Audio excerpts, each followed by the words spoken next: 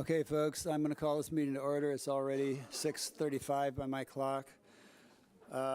Will the clerk please call the roll? Hanauer Friedman, Here. Locke, Here. Lockshin, Here. Michaels, Owen, Here. Pugh, Present. Rodriguez, Here. Rogers, Present. Sexton, Smith, Here. Storr, Straub, Yes. Taylor, Here. Thorsland, Vantage Theorenot, Wilson, Here. Coert, Present. Esri, Farney, Here. Furtado, Here. Greer, Carter. Here.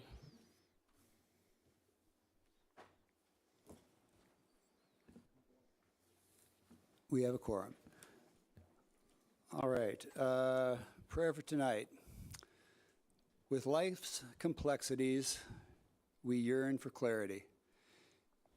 May we find a path forward to resolution. Will everybody please stand for Pledge of Allegiance?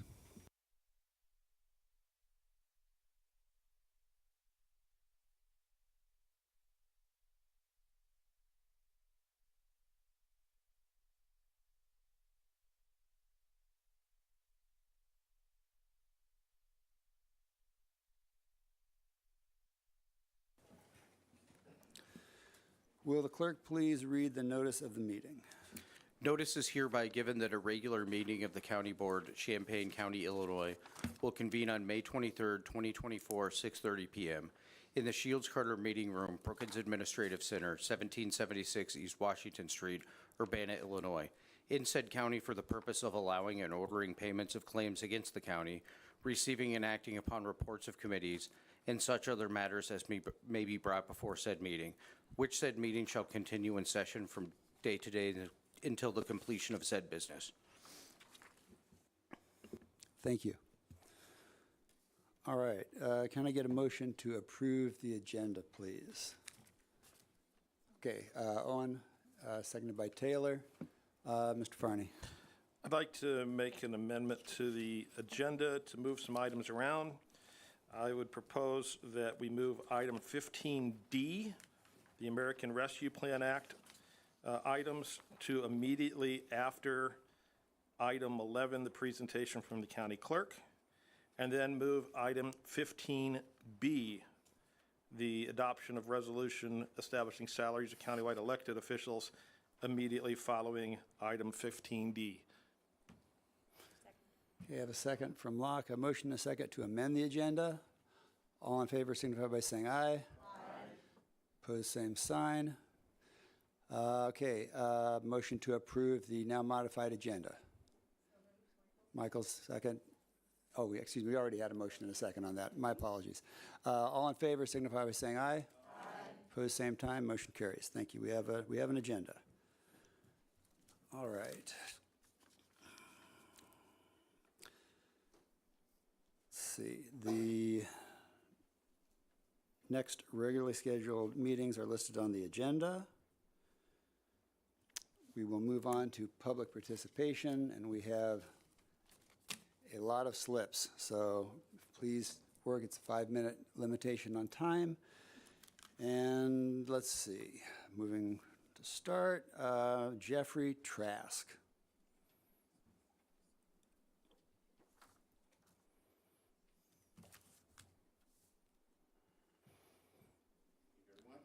Just, push the button when there you go. It's lit up. Thank you.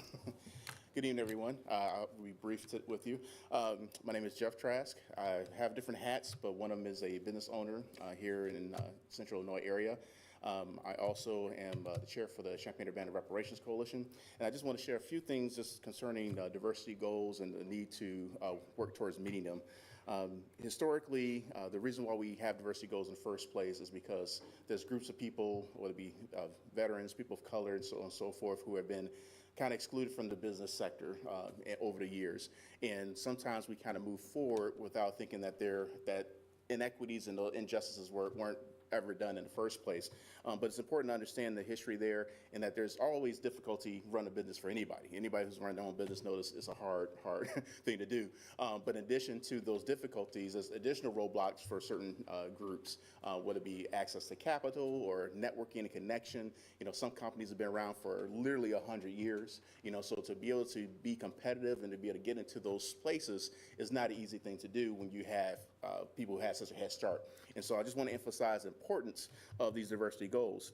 Along with the importance of them, I think it's important to understand and remember the spirit behind the diversity goals, that fairness does not naturally occur, in our society. We have to be proactive and intentional in order to make up for the time that's been lost. And sometimes, again, we want to, kind of move forward as if nothing ever happened. So I think it's important to understand that behind that. I also want to emphasize that we fall well short of meeting these diversity goals and almost everything, all aspects of society, but business definitely being one of those areas. And so I would want to challenge all of us to think creatively and innovatively and differently about how we move forward, because if you look at the numbers, whether it be for the whole state of Illinois, where 11% of businesses are African-American owned, for example, but only less than 1% of actual dollars go towards black businesses. Other entities have similar disparities in their numbers, where the representation of different diverse businesses do not represent the representation of the dollars being spent. And so in order to get to better match that, we have to be creative, innovative, and creative of how we go about doing that. And then the last thing I just generally say is that, everything we generally do is measured, right? We all have some type of jobs or some type of things that we get measured by to determine if we're doing well or not, or if we're doing poorly or not. What I often find is that in diversity and meeting diversity goals, we don't have that same level of analysis on how we're doing, and therefore we don't adjust to it. So if our numbers are poor year after year of getting this done, why do we keep doing things the same exact way? And so I would challenge us to kind of think differently about how are we doing this and be creative about changing different things, looking at things a little differently, changing our framework and our paradigms so that we can actually meet these actual goals. And so I want to just kind of say that in the context. I know there's a lot of dollars being spent with the county and so on and so forth. And this is nothing new. City governments, state governments, federal governments spend lots of dollars, oftentimes with goals attached to them, but oftentimes not meeting those goals. And so again, I just want to encourage the county board to consider this. I am very open to talking to anyone who has any questions of my experiences when it comes to this type of thing. I know there's one thing to kind of have this general idea about getting this done, but then when we get down to the nitty gritty and the front lines, it's another story a lot of times, right? And so I'll be happy to share more information in the future, or if anyone wants to talk to me, I'll be open to that. I just want to share those things with you tonight. Thank you very much. Okay, next up, Joe Hackney.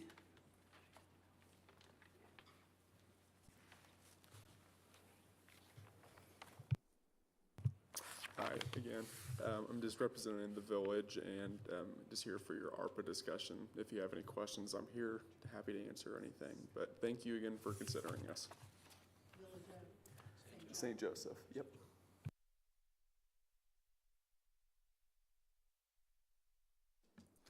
Okay, Marilyn Banks.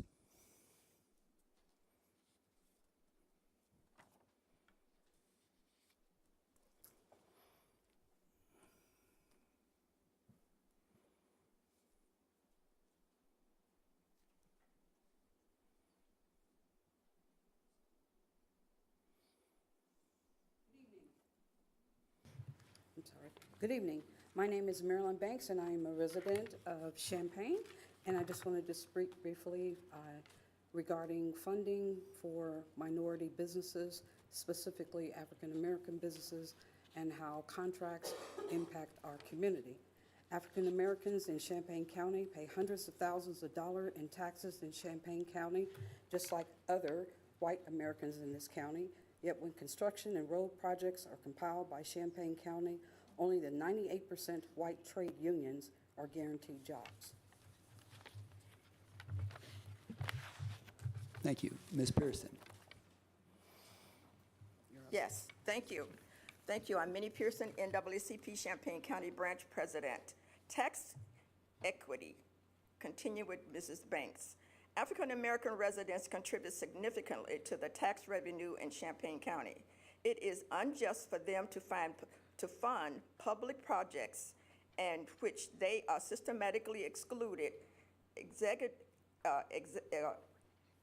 executively being left out, and forced to subsidize opportunities for predominantly white trade unions without receiving any equitable opportunities in return. And let's talk about equity disparities. Excluding African American contractors from major projects perpetrates economic inequalities. Minority-owned businesses miss out on lucrative contracts that could help build their capacity for jobs within their community and reduce the wealth gap. Federal funding requirements. Federal dollars often come with stipulations for equitable distribution and minority participation, but by setting minority participation MPGs, Champaign County may be failing to comply with the spirit, if not the letter, of federal funding guidelines aimed at promoting diversity and inclusion. Quickly, community representation. The workforce on public funding projects should reflect the diversity of the community it serves. Without intentional inclusion policies, African American contractors and workers are systematically underrepresented, which does not reflect the county's demographic composition. Procedures of inclusion. Okay. Many jurisdictions successfully implement MPGs and other inclusion policies, demonstrating that these practices are both feasible and beneficial. Implementing similar policies in Champaign County would ensure fair competition, foster a more inclusive economy, and demonstrate a commitment to equity and social justice. So what I'm saying to you tonight is to please consider how you fund, or the lack of funding for African American contractors. It is not fair for them to pay their tax money each and every year, paying tax money to subsidize other people if you're not going to consider them, and that's unfair. If it can work in one place, it should work in others.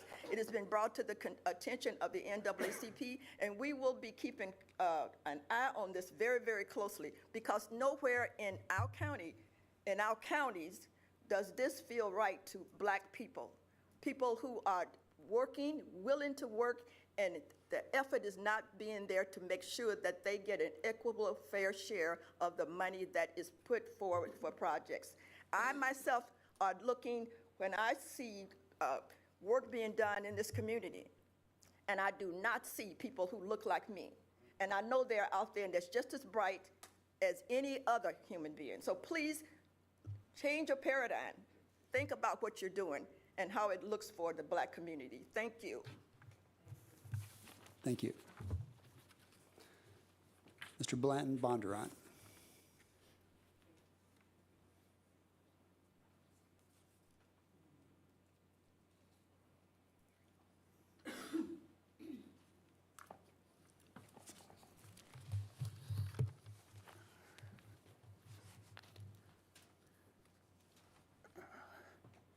Good evening. My name is Blanton Bondurant. I am First Vice President for the NAACP of Champaign County. I have a few questions that I would like to pose to the board.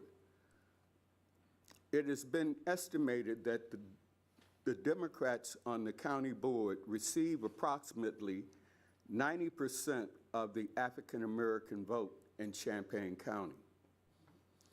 What percent of that total population is made up of that citizenry? Do you have those statistics? If not, I would appreciate knowing that at some point in after my presentation. My next question is, what percent of the county projects is awarded to Black contractors? My third question, is there a county board guide for the awarding of county contracts? Next, I would like to know, if so, has this been made public knowledge and by what means? Also, what guidelines are in place to attract or solicit participation in the bidding process by minority contractors, and what are those guidelines? Minority participation goals were created by the legislative bodies of both the state and federal government to encourage participation of minority contractors. What is the board's goal to assure that those goals are reached? What practices do you have in place to help assure that those goals are reached, especially since you are receiving state and federal funds? Are minority businesses only identified as suppliers on the plaza and jail projects and not contractors? And if so, why? What is the rationale for this?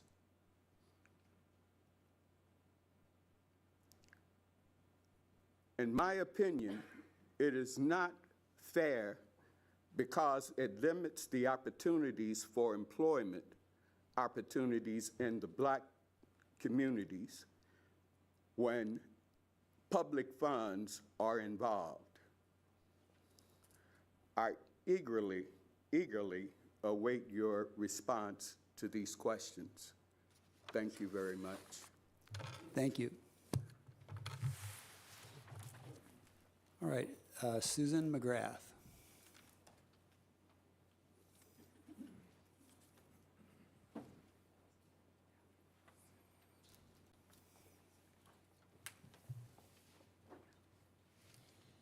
Good evening, board members.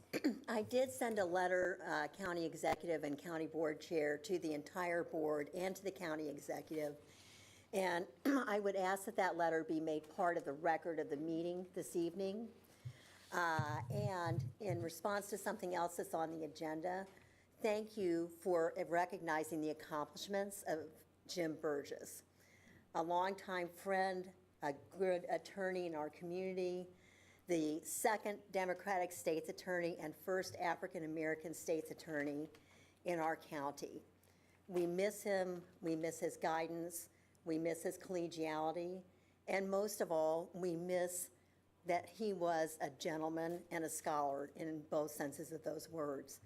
So thank you for considering that resolution this evening. Thank you.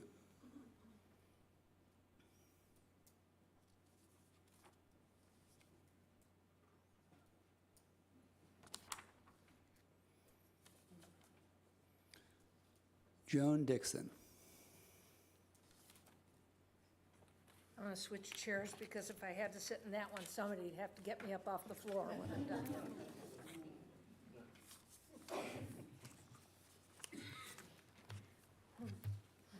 My name is Joan Dixon, and I represent, or I'm part of the Advocates for Aging Care. So thank you on behalf of the 26,196 residents of Champaign County that are 60 plus. Thank you for supporting our efforts to provide an appropriate number of skilled nursing and rehab beds for our family members and our neighbors. Thank you for your financial support, for listening to us, for contributing your own stories that reinforce that we're all in this boat together. Whether we care for family members or look at our own futures, or we do as Ed Charlo always used to urge us, make it the best community in the country to which you want to retire. In exchange for that support, we're doing the best we can to learn more and to approach this problem thoughtfully, but as quickly as is reasonable, because this is a problem that people face every day, the lack of sufficient number of beds. It's a problem the university faces as they try to recruit employees with parents and grandparents that need that level of care. It's a problem that our healthcare organizations face as they try to discharge patients to the appropriate level of care. We have learned so much since we started this process. We've learned that the advocates for aging care do not want to build and run a nursing home. We have also learned that we don't want to put that on the county. That's not your job, and I don't think you want to get back into that. We've learned that we need a company that has experience and can deliver what we need. So as many of you know, we have joined with a group called Greystone, one of the largest consulting entities in the country. Following the needs assessment, and you will receive all the details on that next month, Greystone has been in the community assessing the marketability of our community. And so we expect their report to be available to us at the end of August, perhaps early September. We've also learned that the university rehab building is no longer an appropriate place for us to do this. So we can continue to support your efforts to lift the restrictions and to move on. So thank you for your continued support, and again, we're all in the boat together. Thank you. Thank you. Kathy Vance. That's okay. I need a shorter chair.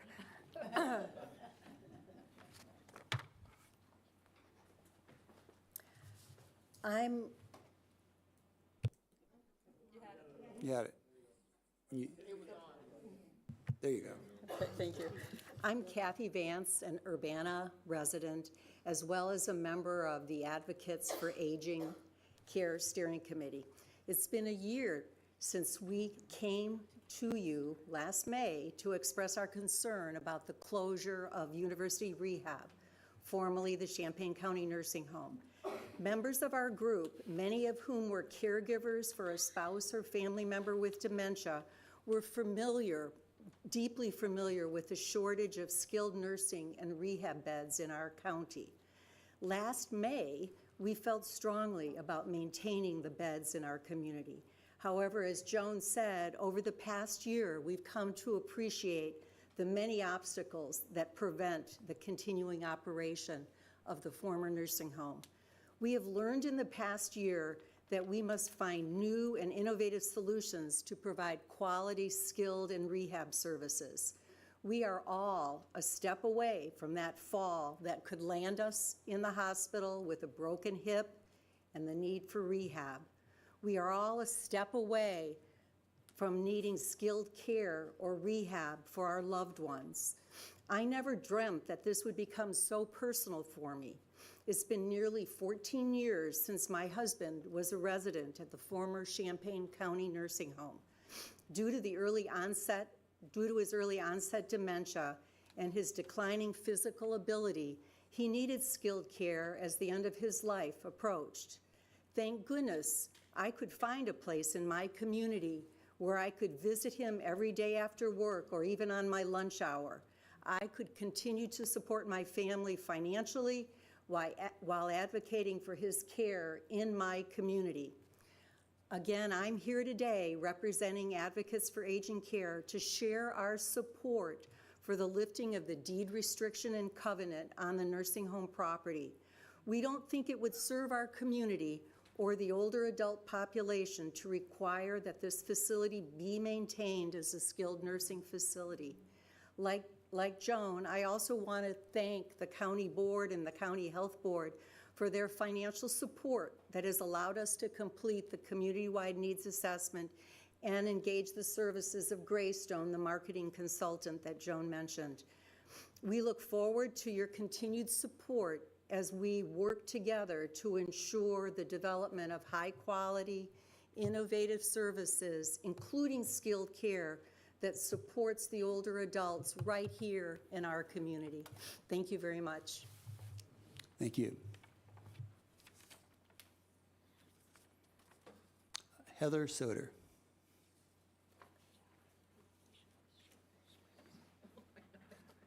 Is it possible possible for us to speak together on the same, it's the same issue? It's Amy Ingram? It would have to be one at a time. Okay, absolutely, okay. Sure.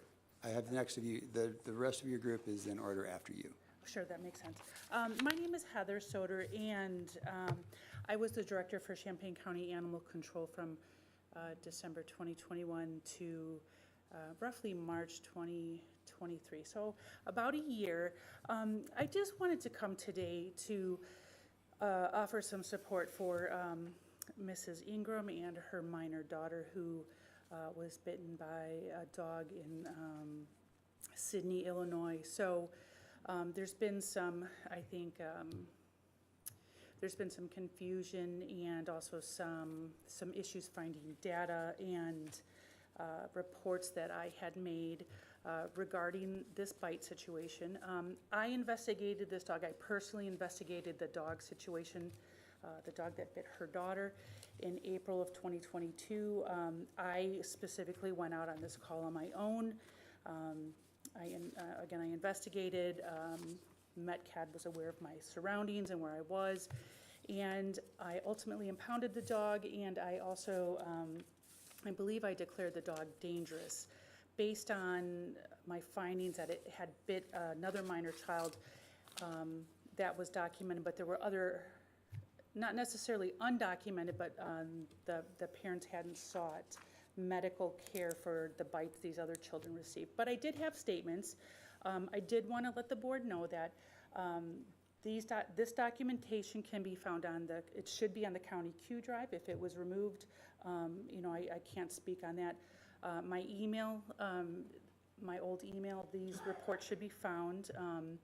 And also I did leave hard copies in the office because we were moving from AS400 into a different program, and AS400 did not have the capabilities to have paper uploads or any documentation. So I did leave hard copies, and I tell you that because I do believe, this dog was now released back into the public with an owner that, I don't think is very responsible, and I do think this is something that puts the public at risk for being bitten, as well as being exposed to rabies.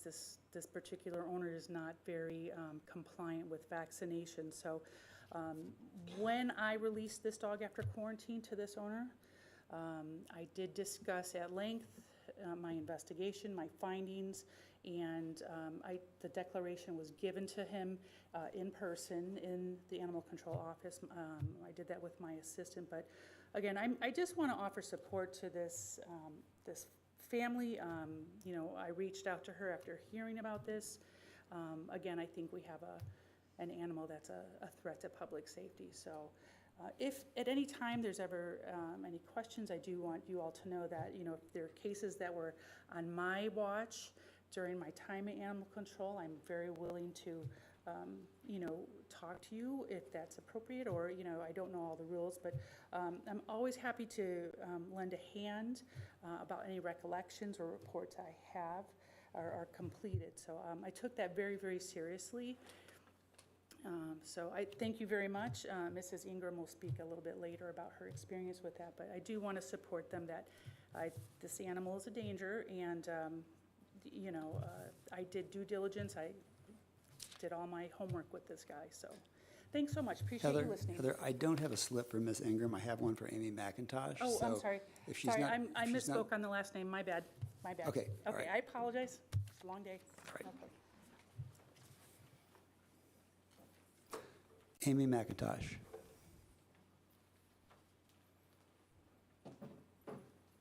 Hi, Board. Thanks for hearing me. I came tonight to talk about the way animal control is handling things. My daughter was bit on the 28th of last month. She's bite number 5. Records or no records, there's records. We have to fill out forms when we go into the doctor's office that get turned into the county. Where do those records go? That's a report. Whether it's certified or not, that's a report. My child should have never been bite number 5. This is beyond ridiculous. This dog was held for 10 days. An unvaccinated dog bit my daughter. held for 10 days to then be released back into my community. This dog owner lives in my business district. Half of my town is required to pick up their mail at the post office, which is right next door to this vicious dog. But now that he's been released, now it's a hunt and find game. He's hiding the dog from animal control, who's supposedly doing spot checks. Now the school's released, we have all of our children in town that are gonna ride their bikes, hang out with their friends, go to the park. We gotta take another bite for something to be done? I have to arm my child with pepper spray or a taser. She's 12. I shouldn't have to do that for protection in my own community. I've been to my village board. They say that I need to express my concerns to you all. And my concerns are animal control is not doing their job properly. And at what point in time do we let our state's attorney's office decide where this dog should have been? I don't think the director should have been able to make that decision based off of his records that he couldn't find. There's records. MetCat has records. Why are we not pulling MetCat records? And like I said, this doctor form, where are these doctor's forms going? That is record. Whether it's certified or not, that's record. Something needs to be done. And so now we have to worry who's the next victim, because the dog is back in our city limits when our ordinance says no. Thank you for your time. Thank you.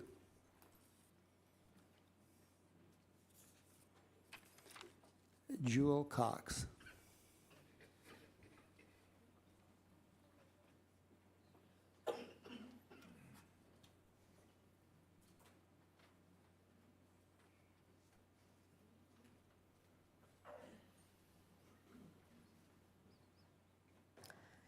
Hello, do I push this button?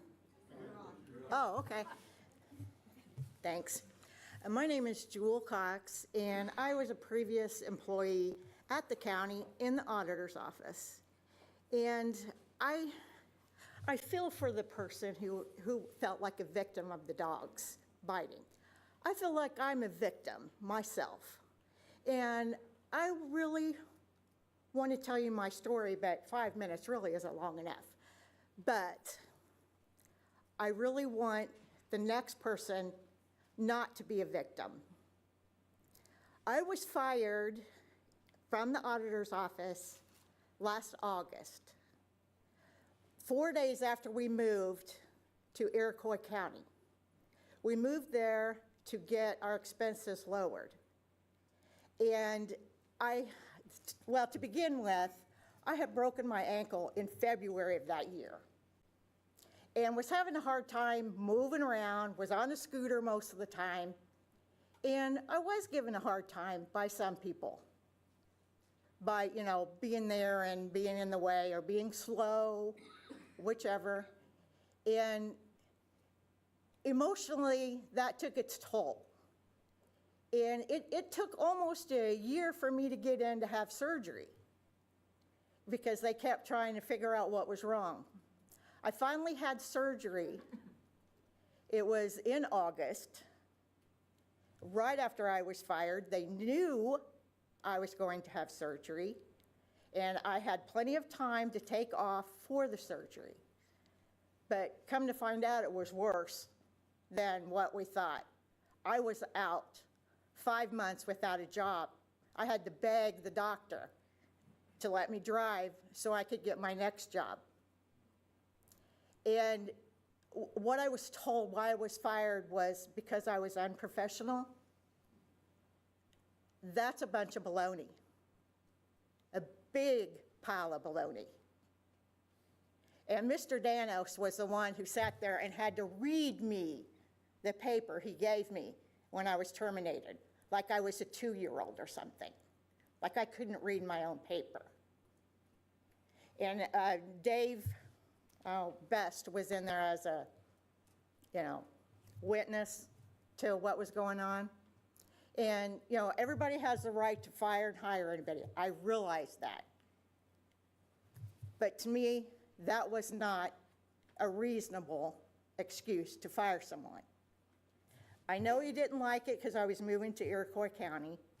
He didn't like it, neither did Jill Stewart, that I was going to be off 2 weeks, so to speak, for the injury that I had. And I wasn't even given an opportunity to go to a different department that might have been a little bit more understanding. So I want to know, how many times is this going to happen to someone else? That they're going to be treated like a subprime human being in the office because they're older, have something wrong, or is female. Anybody have an answer for me? No? We're not allowed to talk, ma'am. We're not permitted to respond. Well, I've asked for FOIA requests too. Some of them I've gotten answers to, some of them not. And it's not right. I am still young enough to get out there and work. I had planned to work another 5 years so I could get the retirement. Well, now that's all gone because I was out of work for 5 months.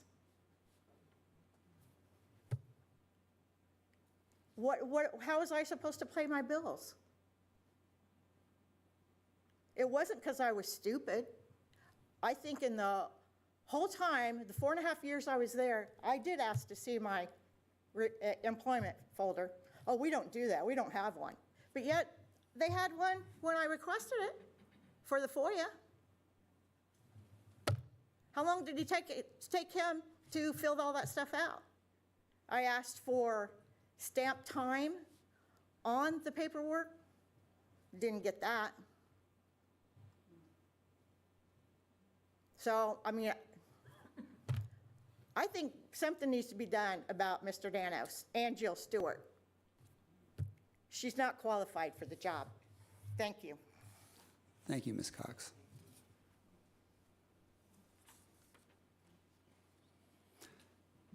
James Martinkus.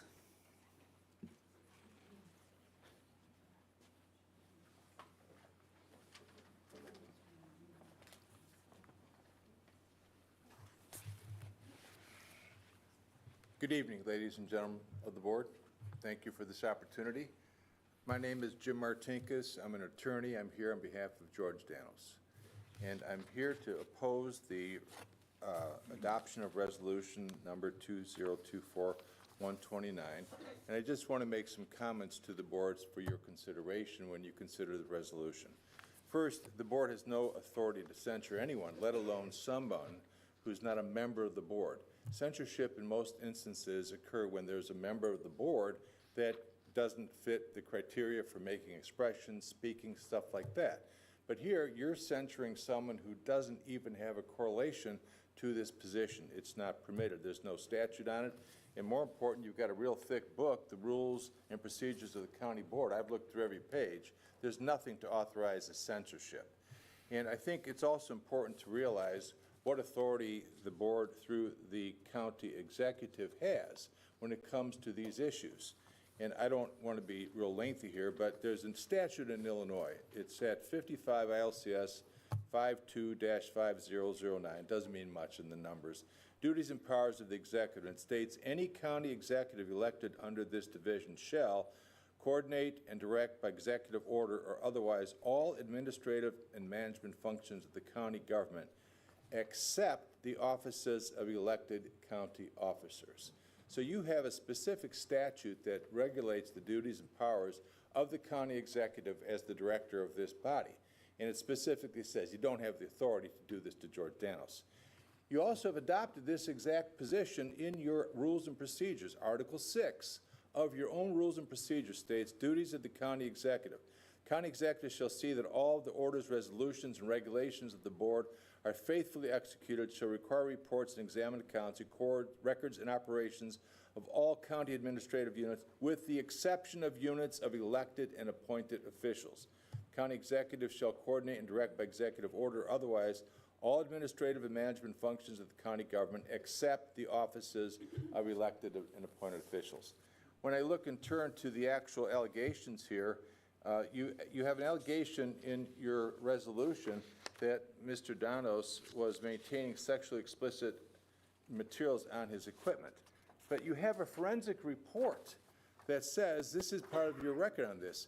On February 10, 2023, State's Attorney's Office and the Office of the County Executive requested County IT perform forensics research of Auditor Donos' computer based upon a claim of pornographic images being present on or accessed by the system on or around February 9, 2023. The findings were as follows. No findings by County IT were able to confirm anything of a pornographic nature being accessed on or around February 9th. So here you are putting into a resolution an issue that's been resolved by your own board. That's not right. When you also look then at the other allegation that Mr. Donos did not properly apply the Champaign County Travel and Business Ordinances, which you again set forth as an addendum, an appendix to the actual statement here that you're making. And if you look specifically at that particular function, it exempts him. It says, here's your travel and business expense policy. Policy applies to all county officials, employees, non-employees, volunteers, or other individuals who incur travel or business expenses while engaging in official county business, except as noted in paragraph B. Elected officials are encouraged to adopt the policy for consistency and to simplify the reimbursement of travel and business expenses. Elected officials and department directors are responsible for the implementation and administration oversight of the policy within their departments. The county auditor has the authority to administer, interpret, and apply the terms of the policy for all travel advances and reimbursement requests related to travel and business expenses submitted through the accounts payable. So again, you are listing here something that doesn't even apply to him. And just real quickly, because I don't have any real time here, the document of logins, that's his office. He can do what he wants, how he goes to Munis. You then have listed here that he's failed to conduct properly some annual audits in 2018 and 2019. This is 5 or 6 years ago. Now you bring it up as a basis to censure somebody you have no authority to censure, and Mr. Donos vehemently denies that. And then again, you have some allegation that the county office and equipment is used for political purposes and activities. There's zero with respect to who did it, hour, time, place, witnesses, and Mr. Donos vehemently denies that. So I'm going to ask you to please, in fact, do not approve this ordinance. You don't have the authority to do it. Thank you. Thank you. Michael Ledoux.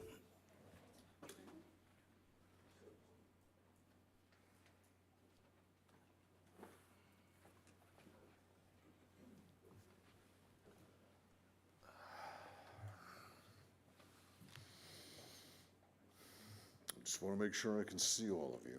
I feel surrounded by you, by this circular dais. I'm Michael Ledoux. I'm a resident of Champaign in this county.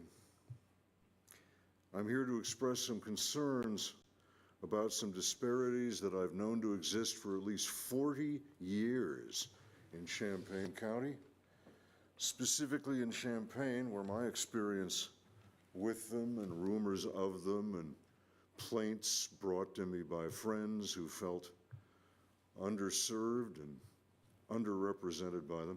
I have a very good idea why all of you are here today. And generally, it's because you're all risk takers. You're all risk takers or you wouldn't be here. And you don't shrink from engagement. You're here because you want to be engaged, and I relate to that. I can understand that. And I feel a kinship with all of you because you're here. It's an honor to be speaking in a place named after an old departed friend of mine. I knew Mr. Shields, but I knew Mr. Carter a lot better. Lloyd Carter would cook very good food on a very hot day while listening to J.J. Johnson and Jerry Mulligan on vinyl at the time. And he would share with me some of the tribulations of his life in the county as an electrician, as a skilled tradesman. And we'd talk about that. And I'd listen because I was busy eating anyway, and, you know, he was a very good cook, but he had a lot to say.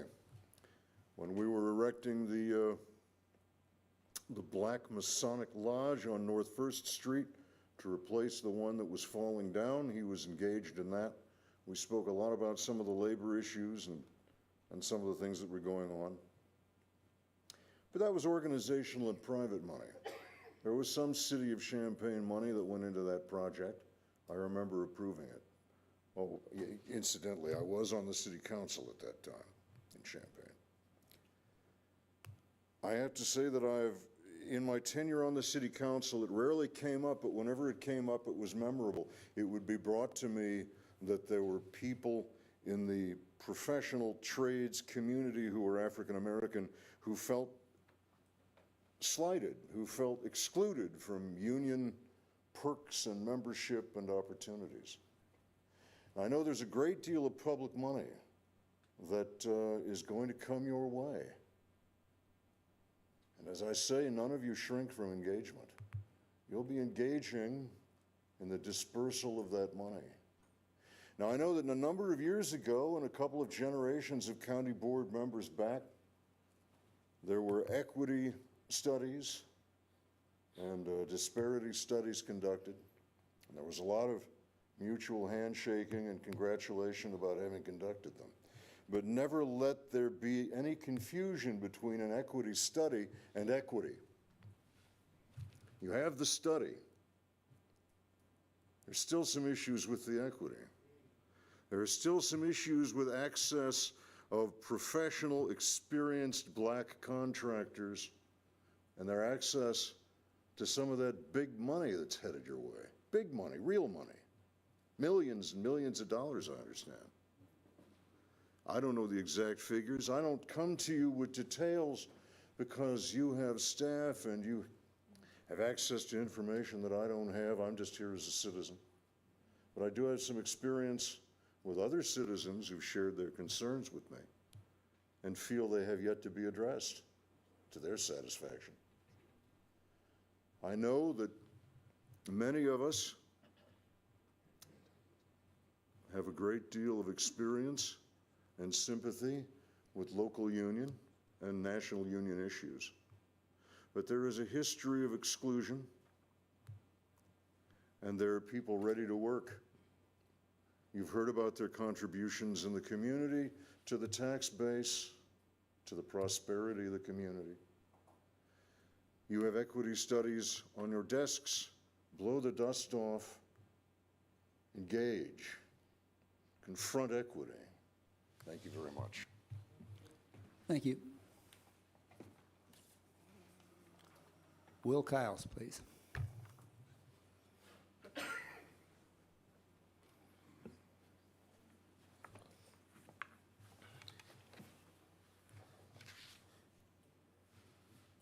Good evening, ladies and gentlemen. It's an honor to stand before you today, or sit, to discuss an issue that's vital to the growth and prosperity of our communities, the inclusion and empowerment of minority-owned businesses. I personally are talking tonight on the behalf of black-owned businesses. So here's the good news. There are reports, right? There are reports on your county site, and I looked at this, and the good news is that there is some reporting. That's the good news, that there's some reporting. But a strategy, we need to have more detailed reporting. I noticed that as it pertained to minority-owned businesses, we did $1.7 million in contracts, which represented 12% of the companies that reported. But then there's another $261 million that no one identified, so you don't know where those went to. So I think that this gap highlights the urgent need for more broken out numbers, more broken out strategies, and I think that really would definitely help as you're looking to create more diverse and more fair processes. So then, I've come more to just talk about the companies that we actually have, and I'm going to name a few of them because I think that there's a notion that there aren't any black-owned companies, there aren't any black-owned businesses, and I think because that's out there, then a lot of people don't know, so I'm just going to name a few. So when you talk about how do you add to this number of procurement, you have Boa Construction, Sierra Glass, Iron Horse, Third and Rave Construction, Fourth Distribution LLC, Via Construction, Ardmore Roderick, Davis & Davis General Construction, SEB Consulting, Incorporated, Infrastructure Engineering, Supreme Solutions, Web Engineering Solutions, Transportation and Logistics, Mary Mastery, Dash Industries, Coleman and Associates, Henderson Janitorial.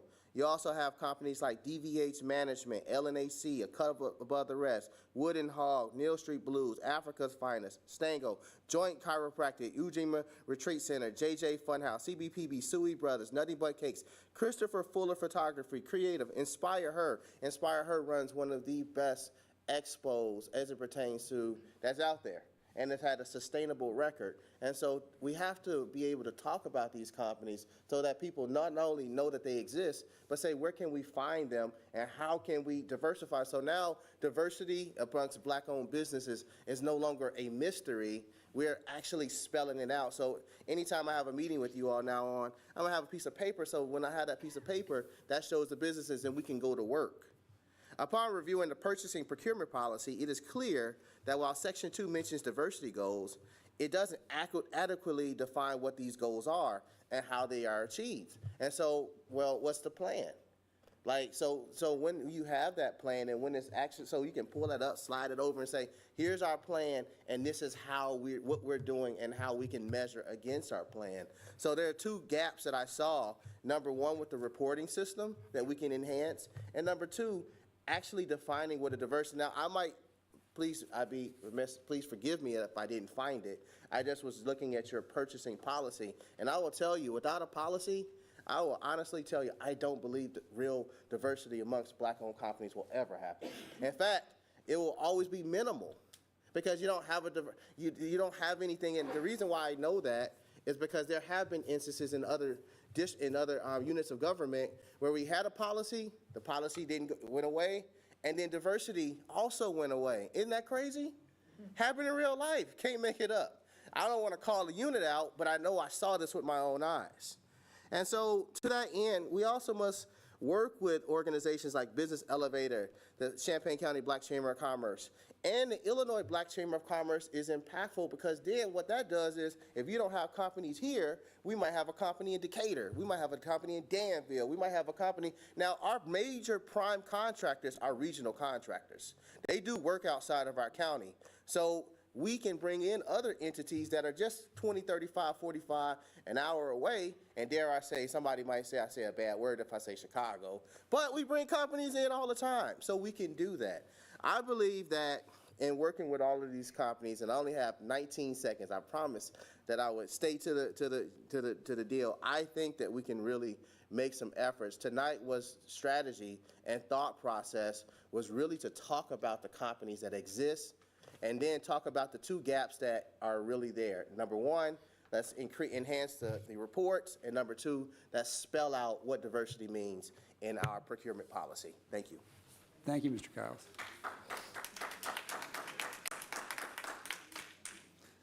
Benjamin Bepre.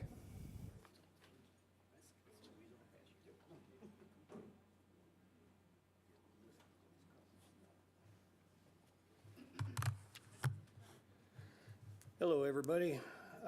As usual, you know me from a whole bunch of different organizations and whatnot, but tonight I'm speaking on my own behalf. I am speaking out in support of what folks from the NAACP just told you, though, so I got the T-shirt on, and I'm a proud member.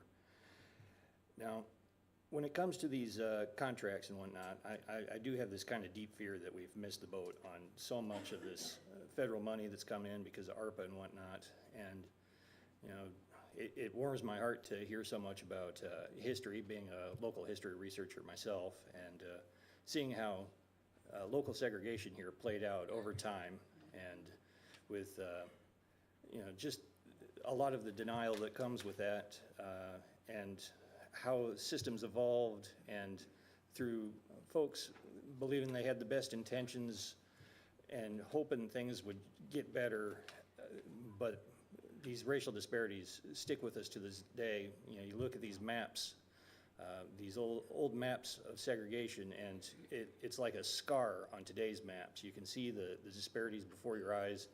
The color line has moved.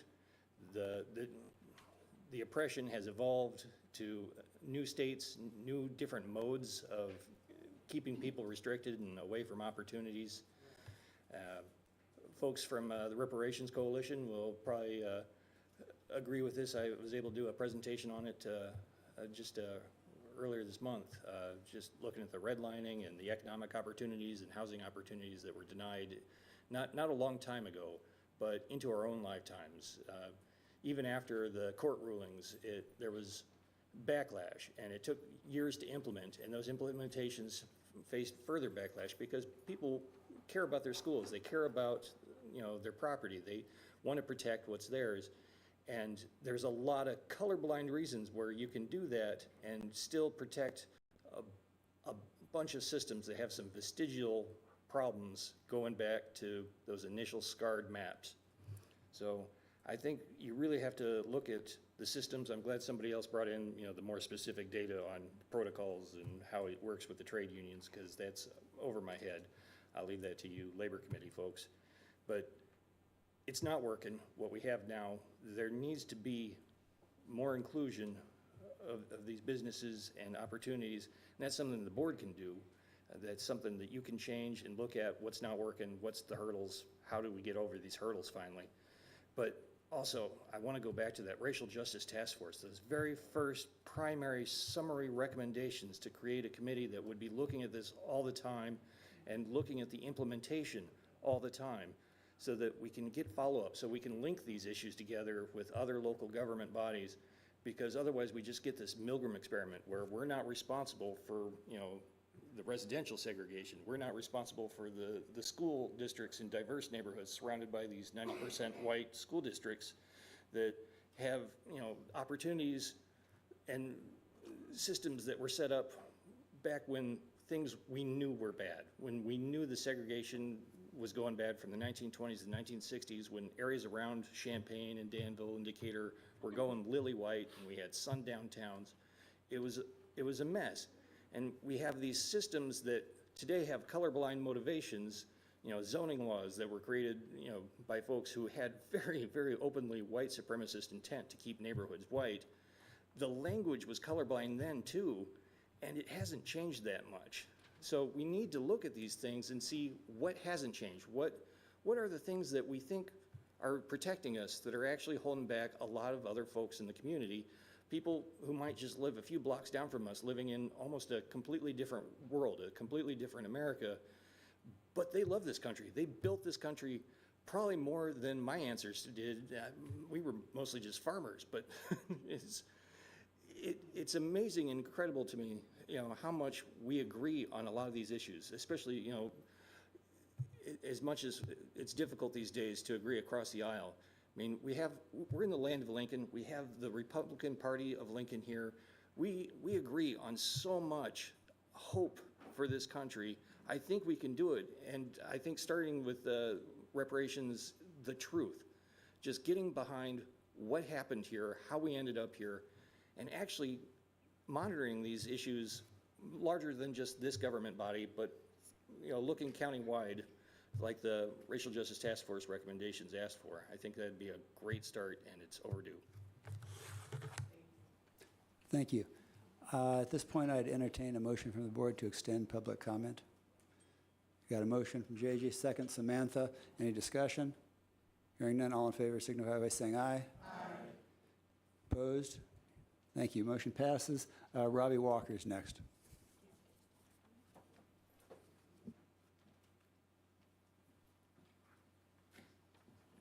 And Nicole Massey, please go one at a time. I'm obviously not Robbie Walker.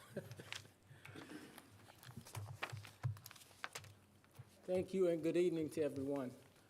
We come here to share information regarding our project, part of the Stop the Violence project, Healing Invisible Wounds. We have our second conference scheduled for June 1st at the ILEAS Training Center located near here, 1701 East Main Street.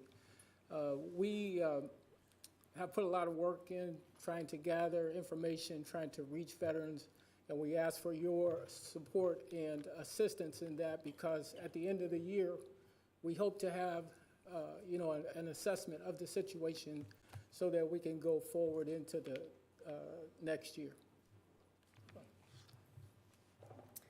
Thank Good you, Mr. evening. Walker. Nicole Massey. We just share our time, I think that. No, is it needs to the be one at a easiest way. time. So as Robbie mentioned, we have the second part of our conference. The first part, we educated the community, veterans and family members on what is PTSD, but it was an overview just to get a better understanding. So the second part, we will really focus on depression, substance abuse, and how all of that is linked to PTSD. So the date that we choose was not out of the blue. We have Memorial Day weekend coming up. It's a nice weekend to barbecue for the majority. For some, it is a fairly difficult weekend because as we think of those that died in service, some of the veterans in this community have been there. They saw it, so it is a trigger. And the family members will see those triggers, have to live with those triggers. So we're hoping with this conference to really provide a little bit more insight and especially talk about risk factors that our veterans face, the combat exposure, and also how the military culture contributes to some of the problems that we see. I wish I could say that not every year a Champaign County veteran is part of the 17 veterans every day that commit suicide, but I haven't seen a year yet since I'm here, and I'm here 8 years. So if we, at the end of this conference, get the number to 0, I would consider that a huge success. So thank you for your support for this conference and getting the word out so we can address those issues in the community. Thank you. Thank you very much. All right, I believe it's Denny Schertz-Hubert.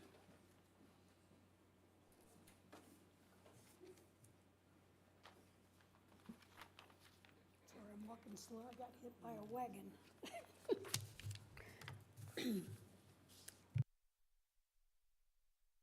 Sorry, you had it, just hit it until the light turns red and then you're good to go. Thank you very much. I'm here because of Article 15, and despite the fact that I think Jim Martinkus is a great attorney, I do not think you should turn your heads or your minds to what really is going on in the Auditor's Division. This reminds me of the days of Tony Fabry. Whenever George Damos, or however you say his name, Damos, he's asking for a 27% across-the-board increase for their salaries this coming year, which is really inappropriate considering, I wrote it down, he worked on his login in 4 years, 20 hours. Not appropriate, I don't think. It would bother me terribly, and I'm not calling it pornography. I don't know what it was. Naked people, for darn sure, is not appropriate on a county computer, period. If you think it is, well, we're in a different class. But whenever I walk past a door, if I look in that room and there's 2 men, women, whatever, naked, dancing with each other or whatever, I don't think it's okay. And I do think it needs to be addressed, seriously addressed. About a year ago, actually over a year ago, he changed an agenda that said, as of 1 year from this date, Jill Stewart has to have her CPA. She didn't have one, and she's required to have her CPA. So we gave her an extended year to do that. But it's a 4-year degree. It's a little difficult to do, which I assume he knows that because he's supposed to have one too. So I don't think it's appropriate that she has this 1 year and has made no advances towards her CPA. She's a little rough on a lot of the people in that particular division, and I know that because I know a lot of the people that work in that division, and I'm not affiliated in any way, shape, or form with it. It's just that I feel that you talk about disparity, that office has it. It's disgusting. What they do to their employees is evil. From the lady that really was injured and really did have a hard time having her surgery scheduled, inappropriate for them to let her go. She's knowledgeable, and they're having a hard time finding knowledgeable people anyway. So they need to keep what they've got, value the employees they have, and quit messing around with computer screens or whatever. If he really wants to do something for that office, stay there. Do the job he was elected to do. That's all I have to say. Thank you. Mr. Craig Walker.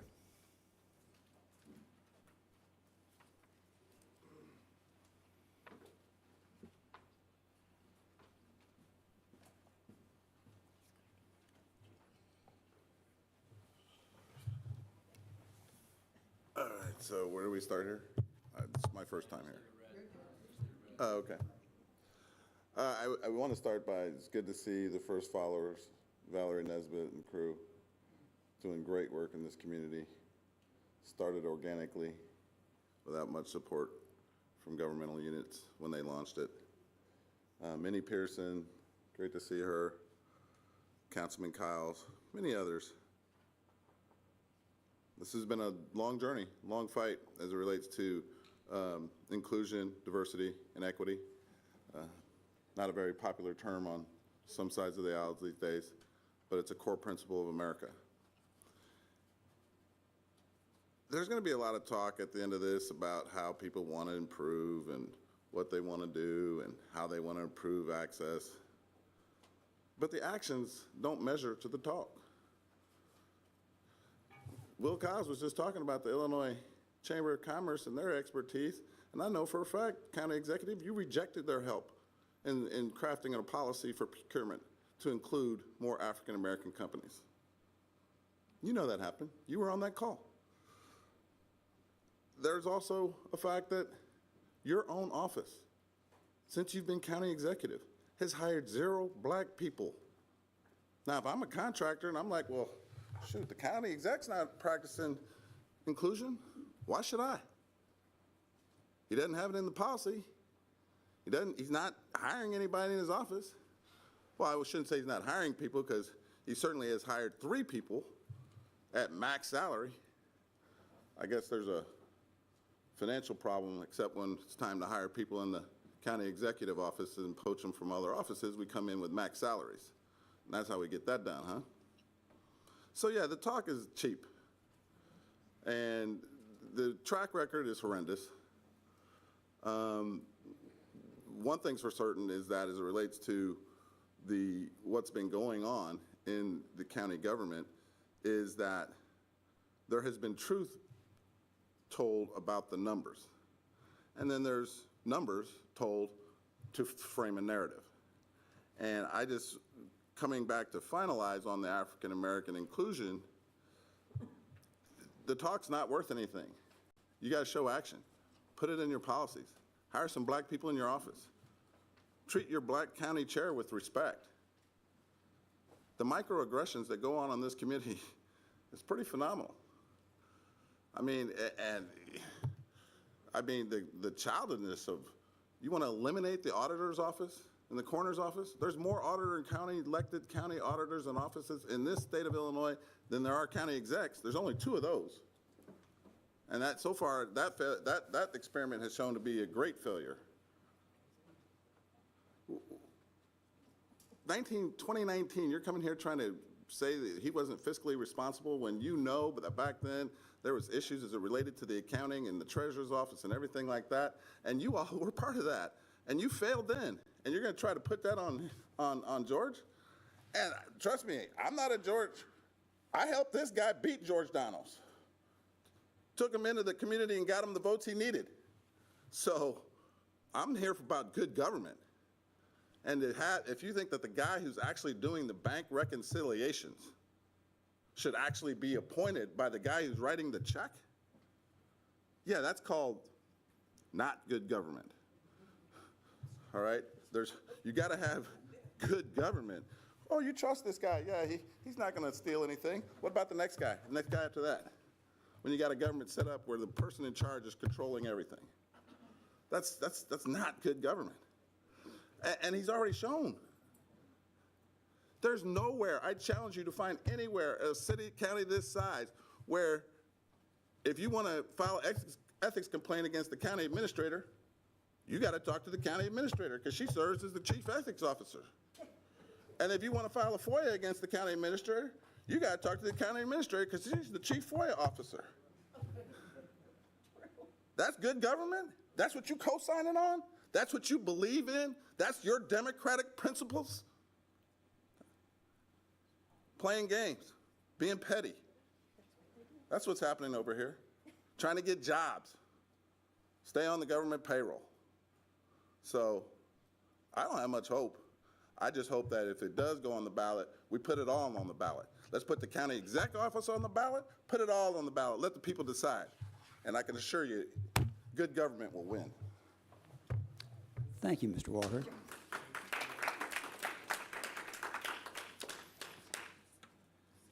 Mr. Christian Schlesinger.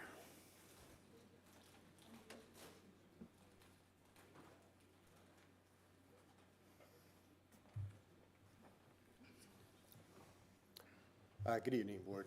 Christian Schlesinger, Senior Project Manager with Forefront Power. I'm here this evening to answer any questions the Board may have regarding agenda items 12B, 2, and 3, titled Adoption of Ordinance Number 2024-5 and 2024-6. Thank you. Thank you. That concludes public participation here tonight. All right, moving on to the consent agenda. Are there any requests to pull any items off of consent before we start?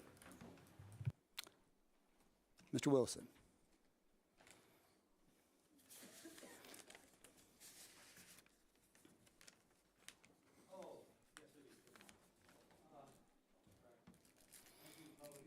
Microphone?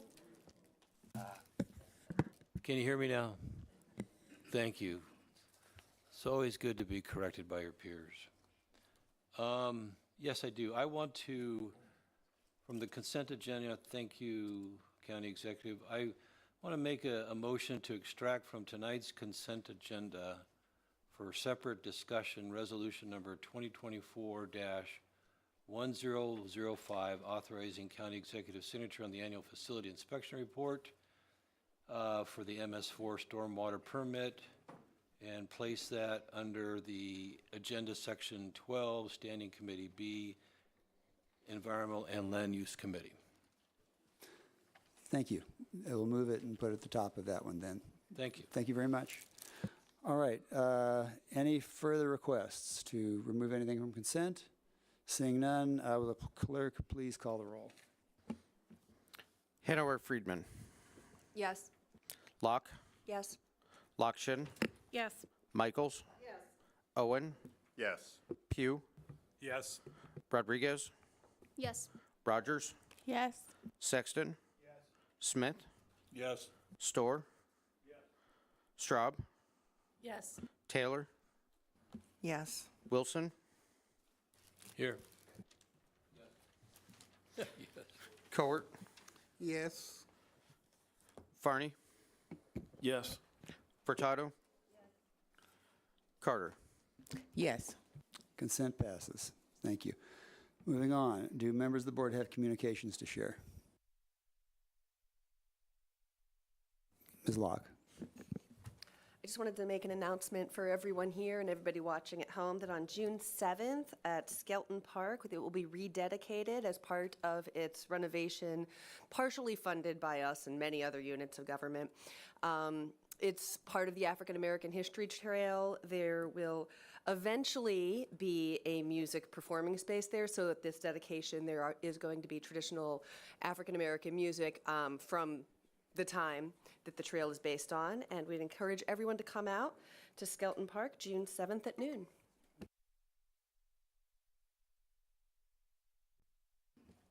All right, Ms. Taylor. Thank you. I'll be very quick. I just wanted to let the board members know my former seatmate, Jordan Humphrey, became a proud papa today of their first baby. And mom and baby are doing well. Everybody's healthy. So just thought I'd update y'all. Ms. Carter. Good evening, Champaign County Board. They're not mad at me. They're mad it's me. Yesterday, I gave Executive Steve Summers my office keys. I'm not stepping down as Champaign County's chair. That administrative office is tainted and it's toxic to my mental health. Repeatedly, I'm reminded of what previous chairs did or didn't do. Every black non-for-profit organization that receive ARPA funding are being criticized for the way that they're spending their funds. I'm randomly questioned about Facebook posts, radio or newspaper interviews I know nothing about. Administrative staff forced to lie instead of agreeing with me when they knew I was right. Administrative staff are allowed to work from home, but demand elected officials to be in their offices daily. Mentions of diversity, equity, and inclusion, training, or study are shot down because both studies performed by Gallagher didn't include it. And we have to wait. Yet we were told the previous executive took information out of their data before it was presented to the board. Yet no one is calling for a special meeting to talk about that. We're discussing logos. I called Will County to see if they have a seal and a logo. They said no and laughed because they have more important county business to attend to. In fact, they used the county clerk seal, who is the official keeper of the seal. I recently found out that the state's attorney's office nor the clerk's office was even contacted about their opinion on the logo because Michelle Jett wouldn't have felt comfortable talking with Clerk Emmons because she is one of 3 employees that have been hired by the executive Steve Summers' office that were former employees of Clerk Emmons' office. It's called poaching.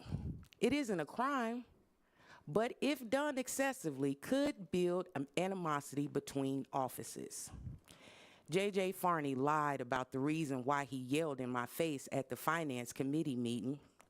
Dr. Stephanie Furtado started crying, saying, if I didn't call for that's a a special... violation of county board rules. That's a personal attack on me. If I didn't call for a special meeting pertaining to George Mr. Dano's Executive, point of order. That was a personal attack on me. She was going to resign. You cannot criticize She board members started at the crying meeting, in Ms. the meeting Carter. and said, if I did not call for the special Carter. meeting, I am telling facts, Steve. You cannot criticize other board I'm members not at the meeting. criticizing. You I'm just stating did. the facts. I'm stating the facts. She started crying and said that there should be a special meeting, and JJ got in my face and yelled at me and said it was I'm my asking you job again- as the chair I'm to asking call you that again meeting. to not criticize board members at the meeting. I then sent all the board members copies of the state statute to show that I was not the only one that had the authority to request a special meeting. I also expressed my opinion on the fact that the county hasn't put forth any efforts to mediate issues related to elected officials' complaints from non-union employees. Whose fault is that? I don't know when I question so many layers of this mess. J.J. Farney has been both Champaign County's auditor You are and the vice appointed chair to of the the board, treasurer's Ms. Carter. and Please appointed do to the not treasurer's criticize office. board members He at this ran for a meeting. full This is not term in appropriate. 2018 and lost to Laurel Pressing. Never in my life have I been around a bunch of egotistical, self-centered, mean-spirited, entitled individuals. I asked from the beginning to have the Attorney General investigate this issue. No response. JJ files the complaint, and it's been supported. The Attorney General has the authority to censor, not Champaign County Board. I was going to ask, JJ, do you want to be given a third try? Are you hoping that Mr. Danos be removed or resigned so you can be appointed to his position? Shout out to Miss Diane Michaels. Everybody says great things about you when you held that position. In this, okay. because I really do believe that this is the real reason why Champaign County's Karen's Committee is in your full support. The board and the community deserves to know how much longer will this circus acts continue. Thank you for listening.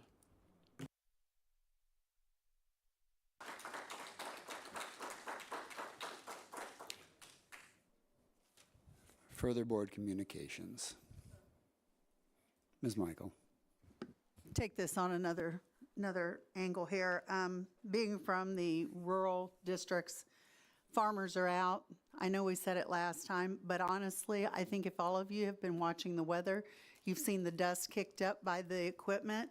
It does pose a hazard when you're out on the road, not just for your sight, but also your health. So please, please be aware. I know that to some it may be an inconvenience, but it is a huge economical impact for our county, what our farmers do and what they do to feed America from our little area of the world. So please watch out for the equipment, be wary of the dust, and that's why Aaron's not here. He's helping plant the family farm tonight. Thank you. Thank you. Mr. Pugh. I just want to thank everybody that spoke today during public participation. I'm going to have to leave here in a minute, so I'm not trying to say, I'll watch everybody on YouTube later on. But I am literally supposed to be in Chicago at 10 o'clock, so we will see if that happens. I just wanted to say one thing. Tonight I'm going to bring up salaries. I just wish we would keep the current resolution we have from 2 years ago we approved. I just think it's fair and balanced, and we should just go forward with that. Thanks. Ms. Rodriguez. Thanks.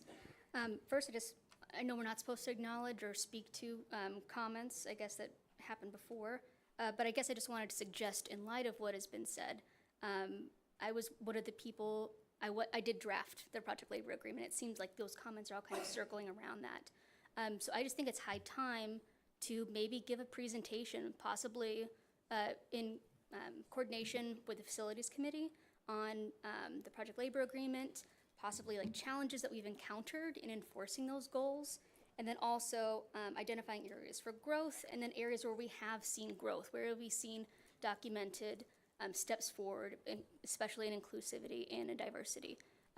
So those are all areas I think we've identified some pretty actionable things that we can take here tonight, and I think those would all be worthwhile to discuss and explore further.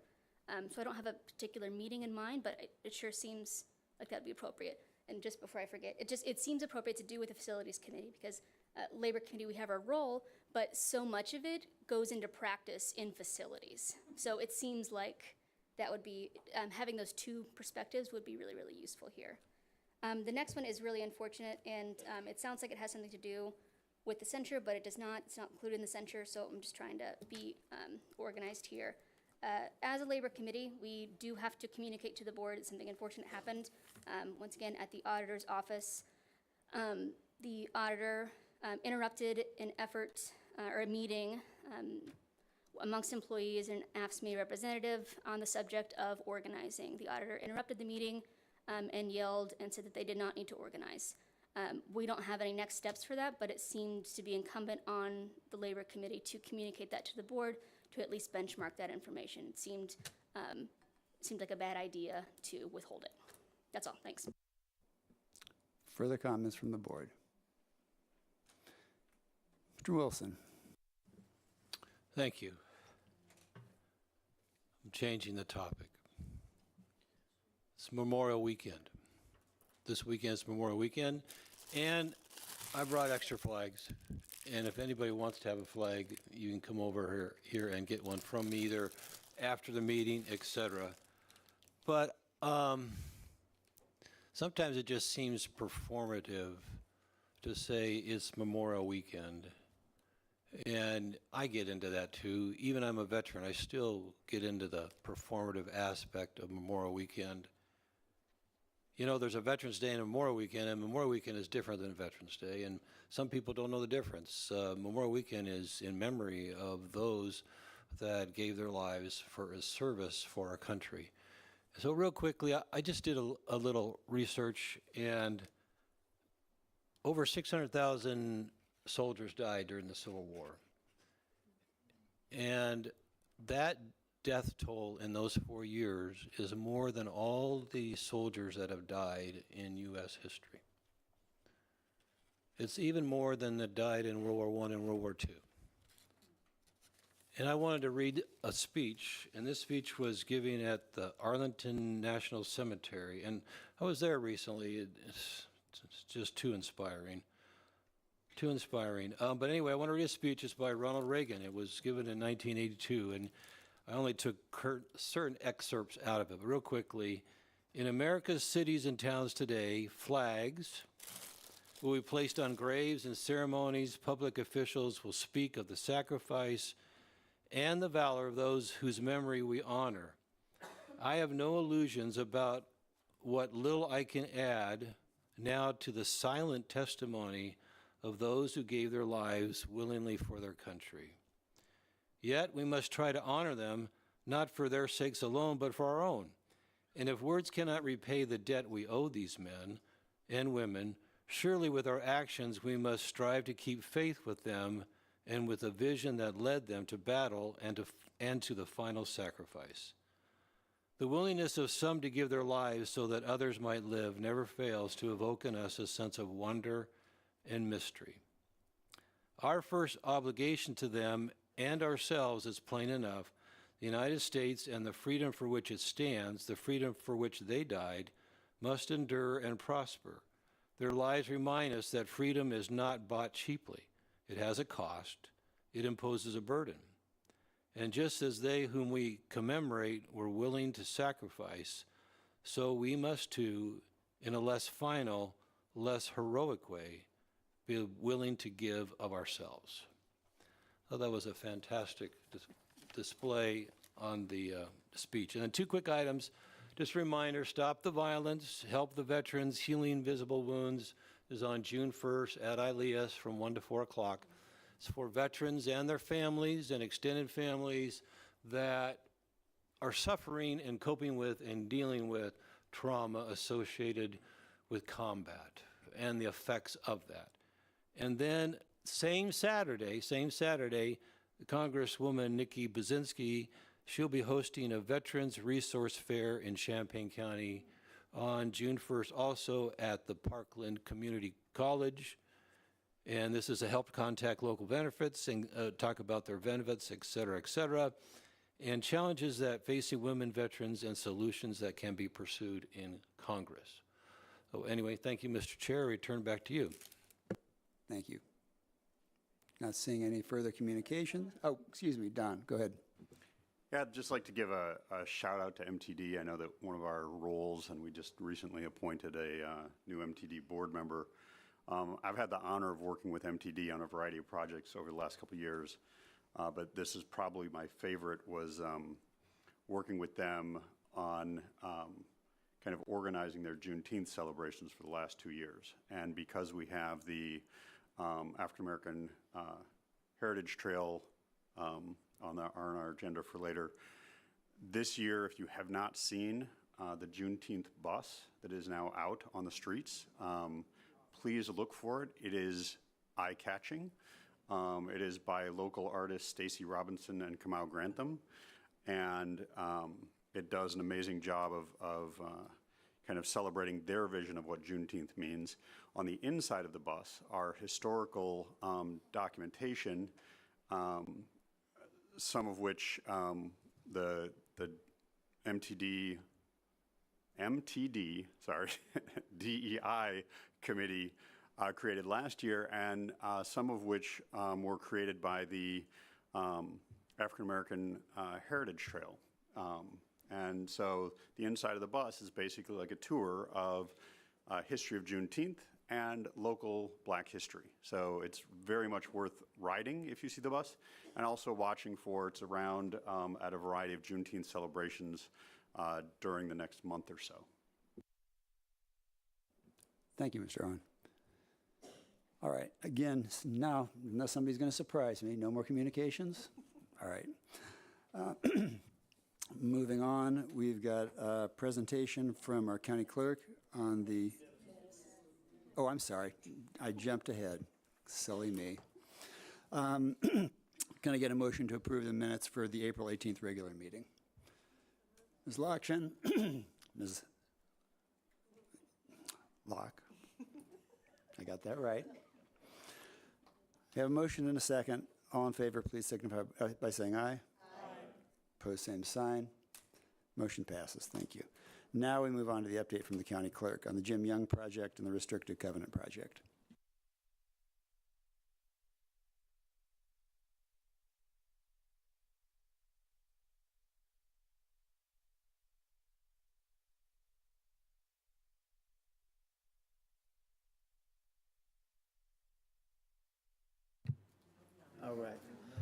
All right.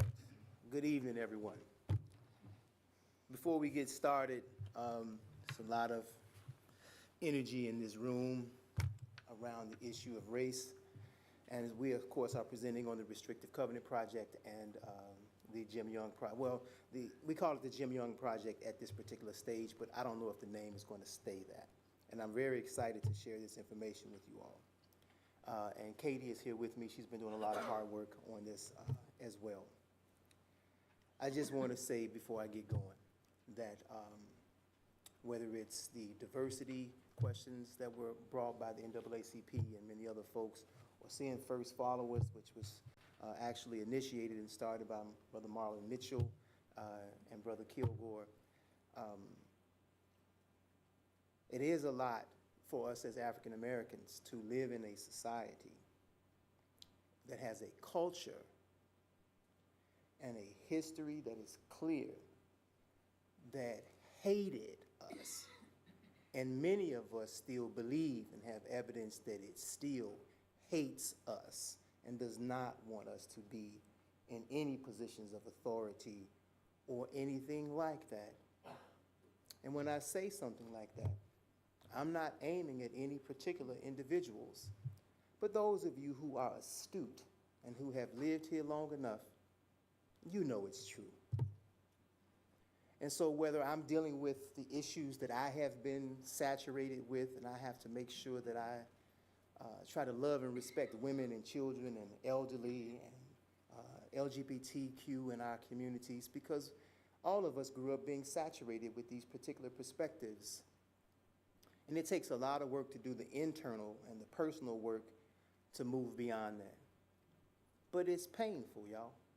It's difficult to live in a society that demonstrates for you that we don't like you, don't even really want you here.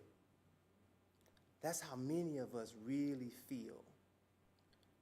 So why don't you give us some space to be mad sometimes, to cry sometimes, to yell sometimes, because it's hard.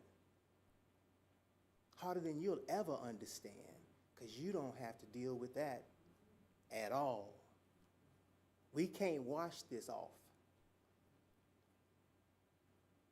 Okay. So racially restrictive covenants.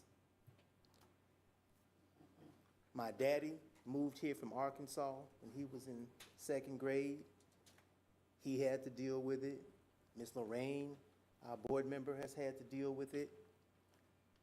What does it do? What did it do? You all know that home ownership is one of the keys and one of the ways to get out of poverty. Even our military personnel who served and put their lives on the line and died for this country, their family members or those who came back who were injured, well, you don't get a GI Bill. You don't get to live over here in this newly developed subdivision. You can go over here where the houses are dilapidated and there is no real opportunity for you to sell that house and move into upper class or middle class, right?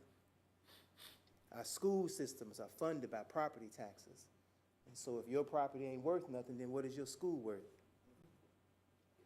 These are the impacts that are generational.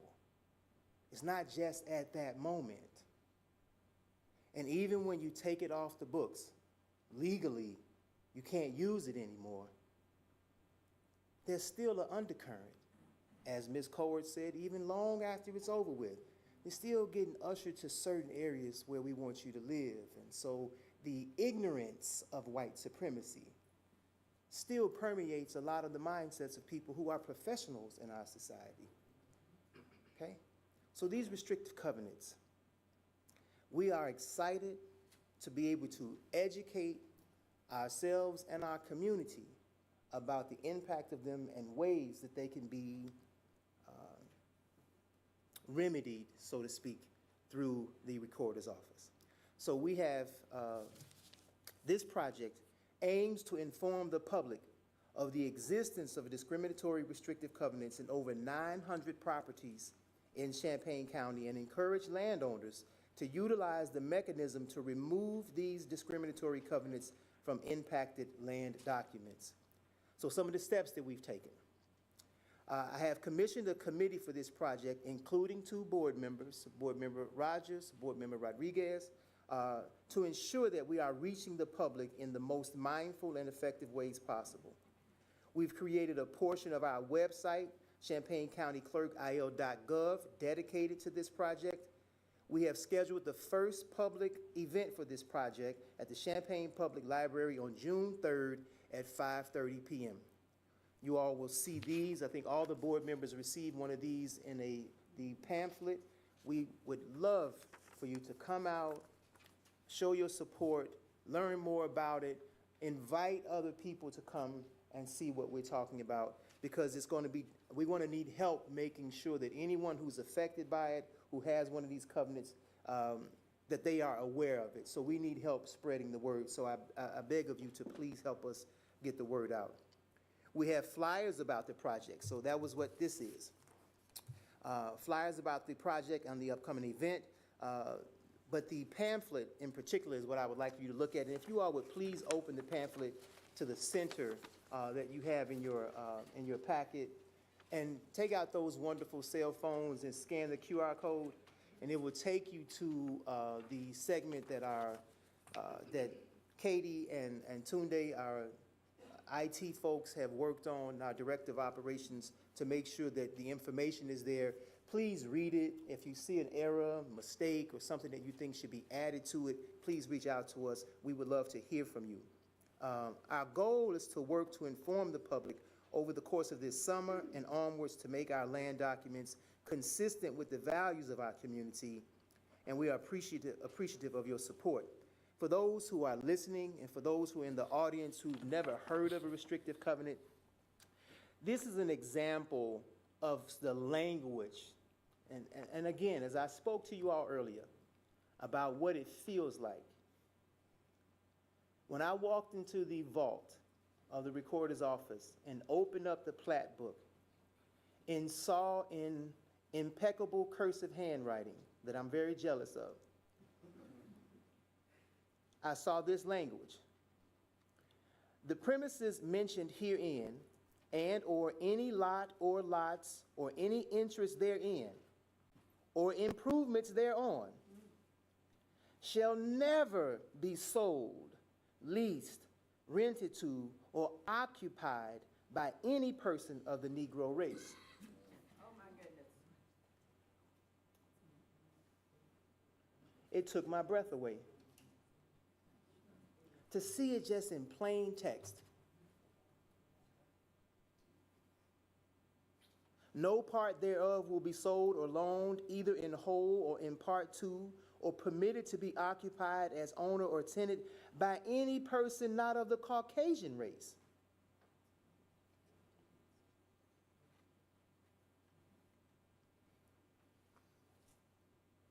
This is what we had to endure. Mindsets don't change the day that laws get changed. That's not how that happens. So please forgive us if we still harbor that when we see certain things, we say, oh, this work is not done. And it infuriates many of us to see when we beg for an opportunity to make sure that our folks have access, and those who have told us that they are our friends and our allies, they're not willing to take the risk necessary to ensure that we are guaranteed exactly what our counterparts are guaranteed. Guaranteed.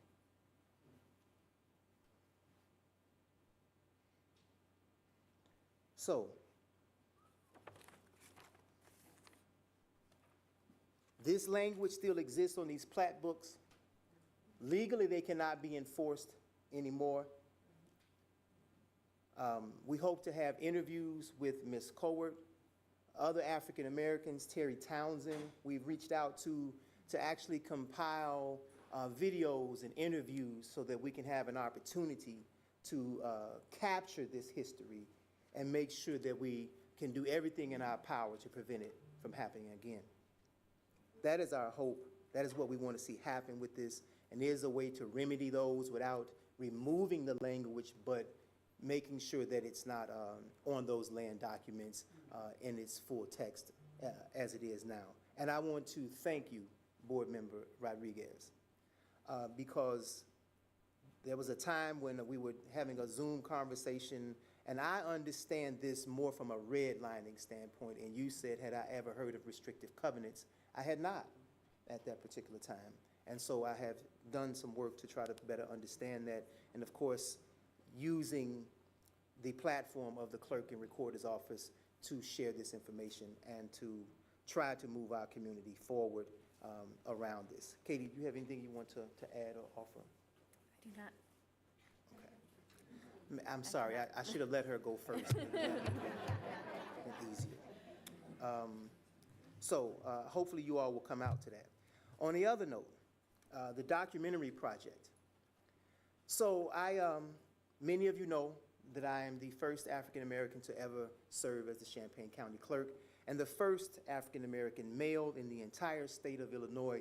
May Clerk Yarborough rest in peace. If you don't know, that she passed away about a month ago in Chicago. She no longer is with us. And I was given a talk about the office at the YMCA. And a gentleman, an older gentleman, stayed the entire time, waited to the end and came up to talk to me afterwards and began to tell me his story. And I had talked to him once before, but his name is Jim Young. And in the early 70s, Jim Young and a group of students were organizing to get students the right to vote. Not just in Champaign County, but ultimately it ended up being all across the country. Vietnam War was going on. All those things were a big impetus for them. But of course, we had the 60s, where the African American community, Dr. King's civil rights movement, also had opened the doors for organizing to get the right to vote. So he sat and waited. He had come back, he had moved away, and he came back here, and he said this is where he felt like home. Many of his close friends, his wife and parents had passed away, but he felt like Champaign County where he wanted to come back and to stay. So he stayed and we talked, and he began to share with us all of this work, and we met with him, and he came back and showed us all these impeccable documents that he kept from the 70s. Before the News Gazette, it was the Courier, and showed us these pictures of students by the thousands standing out at the courthouse, standing outside to come and register to vote, and the late Denny Bing was refusing to register them. And so they stayed, and Jim Young in particular, and a small group of them, a larger group wanted to go the legal route, and he was like, I'm supportive of that, but we need to do some direct action. So they went to the courthouse at that time and got arrested. And the next day, 1,300 or 1,700, I don't know if I have the number right, students showed up to register to vote. And from that, where the Republicans were running the board 30-0, students, and Laurel Pressing was one of the people, Mr. Quinlan, but there were about 9 Democrats who lived in the campus area, and were all elected to the board and changed the dynamic of the board. I won't get into all of that stuff. It might sting a little bit for y'all. But Laurel Pressing was elected. Of course, you all know she went on to serve as a state rep, as well as the mayor. And because of the felony conviction that I had at the time, I was not able to serve on the Urbana City Council. But through the pardon from Governor Quinn and some assistance from Ms. Pressing to call and say that I would be a good candidate for city council, I was given the pardon and I was able to serve. And had that not happened, I would not have ran for county clerk. So I was deeply moved by organizing and sacrifice from Mr. Young and those students that took place 50 years ago. And so we decided to galvanize all of that information. We're putting it together for a documentary Ms. Tori Beach is doing for us. And we are ecstatic about being able to share that with you all, hopefully in September. Our office is looking to have this project ready to release to the public in September. We plan for this to include a public premiere of the documentary with a panel discussion with many of the relevant players present to speak on the ways their actions in the past are impacting our current voting experience. And lastly, and I'll let Katie say something here if she wants to, we're doing some of the filming on the quad while the protest was taking place. And the irony of him being back on campus where the Vietnam War protest was taking place and students were out in large numbers. And here we were again on the quad at Follinger Hall. And inside of Follinger, there were a bunch of pictures, and there he was as a young man with beard and long dark hair. And I said, how does that make you feel? And he just broke down crying. The right spirit, what's necessary to bring change, is to have that type of spirit. Okay? I thank y'all for your support. Katie, do you have anything you want to offer about it? The project. It's safer for the project. Go for the project. I really want, she's been working really hard on it, and so I really want you to have an opportunity to say something about that. Well, I don't think I can elaborate or say anything about the project that is more heartfelt than what the clerk has already shared. But I would encourage anyone who's not already familiar with restrictive covenants and movements that have happened locally to help people vote and expand access generally, whether it be to properties or to the right to vote. I'd encourage everyone who's not already familiar to get familiar, because it's so interesting, and I think very few people are as familiar as they should be with the changes that have taken place and what it takes to maintain those changes. Learning about this has been so interesting, and I'd like to continue expanding this knowledge because it goes to show how change occurs and how it is maintained. And I think that is something that is, you can't put a price on that knowledge. Any questions? I'm not running this meeting. I better not start calling on people. Go ahead, JJ. Thank you, Clerk, and thank you, Katie. My question is about the 19 subdivisions. Is that all of the subdivisions in the county that you found? Are you still looking for that? Could there potentially be more? Where does that stand? And this is just a history question because I'm curious about this now. At this point, what we learned is that the study to find those subdivisions was actually done many years ago. Mr. Trask, who's here tonight, actually did some work around that. And then we had an intern who also pulled them. So we're pretty confident that 19 is the number of the subdivisions that were created. And you just made me think about something too, because I really wanted you all to put into context how ingrained this racism really was at the time. So if any of you are clear on with the subdivisions, how it's created, or when you're trying to build something, the setbacks and the things like that that you have to be in compliance with, right? So it would say like point 1, this subdivision will be at this location. Point 2, no Negroes allowed. Point 3, the setbacks have to be 6 feet from the curb. It was just a part of the language, of the process, built in, baked in to the process. I didn't mean No, that's, I mean, really, I think this is an amazing history work to see this, and I'm glad we're correcting these things. The thing that I'm also finding fascinating is that of those 19, I see Rantoul has one subdivision. The rest are all in Champaign-Urbana. They're not in the small towns, which that's also something that I'm just finding fascinating looking at. So thank you for your work on this great project. Thank you, thank you, thank you, thank you. Ellie. Yeah, thank you again. Just kind of building off that, I think, I know we visited your office and heard about this, so I can't remember if you presented this or we heard from your staff, but are you sending letters out to the residents in those areas and asking them to sign on to something? Great question.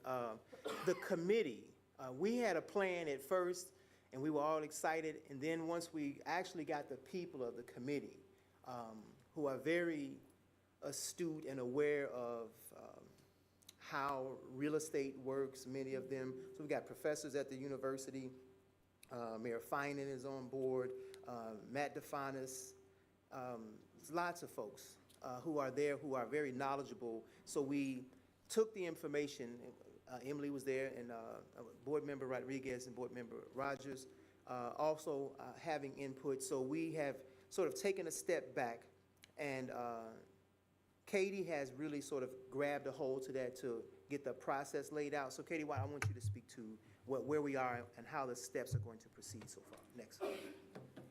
So what we really wanted to avoid was sending a letter to not just property owners, but also tenants that live in those properties.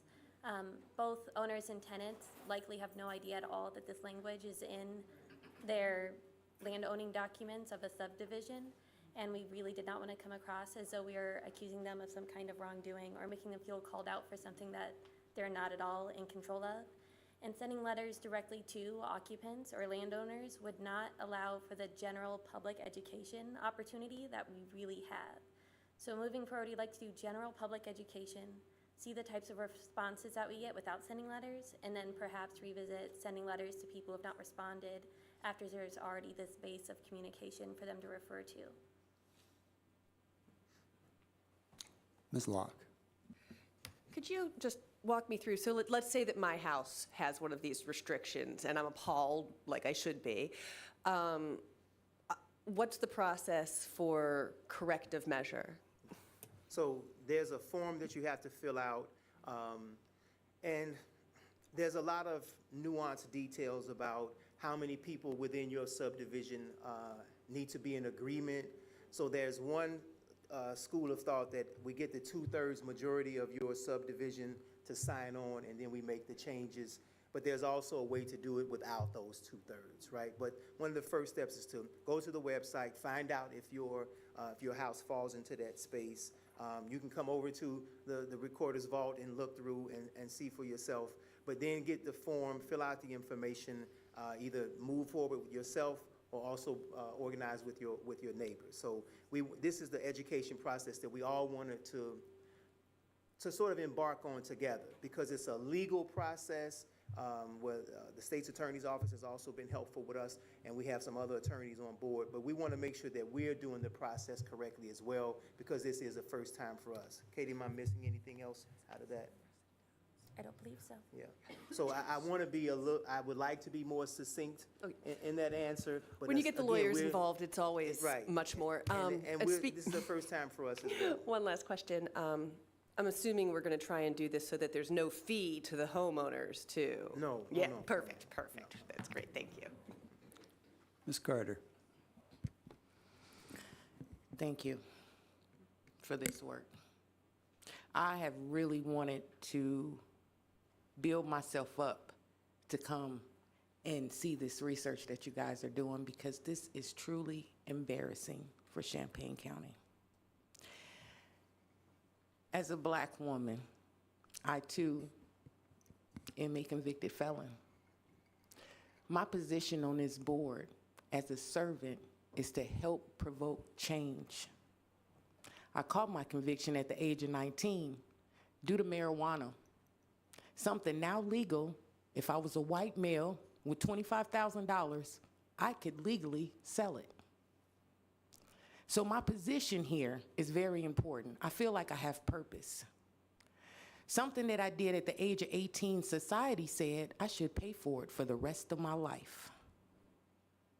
So when I see organizations from the start, First Followers, I've been rooting for y'all from the beginning, because I knew change was coming, and it gave me hope, something that I had never experienced before, because I had an X on my back because of that conviction. So I am truly thankful for letting the community know the cultural background of this community is horrific. It needs to change. That mindset is still here in this building today. So I thank you both for the work that you're doing. And eventually, I am going to build myself up to be able to see this, because this truly hurts my heart. My parents came here from the South in hopes of a better life. It wasn't better. Their dreams were not met the way that they thought they should be because of these restrictions. So thank you for the enlightenment.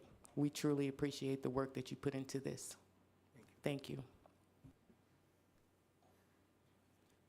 Jen Straub, did you have a question? It was actually answered, thank you. All right, sorry, go ahead. Go ahead, Mr. Rodriguez. Thanks. Again, as always, excited about this project. And I think the first time that Mr. Ammons and I talked about this, I spoke about the selfish, I guess, why I wanted it selfishly, especially for the county board. So I wanted to, this work is really good, and I'm excited about it. But as we sit here on the county board, I just wanted to kind of perk your ears up to how we can use this information. Yes, we're educating our county, and that is excellent. But this gives us a resource, particularly if we attach it to GIS mapping, where we can really fine-tune some of our efforts how we distribute funds, how we distribute other efforts, et cetera. Even as we talk about the PLA, this would be a huge resource for that. Another thing that's exciting about these meetings is that Mayor Finan is even excited about that kind of mapping. So it's not just an investment that we are getting for the county and us. This will be something that is used by Champaign and Urbana. This is something that will benefit the county. I don't want to say decades, but I mean for perpetuity. I mean, this is a huge investment, and I'm really excited about it. I'm sorry, I'm already tired, but that's it. Jenny. Just a very quick question. Do you know of any other counties or municipalities that have done this kind of work? You know, we did a little bit of research, and we saw, is it Michigan? Michigan has done some of this work, and they worked with Michigan State. I believe it was the college and the university. So yeah, we've looked at some of those places, and I think Board Member Rodriguez has shared a little information with us about other locations, but we haven't spent a lot of time. Actually, we've been working more on what's happening here, but I can certainly see how we might be able to glean some sort of process or procedure from any place else. Well, I was thinking more like you could share your process with other places that might be looking to do the work if you're one of them. We certainly hope to be able to do that once we get it all finished in. Go ahead, Stephanie. I think we talked about this before, but Emily reminded me. If you could get with GIS and find out what it would cost, because anything with GIS costs, even if it's for us, what it would cost to build out that layer, I don't anticipate it would be very much. But right now, when we have the flexibility of the ARPA money, this would be a good time to do it. And then once you have that GIS layer, you could use that in grant applications, not just for us, but other entities, but you have to have the layer built. So this is, if it's 19 subdivisions, there's addresses attached to that. It wouldn't be, I've worked with GIS quite a bit. I don't think it would be a substantial amount of work. My guess is it would be less than $5,000. But that would be a tool that would empower beyond just the education piece, but also allow it to, like Emily said, make an argument both for our grant writers, but for other grant writers or other entities trying to target diversity initiatives. So if you could find that out, I mean, I think the board would approve getting that done. But like I said, everybody's got to pay for GIS, even us. Okay. Don. Well, no, go ahead. Oh. Did you want to make a response? I'm sorry. No. I appreciate it. I had a thought, but just like the documentary about the voting and the work that what was done by the organizers then, also taking into account that about me being in the position and trying to use my history, my experience, my perspective to enlighten it. One of the things that I was hoping to see, we'll have the documentary about the voting process, but I really want those interviews to be captured and archived. So any thoughts, any ideas that anybody has around how to do that and do it in an educational way, we're certainly open to that as well. Yeah. And I think Don said he would pay for it. No, you're actually like throwing me a softball here, because I'm very excited, Clerk Hammonds. This is great stuff. As I was looking through the website, I was actually a little surprised at some of the areas that I assumed would have restrictive covenants that didn't. And so I have I think 3 thoughts in my head, and I'll try and make them concise. First, you mentioned Michigan and their partnership with the University of Michigan. I was just curious, and I'm going to ask my questions and then let you sit down. I was just curious if there's been a lot of, or any, partnership with the U of I and what that looks like, because I would guess that they would be a great resource, either in their history department or cartography. Second is, when you talk about the documentary, I get very excited. I also think back about a number of very powerful documentaries from this community that have done a wonderful job of kind of telling the story of the Black experience. The 500 Project that I believe you can easily find on YouTube now and stream it free, that was done by WILL and the University of Illinois. And then when you talk about voting, I think this is my last point, when you talk about voting and election process and opportunities, I always go back to the first Black member of the Urbana School Board, Dr. Evelyn Underwood. I believe it was 1968. And that when I look at one of the restrictive covenants areas in Urbana, it was University Downs, and that was signed. There was a incorporation document that I found on the City of Urbana website just now from 1968. And so it's just interesting to see some of those alignments. And so I'm excited about the documentary. I'm thrilled about this project. Bravo. I guess the other thing I was going to say is there's got to be an alignment or a connection between the restrictive covenants and redlining, because as you probably know, Champaign-Urbana is like second to Chicago in terms of being an incredibly, like, those red lines were thick and bold and hard to break through. So that's it. I just want to thank you for your work. Well, one of the things I would also do to all the folks who are listening who know of the late John Lee Johnson, one of the things that he was able to do was to leverage his experience and with Busey Bank to help build the Martin Luther King subdivision and Eads at Lincoln because of the redlining. So it's important for us to understand his history and to try to repair the harm, as Mr. Trask is here leading the reparations committee, that there's a lot of work to be done, a lot of things that we can do to try to help heal the community. So hopefully these pieces will be inclusive of that. Yeah. So, all right. Thank you all. I know there's a lot of folks here waiting. I don't want to keep going. All right. Thank you all very much. Thank you, Aaron.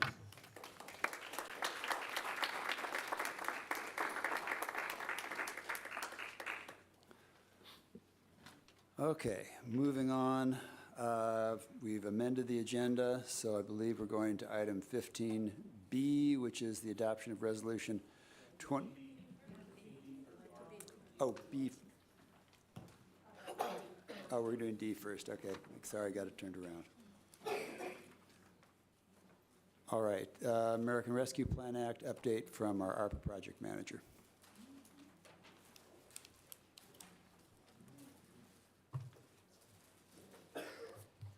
Good evening. Thank you for moving the topic up on the agenda.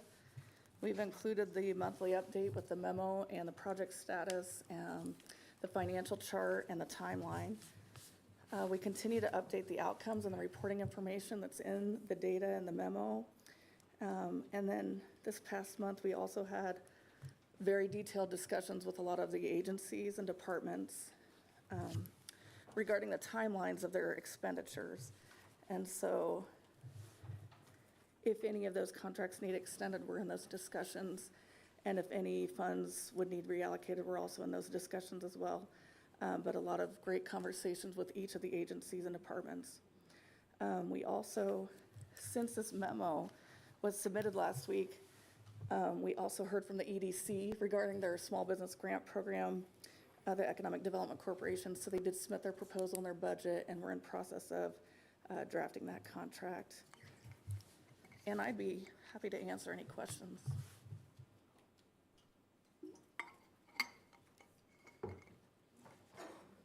No questions? What an unusual anomaly here with you. Thank you, Kathy.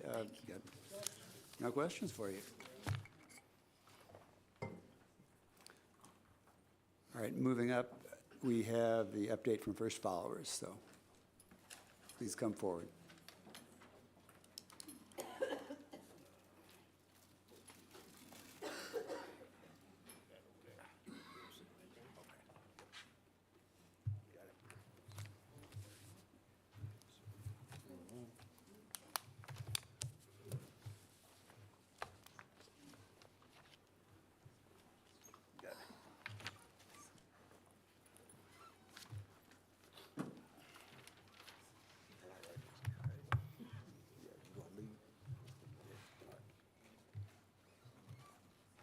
All right, good evening, board.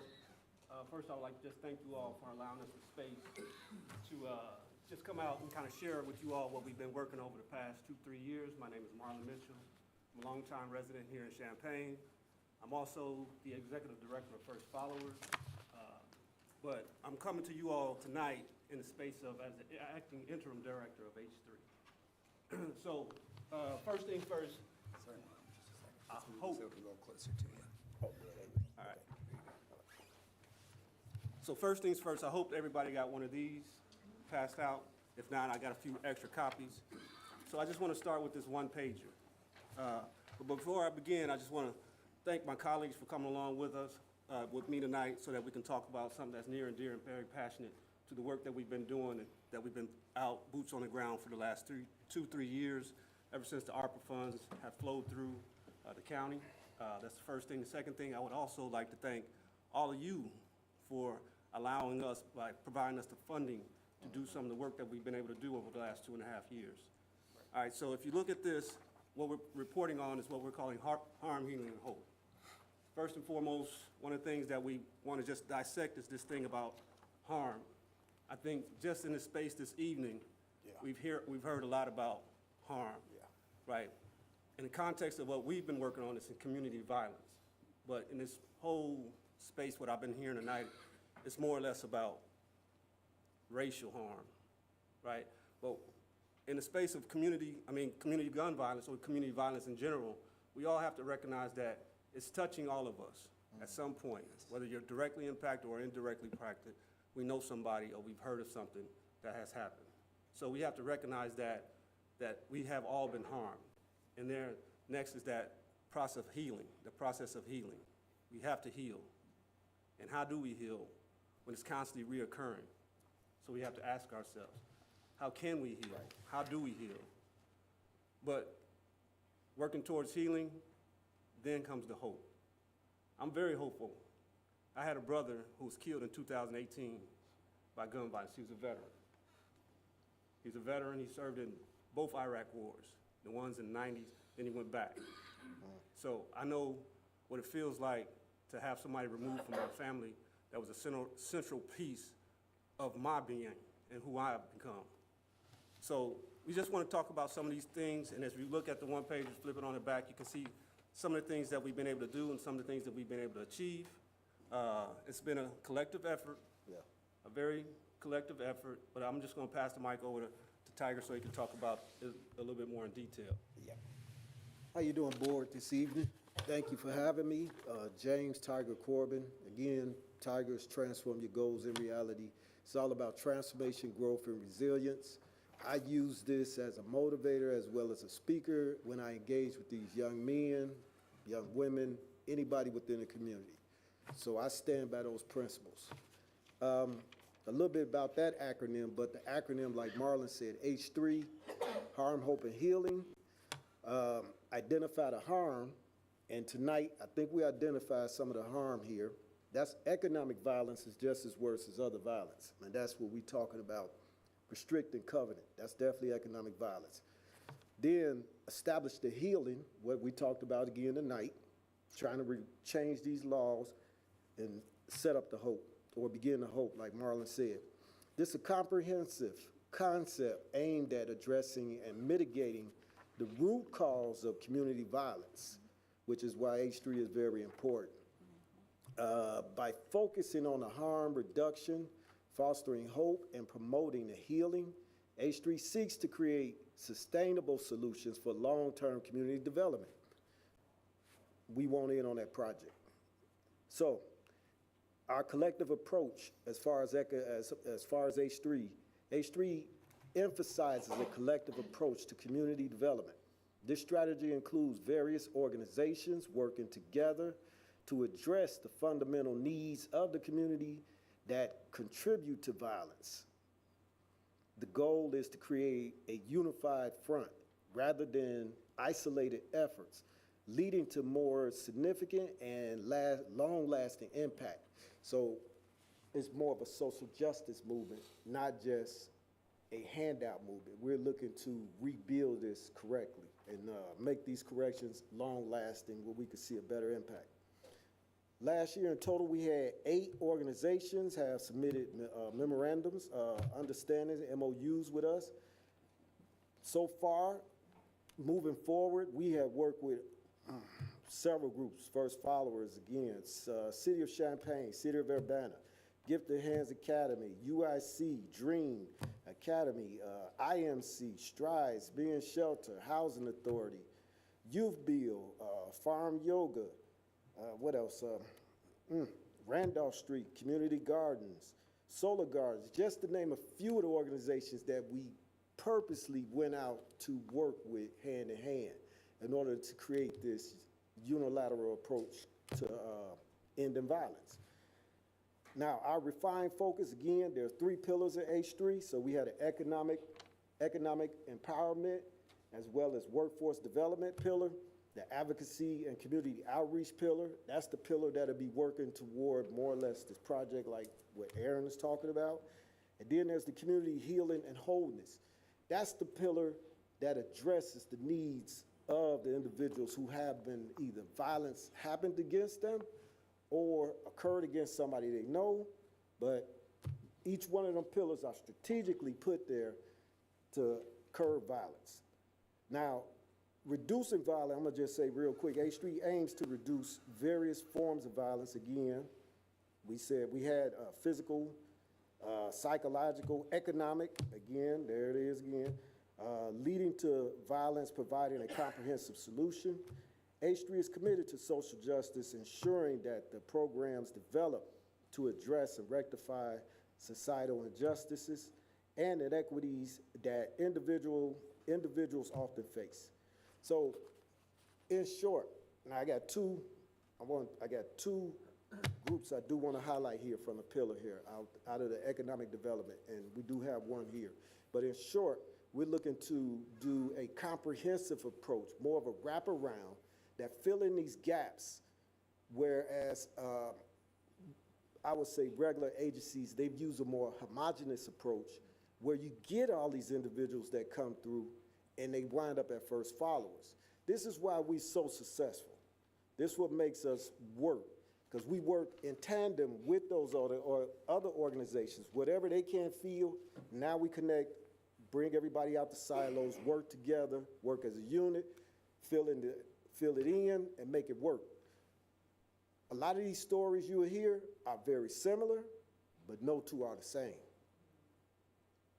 That's what you got to understand. And this is why having something as important as H3 develop within this community is going to be groundbreaking for Champaign, I believe. And I'm gonna pass this off because I want to hear more from, I want to let one of our success stories as well as one of our partners talk more about what type of service he received. So I'm gonna turn this over to Mr. Carlos. You go. Oh, go. Good evening, Board. I wrote a letter this evening I wanted to share with you about my story. My name is Carlos Harvey. I'm the proud owner of the first African-American Barber Academy here in Champaign County, Champaign, the city of Champaign, our community. I've been barbering for 36 years since the age of 13. I'm a master barber and became a barber instructor since 2017. It's always been a dream of mine to open a barber college in my community to help others create a better life for themselves and their families. Born and raised here in Champaign, Urbana, I was formerly incarcerated from 2008 to 2014. Because of the lack of guidance and purpose, I came home to, I was formerly incarcerated from 2008 to 2014 because of the lack of guidance and purpose. I came home to find the youth and young adult community turned upside down from the likes of gun violence, unemployment, social comparison, and people losing hope. While incarcerated, I made a covenant with the Lord to come home to be a better man, a better father, a better husband, and a better man for my community. After receiving my barber's instructor's license in 2017, I enrolled in a program ran by Business Elevator called the Coaching Academy for 8 weeks and completed it successfully. The Business Elevator taught me how to build out my envisioned business plan to better serve my community. In 2023-24, a Cut Above the Rest Barber Academy was launched. A Cut Above the Rest Barber Academy is a job training program looking to help individuals become licensed barbers, professional barbers. As of right now, we are serving 4 students from the Latino community, 1 from the Congolese community, 1 from the African American female community. We have 1 coming through the reentry program, and 1 in the barber instructors program. We have had the privilege of being involved in some community engagements with Martin Luther King Elementary School, Stratton Elementary, the Jetty Rose Day celebration with free haircuts for the youth, and the pop-up park in Garden Hills neighborhood sponsored by the city of Champaign. Here at the Cut Above the Rest, we host a mental health platform called Daddy Dialogue for fathers and soon-to-be fathers. In this dialogue, we bring in professional social workers who provide much-needed information and resources, not trying to recreate the wheel, but bringing awareness about the importance of the presence of fathers. As a portion of our curriculum, we continue to partner with Business Elevator, an economic development pillar of H3, State Farm, and PNC Bank, teaching the importance of financial literacy. Cut Above the Rest has served over 50 youth mentoring and haircuts at the Juvenile Detention Center. We just received disturbing news out of Danville about the closing of the mall where the barbering program was about to be launched. Since the news, we have had 40 more applications inquiring about our barbering program. So we will be looking to expand our current space to better accommodate the influx of potential students. Thank you for this opportunity to present to you the work we have done in our community as an economic development pillar of H3. Hopefully we can accomplish the goals we set out to do, and that is widen the workforce, bring value back to the lives of men and women striving to become professionals, and hopefully lower the rates of the senseless gun violence and unemployment rates. If it wasn't for the Business Elevator going out their way, keeping me encouraged and walking me through every step of becoming a business owner, I don't know what I'll be doing and where I will be. Thank you. All right. All right. Now, we have one more. Ready? Yeah, all right. Yeah. We have one more individual because we want y'all to hear actual stories from individuals who have been through H3, so you understand what's going on. And Ms. Sharice Lee, I'm gonna turn it over to Sharice Lee, and then Marlon will say some closing words, I guess, after that, right? Yeah, that's fine. Good evening, board. I'm gonna be honest, I didn't write anything down. I'm speaking from our experience and from our heart.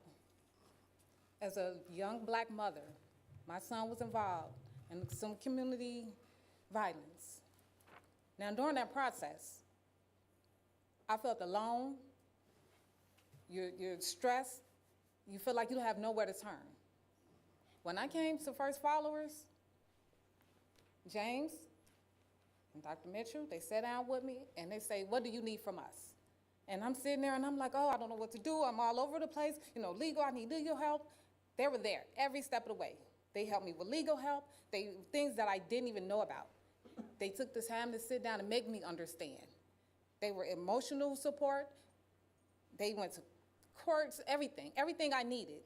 They were there through my trying times. Then they say, so what is it that you need? I say, oh, no, it's not about me. It's about my son. They say, no. What do you need? It's a village. And you have to be strong for your son, because when he comes home, he's going to be looking in your face saying, Mama, you know, what do I do next? And I say, you know, I never thought about that.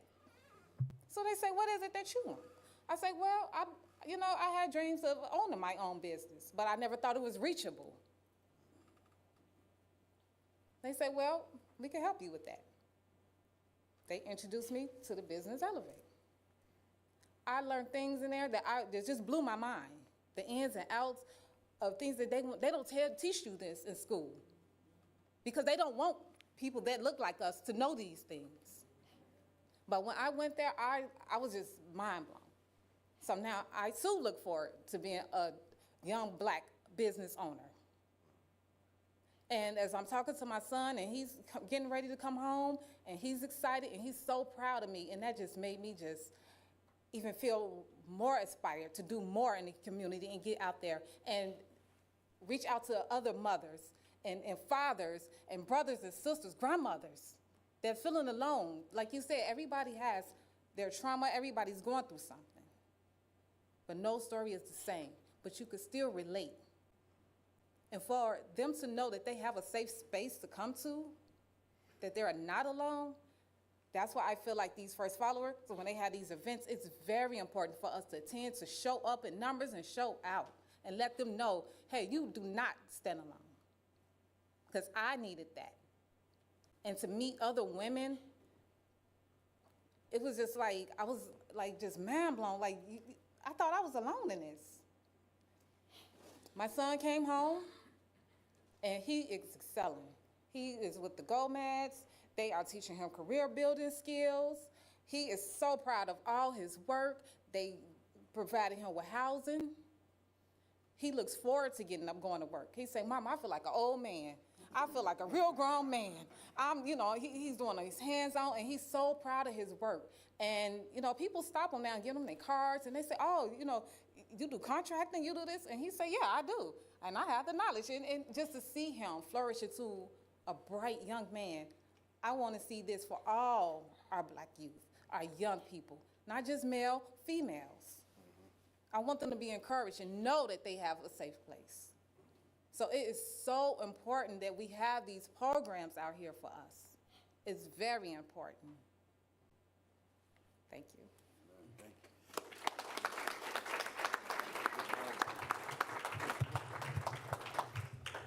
Now, I just like to just wrap it up but just one key point, that when this all became a fruition about, what was 2019, when we first started talking about this,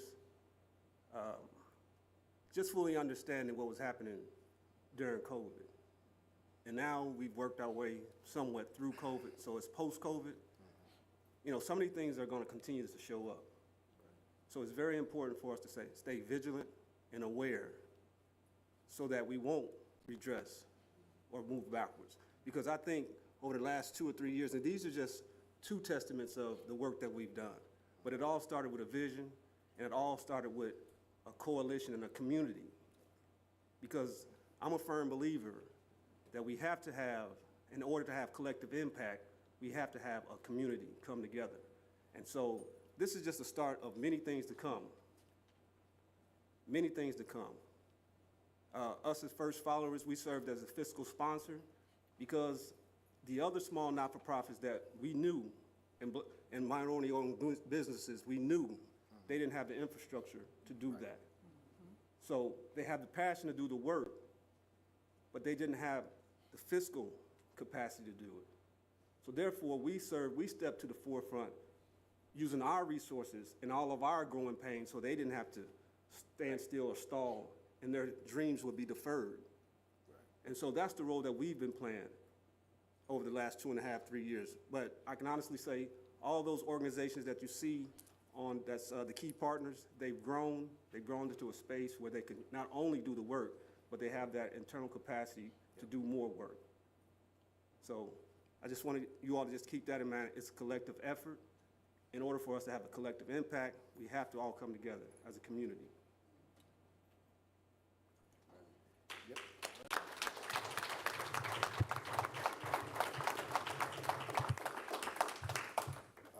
Any questions, I guess? Ms. Court.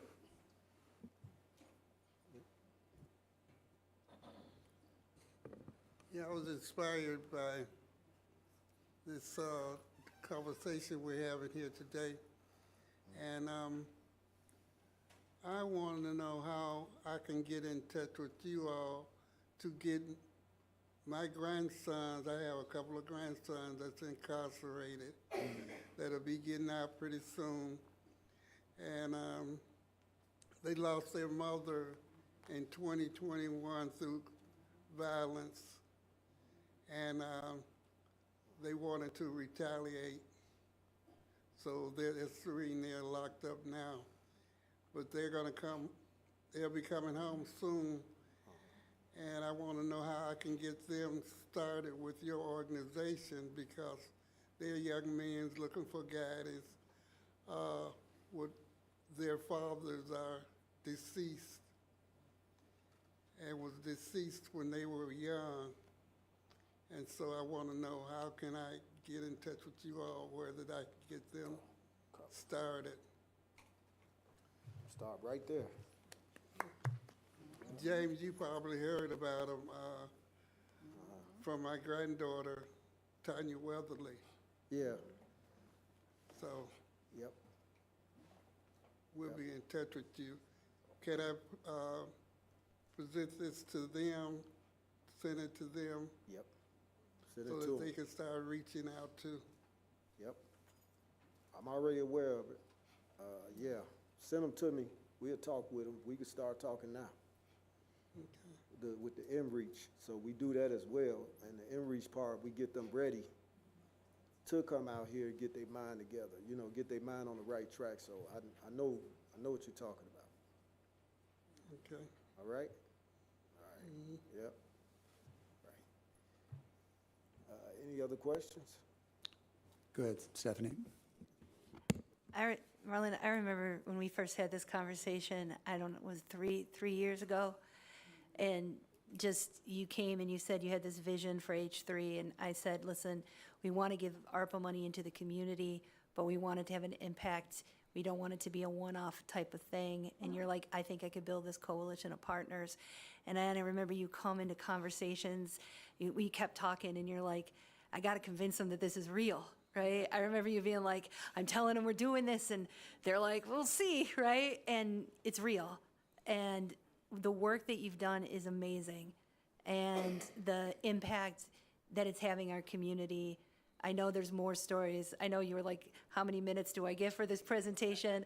I also want to apologize. I said, hey, come to the meeting in May. There's nothing on the agenda. We'll put you at the top 2.5 hours later. Sorry. But yeah, thank you for hanging in there. The work you're doing is incredible. And the vision that you had when you talked to me about H3 and trying to make us all see it.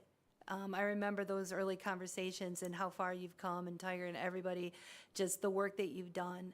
The fact that the county can even be a small part of it is a big deal. It's one of the best things we've done on this board. And I want to also say, we as a board need to figure out, now that the ARPA money is sunsetting into the distance, how do we keep this going?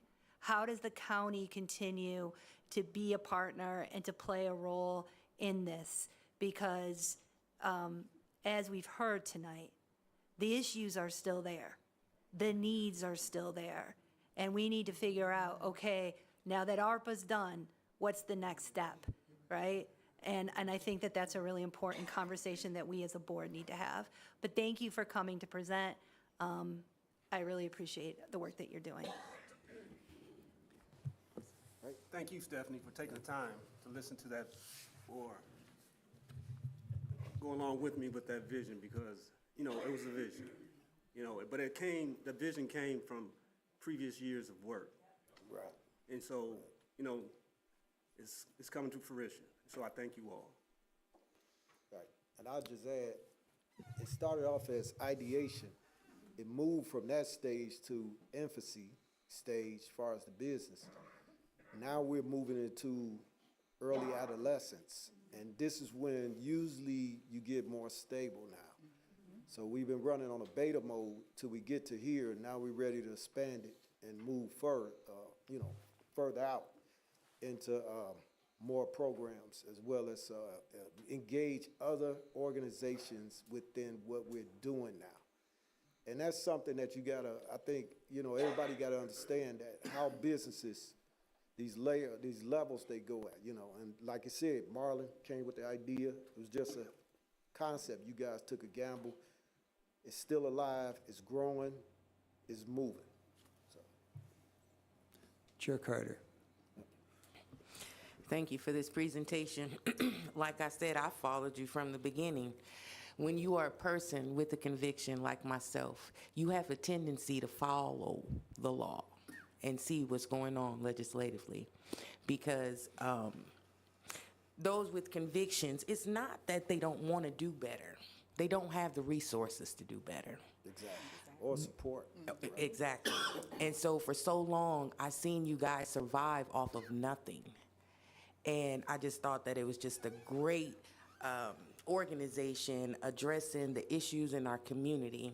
And so when we talk about sales tax, and I see, so many plans for this proposed sales tax, but organizations like yourself are not included for funding. That kind of hurts me. I don't see how I can support public safety sales tax or any other municipality that are proposing tax increases but don't include funding the community that you're getting these taxes from. That's where we have a problem. I'm so thankful that you all got the ARPA funding. Although there's been so many negative things said, I am so thankful that you continue to grow. You continue to do the work that needs to be done, despite the naysayers. And I would definitely advocate moving forward, once those funds are completed, that your organization continue to get funding. Thank you. I appreciate you. Thank you. Yeah. Go ahead, Jamala. Good evening. Thanks for the presentation. I wasn't on the board in 2020, so I was excited to hear about this organization and what you guys do. I joined the board because I wanted to get more involved in the community. So if there's anything that I can do personally outside of being on the board to help you, just feel free to reach out to me. If there's things that the county board can do to help you guys continue to grow, reach out to me. I grew up in the community. I want to see our youth do well and thrive. I grew up in Champaign and Bradley McKinley, but I had opportunities that some of my counterparts didn't. I went to college, I went to law school, I'm an attorney. And I know that that's rare. So anything I can do to be a resource to anybody, I would love to be involved. So thank you. Carlos got something you want to say. Hold on. Can I speak to that point? Here you go. I'm sorry. Well, you said you could be a good resource for with our daddy dialogue. Right now we're looking for someone to come in and engage with our fathers and soon to be fathers about fathers' rights. In chat. Okay. Okay. Awesome. Yes, All ma'am. right. Made a connection. Great. All right. Mr. Wilson. Okay. Thank you, Chair. Thank you so much. All right. And Tiger, Really appreciate you. And Carlos, so good to see you again. Yes, sir. I always love seeing you. Good to see you too. Marlon, thank you so much. And let's see. I know I'm going to do this right. Tammy, right? Oh, yeah, yeah. And Val. Yep. And Angela? All right, good. And James. All right, thanks. So I'm working on my memory skills. Look at that. I'm working on it. We can always improve, even at my very, very advanced age. So first of all, it is about mindset, isn't it? About how we see things. Or maybe it's about how we grew up or what we experienced. And everybody's experience is unique. Yet it's not unique because it's still humanity. We're still human beings.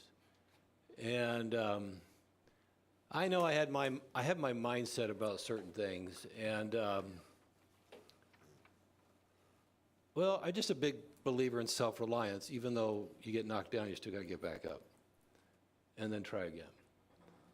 And you don't mind if I call you Tiger versus James, or I can call you James, Tiger, Corbin, or I could call you... They one and the same, but Tiger is more aggressive. You could use him, man. When I'm out in the field, I'm Tiger. When I'm going to sleep at home, I'm James. Good. That, if you want to know how those two work, but yeah, in this setting, I'm usually Tiger. All right, good. So go ahead. I loved your story the other day when I stopped by Tuesday. Yeah. And so why did I stop by? Because just not my lived experience. What do you think? It's not my lived experience. But that doesn't mean I can't participate or encourage or be a part of other people's lived experience, even though I don't have it. Right. And you know what? I don't have to have it, but I still have to. I like what Carlos said. So I still like to live and move and operate under the grace of God. Amen. So it's a matter of when I'm navigating through this, I, like Ms. Rogers talked about being a part of the county board, I'm new on the county board too. And I learn every day and I make a ton of mistakes. But I want to get involved because I want to be involved in the community and I have no clue how to do that. Does that make sense? I have absolutely zero clue. I've been successful in my career, was on a submarine, 1,000 feet underwater, held my breath for 35 days and came back alive. And then I had a successful career, but I enjoy being on the county board because, well, if we want to talk about personal development, Tiger, I'm learning more about community and community involvement, which I have not very experienced before, outside of my own cloister. And I think when we had our conversation on Tuesday, what I enjoyed about the conversation you shared with me is how do we not stay in silos in community involvement? Because there's a lot of different groups doing their own different things. And I'm a big believer in collaboration, but I'm not a believer in a top-down approach. I'm a big believer in, the more I learn, is community engagement, whether it's government funding or not government funding. I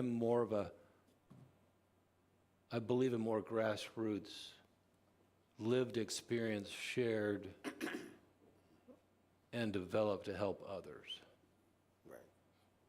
Yeah, money helps, right? Sometimes money is the grease, right?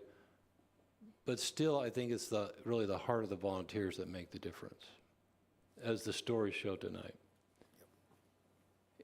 And one question I wanted to ask you, Tiger, which was impactful to me when we talked on, I lost track of days, Tuesday, I guess it was. Go back through and and explain what a tiger means and how it applied to your life and got you to where you are today.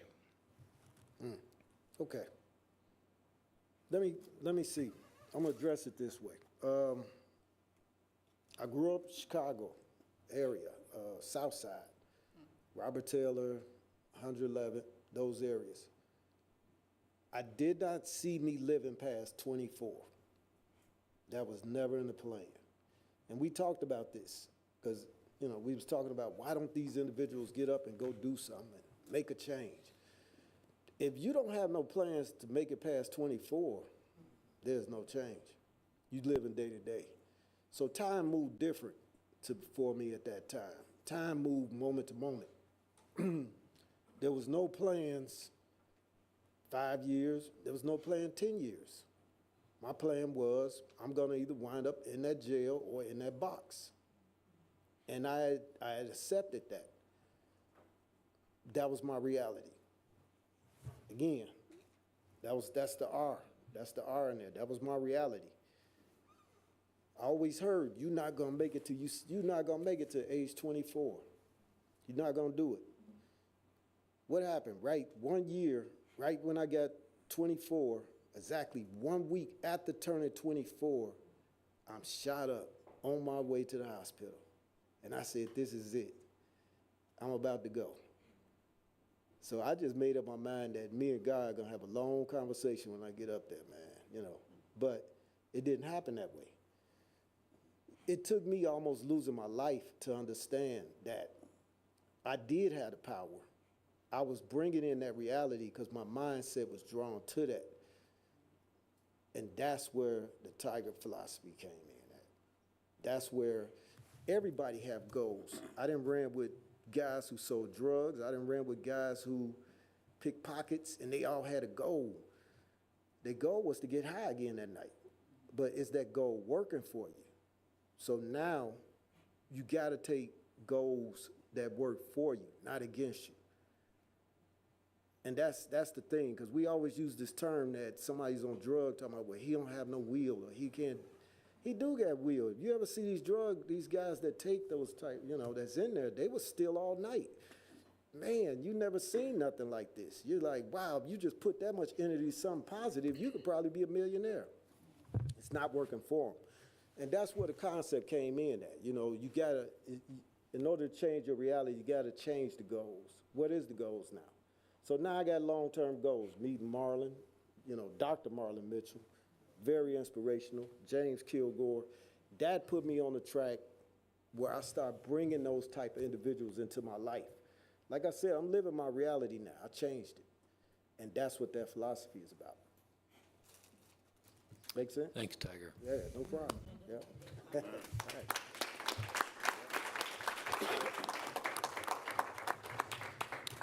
Jenny. Sorry, I know it's getting late and you've been here a long time. I just wanted to chime in with appreciation for all the work that you've done with this ARPA funding. Like looking at the numbers here and seeing it quantified is incredible, but also hearing stories from Charisse and from Mr. Carlos there, like actual benefit that has been experienced by people in the community is even more impactful. So thank you for gathering everybody and helping us to see everything that you've been able to accomplish with this funding. Yeah. I appreciate I'm gonna add one more thing. Now, you mentioned you hate the top-down approach. Dr. Marlon Mitchell didn't like that either, so he threw the task at me to redesign this thing different. So we flipped it and we made it inverted, where it's not a top-down approach. That way, when they come into one of the H3 models or one of them, they still have their the autonomy as well as anonymity, what else, and everything else. They still keep that.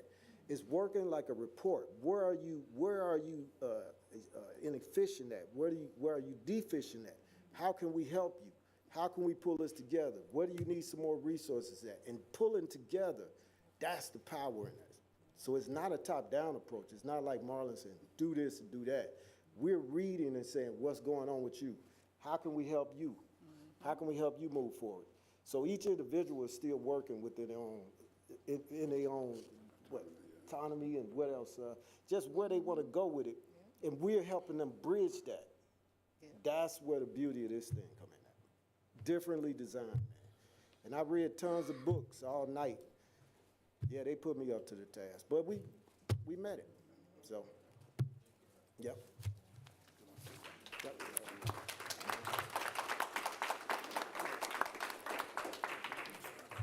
Can I say one more thing before we get away from Absolutely. And I'm just listening to everything. But we have a beautiful community. You know, we have a very beautiful community. We're very diverse. And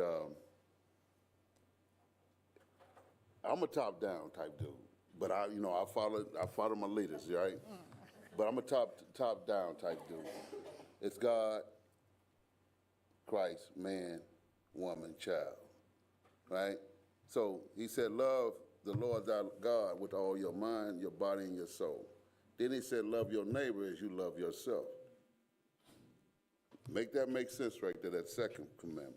Love your neighbor as you love yourself. How much do we love ourselves? How much do we love our neighbor? We don't want to see, put yourself in that position, because any one of us can be in a position of hurt at any given moment.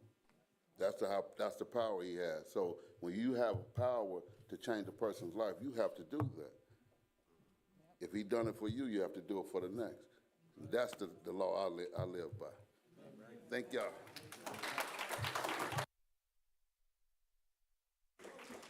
I also like to add that on this past Monday, I'm also a member of the Climb Task Force. We are submitting our recommendations to the Illinois Department of Financial and Professional Regulations that are regulating license pertaining to those of color and those with criminal convictions. And I'm just thankful once again, like I said, to be a part of the good work that you all are doing, because there are so many barriers that are connected. And right now, my fight is the Illinois hair braiders license is 300-hour requirement. In Texas, the requirement is only 35 hours. Okay? Other states pertaining to cosmetology, they're less than what Illinois is. So even though I know as board members, you know, we have different subcommittees and other things going on in our lives, but sometimes I think it's great to be an advocate for something that does not pertain to you personally. There are so many issues that we need to be focusing on, and I'm just thankful for the board and the community collaboration moving forward to change our community. Thank you. Thank you again for that great presentation and all the great work that you guys do. We're approaching 3 hours, so let's have a very short break and then come back and start again, and we'll talk with funding requests.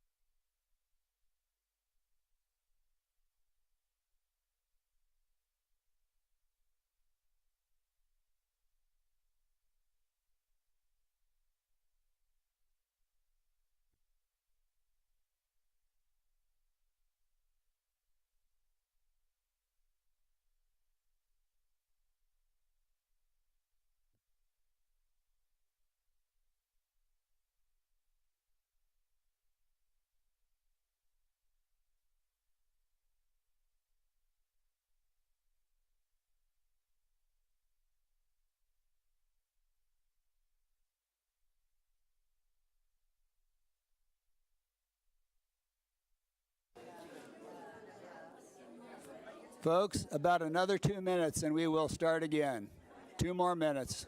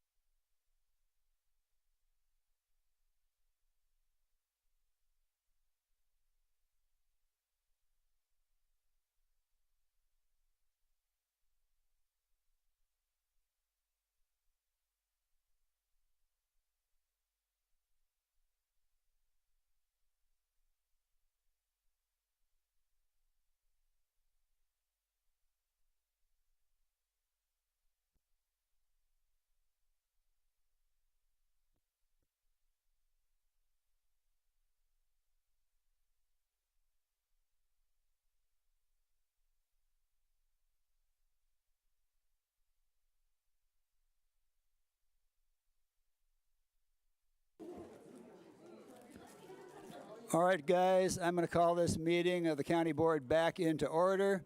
I will let the clerk read the roll just to make sure that everybody's here. Hanauer Friedman. Here. Locke. Here. Lockshin. Here. Michaels. Owen. Here. Pugh. Chicago. Yep, Rodriguez. Here. Rogers. She's circulating, but she'll be back. Her phone's here. Sexton. Smith. Here. Storr. Present. Straub. Yep. Taylor. Here. Wilson. Here. Cowart. Present. Farty. Furtado. Carter. Looking around, we do have a quorum. All right. We're moving on to item 3 of Part D here, funding requests, summer cooling program.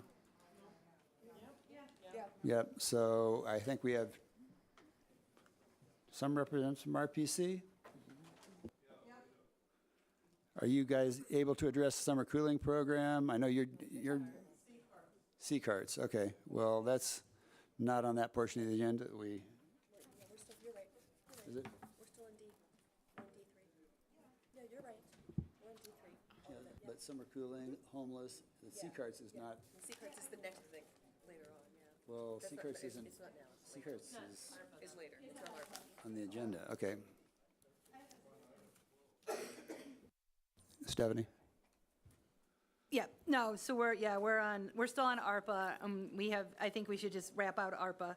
We have the funding request from ARPA.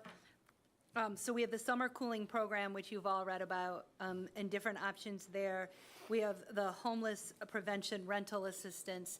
We talked about those two things. We have the drainage district project, which is, I think, a really cool project that the county is asking us for, $35K. And then there's two that we had on previous iterations, the St. Joe and Vision to Succeed. So we have the new packet of information, and then we have those other two, and we have the person from the village who just stayed for 3 hours. So I would like to suggest, JJ and I were just talking, and I would like to suggest, just because it's 9:35, and obviously if you all want to talk about any of these individually, but my suggestion is to like start the conversation. And again, we just have to thumbs these up, right? Is that we give $100K to St. Joe. We give $100K to the cooling. We give $50K to the rental assistance. We give $35K to the drainage thing, and we give $15K to Vision to Succeed, which is what we've done for them the other 2 years. What I like about that, it's a nice round number. It's $300 grand. I'm sure Michelle is going to murder me because they have a lot of plans for that interest money. We still have $200K left of interest money at least, so we wouldn't be out. But that to me seems like a good path forward. I just wanted to throw that out there. Yes, sure. So $100,000 to further support the St. Joe water project. $100,000 for the cooling for RPC. $50,000 for the emergency rental assistance, which both of those, they're completely out of money. And I don't just mean RPC, I mean all entities are out of rental assistance. And RPC is sort of coordinating on behalf of everybody that does rental assistance.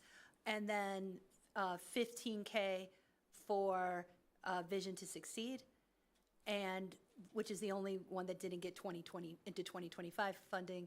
And then $35K to do this really cool drainage project that I also think would maybe situate us to go after more grants in the future for drainage. That's something I would really like us to see, and maybe like the county coordinating with some of these smaller drainage districts to do projects.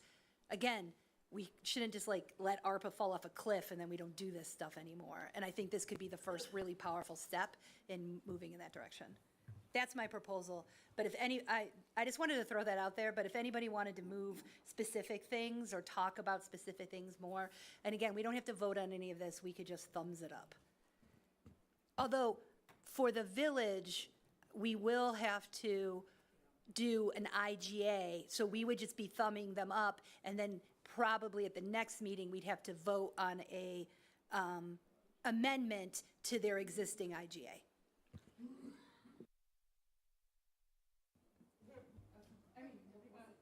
No, no. Diane? Oh, I've got that all figured out. Thank you, sir. Okay, all right. Thank you. Do I have a question? Or Go ahead, do you want Jeff. to? Yeah, go first. Go. Okay. Thank you, Stephanie. I'm more of a process person. I'm very adverse to having a thumbs up process. I know it's convenient. I've known we've done it many times. But I recall last year when there was about $2.5 million left in the Community Violence Intervention Fund. There were excess funds. There was a one-off committee, and the committee came up with a recommendation, prioritized that recommendation, and then apportioned the money accordingly. And then that committee wrote a resolution for the board to agree to, so it would be in writing, of how that carve-out was for that fund. So I'm opposed to the thumbs up. I would rather either a one-off, Stephanie, or where people get together and they say, okay, here's our priorities, here's the number, here's the dollars, put it in a spreadsheet, and then embed it in a resolution so that we could all agree. So that's my preference. Jenny? Well, I can start before my question and say that's kind of the process that we went through. And unfortunately, you weren't on the board at the time when we originally got the ARPA allocations, was we set those buckets and set our priorities at that time. So I think a lot of us who already did that process are kind of operating on that same, like, I know that water was a priority. I know that community violence was a priority. You know, I know what we, and I appreciate that you're bringing up that not everybody has that background. So thank you, Mr. Wilson, for that. But I think that might be a good reminder of like what we had as our top buckets at some point. My question, I think you mentioned this. This is out of the interest funds that we have. Yeah, it would be, I mean, I think first we should spend down any principal that we have left, and then after that, interest. And if it's okay with you, are you done? Because I would also like to. Yeah, that was my question. The other thing is, I do appreciate what you're saying, Jeff. I think that in every single one of these cases, we are just adding more money onto something we have already funded. So we already funded utility and rental relief. We already, through RPC. We already funded St. Joe. We already funded the Vision to Succeed. So this in every single case is just putting more money into existing pots. The only thing that is not like that is the county one, and the county ones, the internal ones, we've been doing on a case-by-case basis. And I will agree with you that it is a somewhat inelegant project. The thumbs upping began with the previous administration, before this administration even was there. That's how they wanted to do it, and we just kept on going. But I think I'm comfortable with it because in every single one of these cases, these are folks that we already know have a good track record, that have already done a good job on their funding, and we already know that it is priorities that the board has already articulated that they have. We're just deciding to give them more money. And in all of the cases, there's some level of timing. If we're going to give money for cooling or rental assistance, it's needed now. Vision to Succeed has finished the iteration of their project that they've done, so if we're gonna fund them again so they could start, you know what I mean, like, it's now. If we're going to give St. Joe's money, there's a construction window, right, and it's now. So I'm comfortable with the thumbs upping, but I totally appreciate if anybody on the board isn't.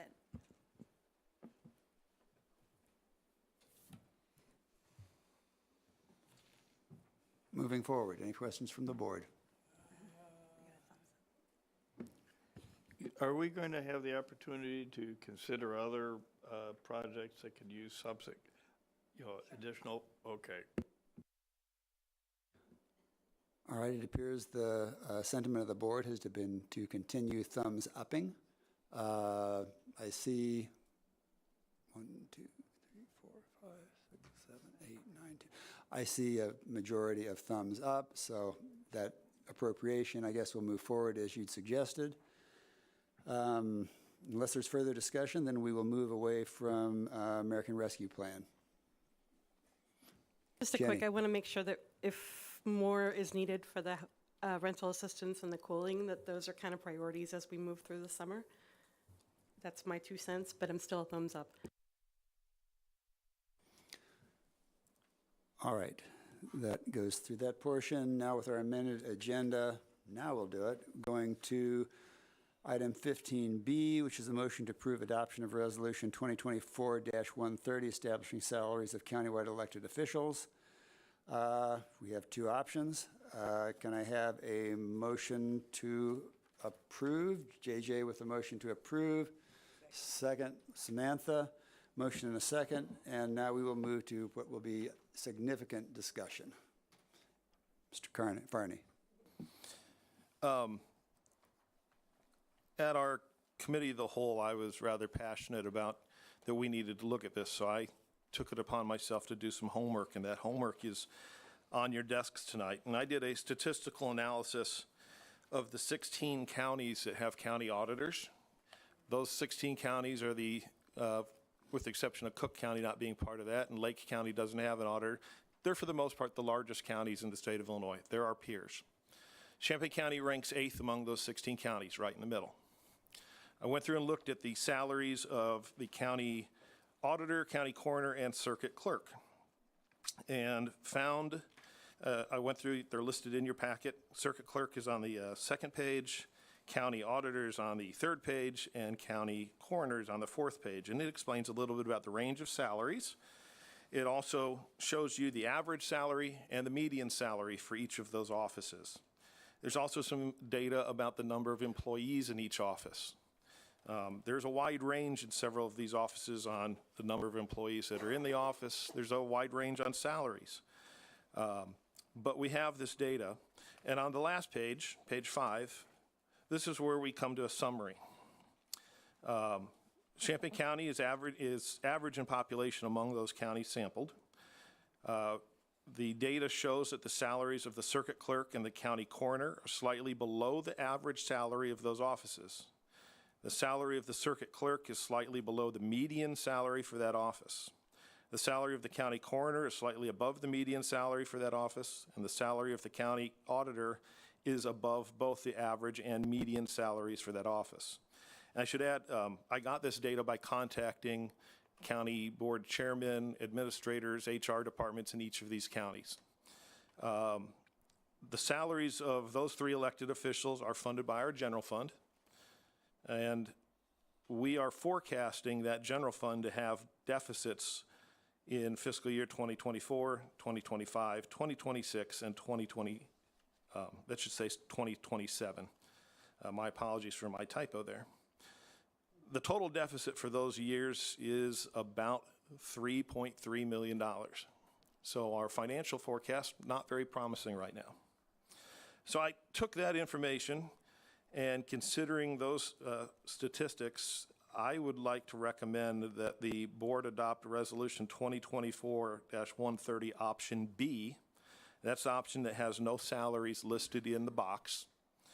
And I am moving that we use the salaries listed in the graph here on my handout. This would set the salary of the circuit clerk at the median salary of the 16 surveyed counties, and that would be at $100,109 starting 12/1/24. The salary of the county auditor and the county coroner is kept at their current salary, as both positions are currently compensated at a rate above the median for those offices. There would be no reduction in salary for any offices starting December 1, 2024, even though statistically it could be warranted for the county auditor and the county coroner. I then further recommend that starting on 12/1/25, 12/1/26, and 12/1/27, that each office holder receive a 1% raise, which would stay within the constraints of what it appears our financial forecast is for the next 4 years. And I would anticipate that those raises will probably be something similar to what we'll be looking at for our non-bargaining and bargaining unit members. Further in there, my other comment is I think we need to look at the other class of officers when that time comes up in 2 years. I think that doing a similar study would be beneficial for us to have data at that point when we're making those decisions. And we need to look at our budget at that point. I don't agree with having an evergreen resolution that just kind of lets things keep going and doesn't address the current situation. Thank you.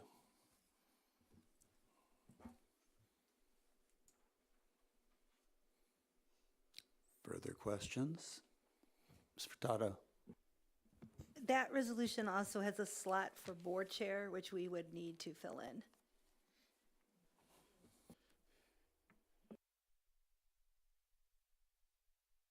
It remained at 12,000.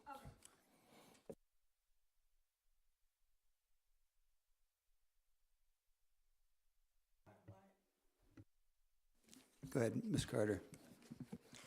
You know, I think that's very disappointing considering I think the county board members should also be included.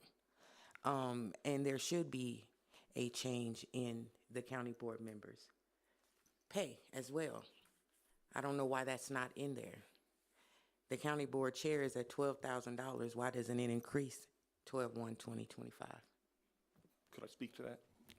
JJ, you did the math. Sure. on this, I don't disagree with you actually on that one. The reason it's not included in there is because that didn't go through Cal. It was not addressed. The issue of county board member per diem is separate from the countywide elected officials. So it's simply an item that was never put on an agenda for me to address. Go ahead, Michelle. If you got information, please. Yeah, I just want to add that this did come up at the finance agenda meeting, and we are collecting data on per diem comparable counties to bring back if you guys want to have a more robust conversation. But that's not within this kind of deadline timeframe that we need to deal with. You can change that later on. That's always been a separate resolution. So it's like a totally different resolution. This is just for the county-wide elected officials, but we could always look at the board per diem. It's just a totally separate resolution that doesn't have the same time frame. This one, if we're going to do something, we have to pass in May. And that is by statute, if I'm recalling correctly. Okay, all right. Mr. Wilson. Thank you, Mr. Farney, for putting this together. It helps us at least see something in writing that we can kind of understand. And the previous 2022 resolution, which I was not here for, and that's okay. The sense of urgency is only because we want to make a change. If we don't make a change, then there's just no change, right? Salaries just stay as they are, right? So the sense of urgency, Mr. Farney, is just because of why? May I? Go ahead. The Evergreen resolution actually sets a new salary for the circuit clerk at $114,444 and the coroner and auditor at $109,866. So those would be automatic if no action is taken tonight. Okay. May I ask another question? Or I don't want, it's supposed to go around, right? I get one and we go around, or? I was looking at the wrong side. Go ahead, Yeah. Jamala. Hi, JJ. This is for JJ. Thank you so much for doing this memo. I guess my only question is, I know that these numbers are current. Do we know if any other counties are increasing their elected officials' salaries in 2024? Would this put, for example, the circuit clerk below some counties, or do you know? I don't expect you to. My understanding is that many counties are dealing with this issue right now. So I'm sure there will be some that see increases, but not everyone had acted on that. So that's why I went with the hard data that I could get, where what's their salary right now. Go ahead, Leah. I just wanted to say that I am going to support this whole, I don't know if I'm supporting it. We're voting on this right now? Yeah. We have two options. I want currently. to support this option because it makes sense to me, because it has the data, it has the averages and the means, and it just makes a lot of sense as far as population goes and where we're falling. There we go. I'm supporting it. Ellie. Question, probably for admin. Is there a set percentage increase for staff salaries? That's negotiated by contract. So it's different for each category of employee? It would depend on negotiations. Yes, that's correct. Okay. I guess 1% increase seems low, but I'm curious how it compares to other categories of employees for the county. I will say, with regard to a 1% increase, if you look at county budgets going back a number of years, that was rather the norm in Champaign County because of budget constraints. We've done a very good job building up our general revenue fund. but we've also increased salaries significantly in the last round of contracts. I know there's a desire of the board to continue to do so, but in order to do that, I believe we need an additional funding stream. But 1%, to answer your question, was pretty much the norm within our negotiated contracts and for electeds as well. And I AJ. can add to that, in the period 2012 to 2016, the elected official salaries were actually frozen those 4 years. Mr. Wilson. All right. Everyone has to answer first, right? Or Lorraine? Okay. Sorry, Jeff, I'm going to step on you right now. Lorraine, I'm sorry I missed you. Well, I'm going to be voting no on it for 2 reasons. For one, that the county board should be considered every year. It's a reason for the county board not to get an increase in per diem. And since I've been on the board the last 30 years, there's only been 2 increases in the salary. And then the second thing is that I see how the elected officials are always getting these huge increases in their salary, but the people that the employees don't get it, you know. Like a 1% for these employees might not be but $1, and 1% for the elected official will be about $10,000.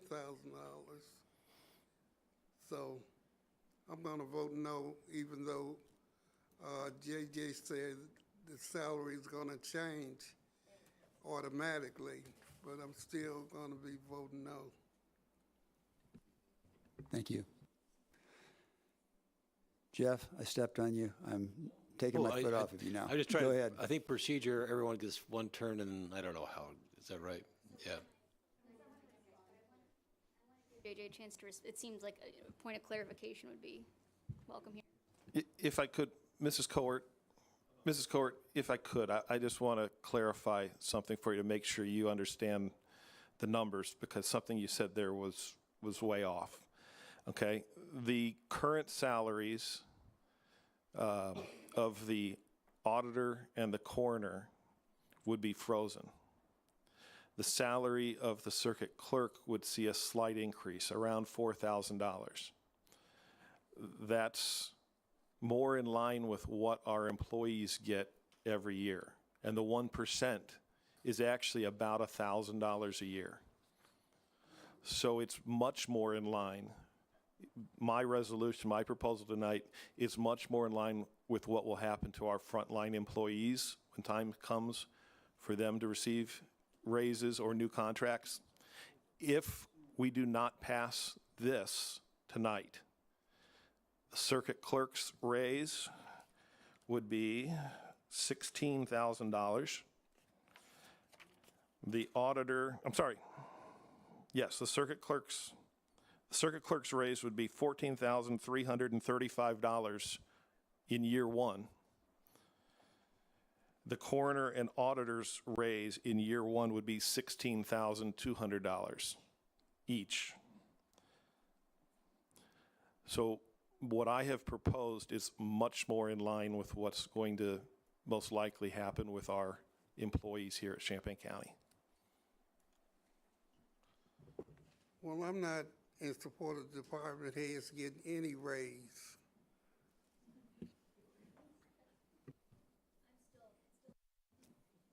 Yes. Okay, are we? Ms. Rodriguez, go Yes, ahead. I just want to,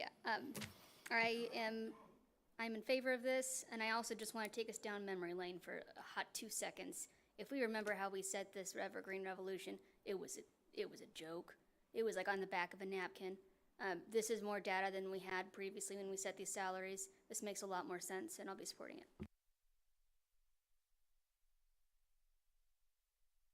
Ms. Carter. I was on the board during the Evergreen statute, whatever that was put in place. This is where my problem is. During that process, we picked apart every elected official's office and said what they did deserve and what they didn't deserve. And then we had to be reminded, we're not connecting the person to the office. So that is the reason for these different salaries. I think they should all be at the same rate. So I will not be in support of this. I think something should be uniform. Everyone should be at least similar in pay rate. This isn't right. This is bringing nothing but tension amongst elected officials because we got some here, we got some there, and we got some down below. And that's just not fair to me. Thank you.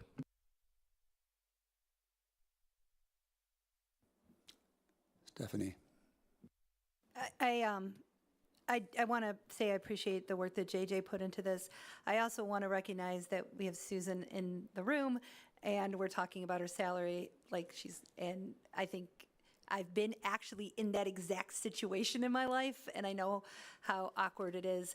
And I also just want to make sure that we all understand that circuit clerk has always traditionally been tied to treasurer and clerk, and this will create pretty sizable inequity between those roles. Part of the problem is that we can only consider them, the elections are staggered.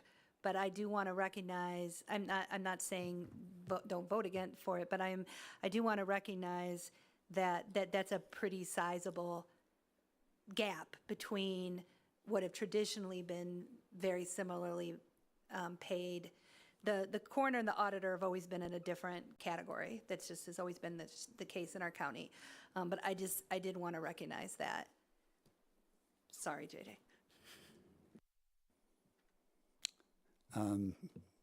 Go ahead. I'm sorry, Diane. Yeah, just real quick. I can appreciate this. I appreciate the numbers. I think it's a good rubric of what we're looking at. One thing, too, to keep in mind is there is a $6,700 stipend that they also receive in addition to this. So if you're worried about not increasing the amount, there is kind of an increase that actually comes, but it's part of the state funding. So add that to this salary, too. So that kind of bumps it up even further. And that's why I think keeping this fairly reasonable or having these smaller increases, a smaller percentage on a larger dollar amount still is a pretty good size increase compared to maybe an employee that would get a 2 or 2.5 or a 3% on a small dollar amount. That wouldn't be as much as this 1% here. So I can appreciate this. Jenny. I'll try to be quick too. I will support this. The Farney memorandum here, just for similar reasons to Ms. Coert brought up. I guess we just landed on opposite sides here because I know that with the compression study, with the salary study, and with making sure that we are trying to get to a more equitable pay rate for our staff, I don't think we can be jumping the way that the Evergreen resolution had us jumping, and I want to be able to preserve some funds so that we can make sure our staff gets paid more fairly. Ellie. I'm also going to support this. I do want to recognize that, the way we have these salaries structured is not ideal in a lot of ways, and that not every elected official's position is the same. Whether if you're supervising 30 people versus 6 people, that's a very different job. And I wish that we could reflect that better than we are, but I also think we have budget constraints. And I appreciate how this memo has given us the data comparable with other counties. And I also appreciate the change from the increase in CPI to a percentage. I think it's just much more understandable. So it's not perfect, but I think it's a good proposal, and I'm going to support it. Mr. Wilson. Thank you. Number one, I really appreciate the effort that Mr. Farney put into this because it pretty much articulates where I believe most of the board is at. Last time we had a conversation of fairness and equity in salaries. Anybody that's still awake watching this, I just want to bring that up again because it just needs to be recorded that, Mr. Farney, this is your best approach to make sure that this is both fair and equitable and is not reflective on an individual's elected official's performance or anything like that. It's all related to the function of the office, and that's why it's reflected this way as being the most fair and equitable approach to these particular salaries. I think I articulated it correctly.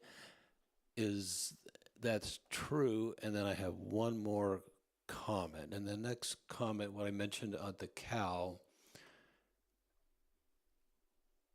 I believe just straightforward that the county executive is way underpaid for the role that he has and what his value is to the county and the impact that the county executive has as an administrator for the county. And that's part of my argument last time about what is fair and equitable. And we're not going to address it now, and I'm okay with that.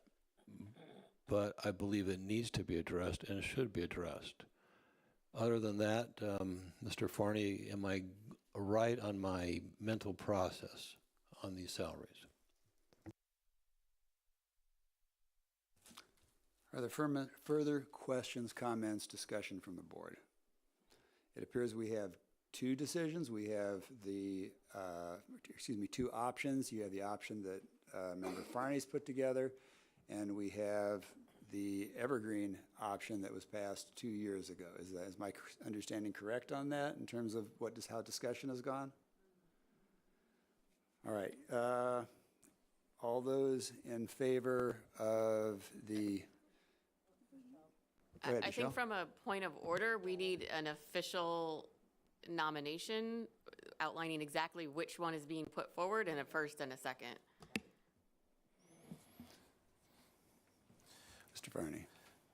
I move that we adopt resolution number 2024-130, option B, with the chart of salaries on page 5 of my memorandum, which has been given to the recording secretary, that sets the starting salaries on 12/1/2024 for circuit clerk at $100,109, county auditor $93,666, county coroner $93,666, and county board chairperson $12,000, and then subsequent raises as reflected in the chart.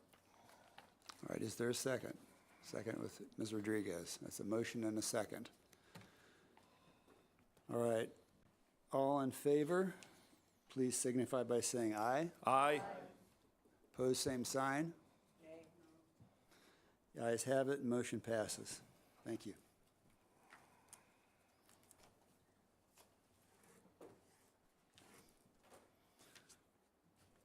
I will try and find my space again here and start over. All right, we now are moving on, I believe, to standing committees. Summary of action taken May 7th, 2024 meetings received and placed on file. Environment and Land Use Committee, summary of action taken on May 9th, 2024 is received and placed on file. Moving on to ELUC. I need to move. Let's see. That would be, I'm going to go ahead and go with the resolution that was stripped from the consent agenda. So that's adoption of resolution number 2024-105, authorizing county executive signature on annual facility inspection report required for MS4 stormwater permit with IEPA for program year 2023 through March 2024. John, do you want to come up if we have questions with regard to that? Oh, excuse me. Yep, I'm sorry. It is the late hour. Motion to, can I have a motion for this amendment, please? Got a motion from Locke and Straub. Motion and a second. All right, now discussion. Thank you. I'm sorry, where are we at in the, This is the item that was requested to be pulled off of consent, so it would be on the goldenrod sheet in your packet, item B. B1.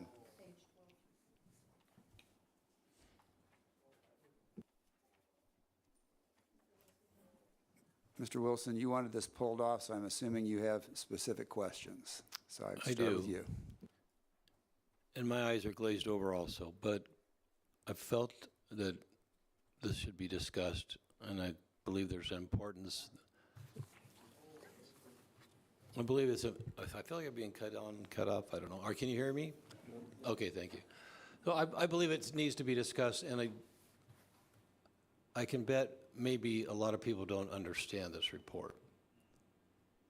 And since this is related to our environment and environmental justice, I think is key to talk about this report. So Mr. Hall, can you just help us a little bit with terminology and why this report is issued? Well, Champaign County is an MS4 jurisdiction under the non-point pollution discharge elimination system. We have to report to the EPA yearly on what we do. One part of that is related to environmental justice. Every year we identify the environmental justice communities that are in the Champaign County MS4 jurisdiction, and our goal is to send a survey out. We didn't get that done this past year, but our standard protocol is to send a survey out, and the people who get that survey are invited to come to an annual meeting, which happens at ELOC, and they can express any concerns they have. But again, that's just one part of the MS4 program. And what does MS4 stand for? Municipal Separate Storm Sewer System, which means that our storm sewers are separate from our sanitary sewers, which is a good thing. And a county is considered a municipality the same as a city. And so the National Pollution Discharge Elimination System, that's what NPDS means, which is a part of the Clean Water Act, correct? Yes. I've worked on projects for clean water, stuff like that, but so a couple of questions. What's define for us what is environmental justice and what does that look like? Well, basically, we compare census blocks to find census blocks that are more than lower income than the poverty level. There's two different levels of lower income. One is twice, one is less than that. We also look at the national origin of the populations in those census blocks to find minority populations. And the whole point in the MS4 program is to identify minority populations or low-income populations and go to extra effort to give them a voice in letting us know what they think. We don't necessarily do anything with that input. We're just giving them a voice to let us know what concerns they may have. But we don't do anything with that. I think that's what my challenge is. So the MS4 map, which you'll find, if those that are interested, it starts on page 43.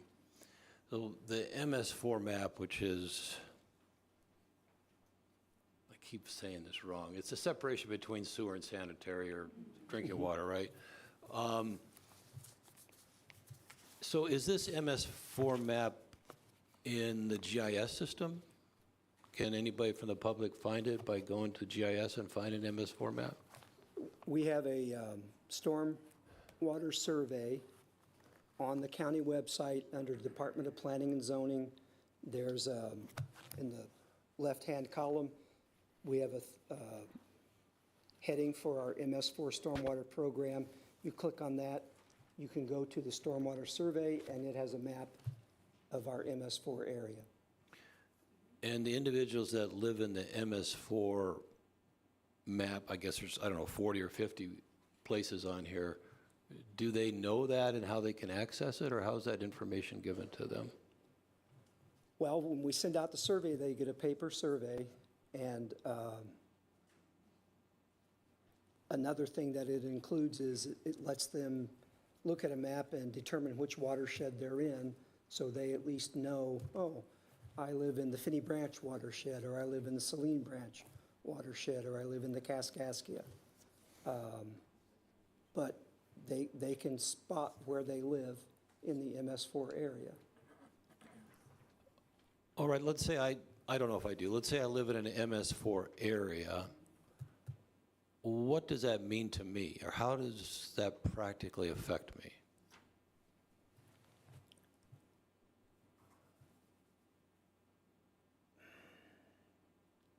Well, if you disturb more than 10,000 square feet of your property, you have to use erosion and sedimentation controls to minimize erosion and sedimentation. So, If you're, okay, so I probably, maybe I'm out to lunch. That happens a lot, but I decided I'd do some research on environmental justice because I don't know anything about it. And so when I went to the EPA website and the IEPA website and I read about environmental justice and MS4 maps, a couple things struck me in a certain way, and that's why I'm going to read a couple things and then I'm going to make a recommendation. So number one, environmental justice means the just treatment and meaningful involvement of all people, regardless of income, race, color, national origin, tribal affiliation, or disability in agency decision-making and other federal activities that affect human health and the environment so that people, number one, are fully protected from disproportionate and adverse human health and environmental effects, including risks and hazards, including those related to climate change, the cumulative impacts of environmental and other burdens, and the legacy of racism and other structural or systematic barriers, et cetera, and have equal access to healthy, sustainable, resilient environment in which they can live, play, work, learn, grow, worship, and engage in cultural and subsistence practices. And what bothers me is I have a map, I have a regulation that says, give me a map, here you go everybody, here's your map, but there's no follow-on action. And that's what really bothers me. So when I think about this, I think of three things that come to mind. I think of Aaron Brockovich. I think of the PG&E water issue in California. I think of Flint, Michigan. And I think of what Camp Lejeune, I think, is the one that's popular right now. And what I don't understand is, so you give me a map and you say it's an environmental justice zone, but I don't see any justice being applied to the individuals that live in that zone. And that's why I'm asking these questions. I'm thinking we have a performative approach, which we're asking the county executive to sign, yeah, I did the report, but it does no good for the people that live in that environmental justice zone. So one more statement. So I would like to make an amendment to that resolution, but before I make the amendment, is there some discussion about what I just said? Ms. Furtado, then Mr. Owen. So randomly, I have spent a lot of time on sewers. I almost wrote my dissertation on sewers, but I decided to do parks. And when I was in Indianapolis, which is a consolidated city county, I think I talk about it all the time, I was in a lot of rooms talking about sewers. And in my experience, so there's two kinds of sewers. There's the MS4, which is what we just described, which is they're actually separate systems.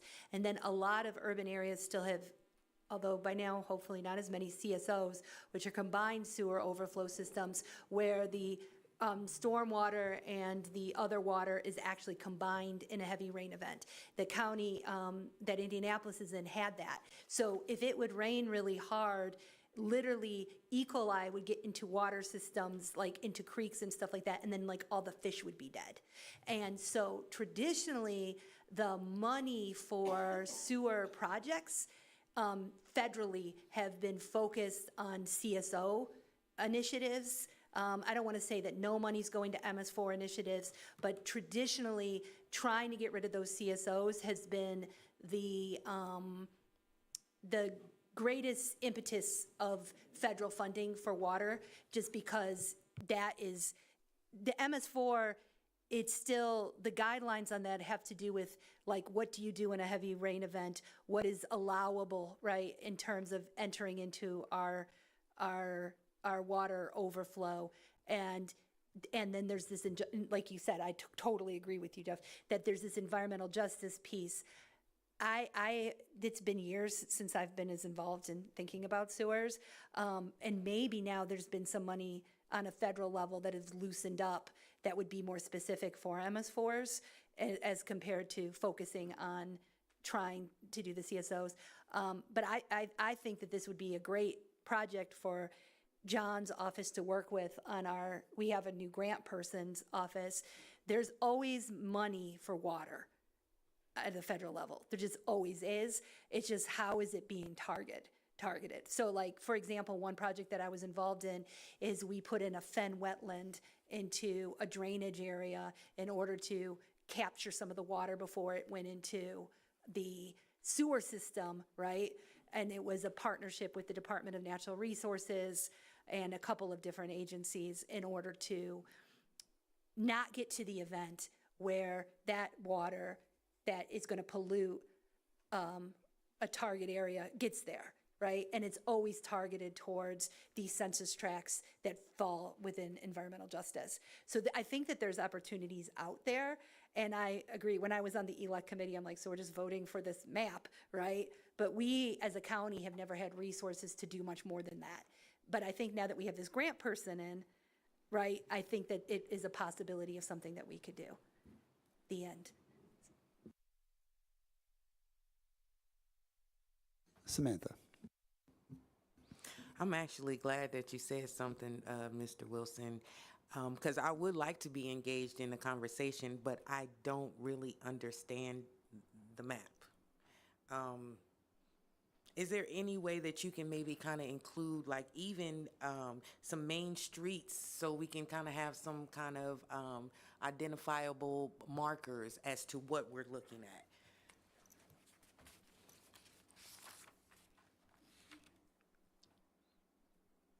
Like, I just don't know what part of Champaign County, like where, I see how it's, unincorporated areas, census tracts, census block groups, but I'm just saying, like, I just had a difficult time just understanding it.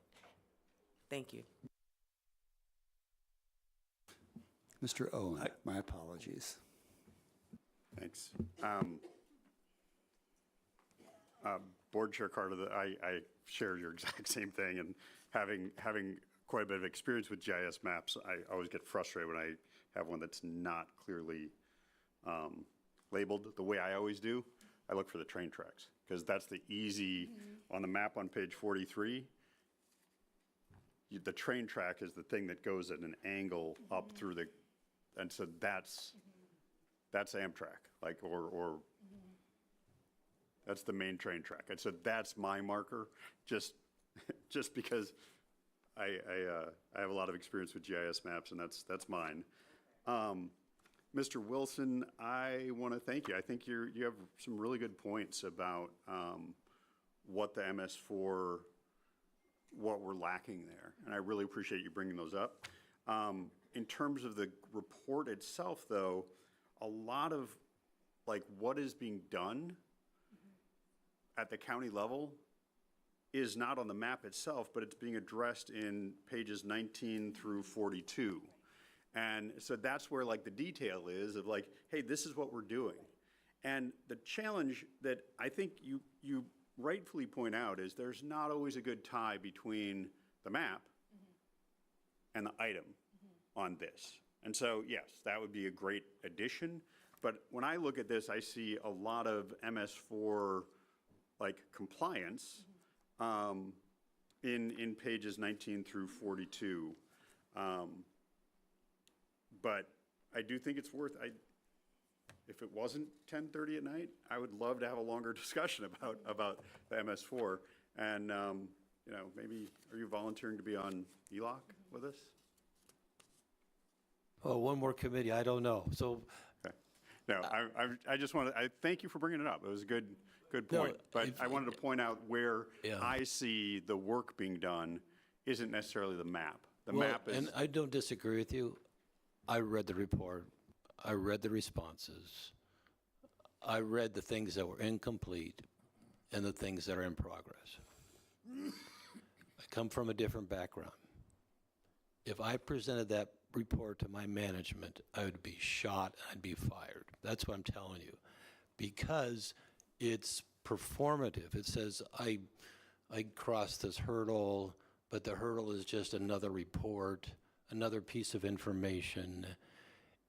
And maybe I know it's late, but I'm trying to convey that it has no practical impact to those individuals that live in MS4, other than you could say, I have a map and I issue a manual report.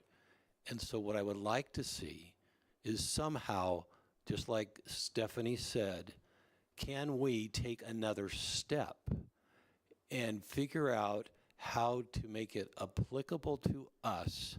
Because what I don't want to see happen in Champaign County, and neither does any of us, we don't want to see a Camp Lejeune, we don't want to see a Flint, Michigan, we don't want to see an Aaron Brockovich event. What we really, and we want to be ahead of the game rather than behind the game. Does that make sense? So I just apparently have developed a little bit of passion for this.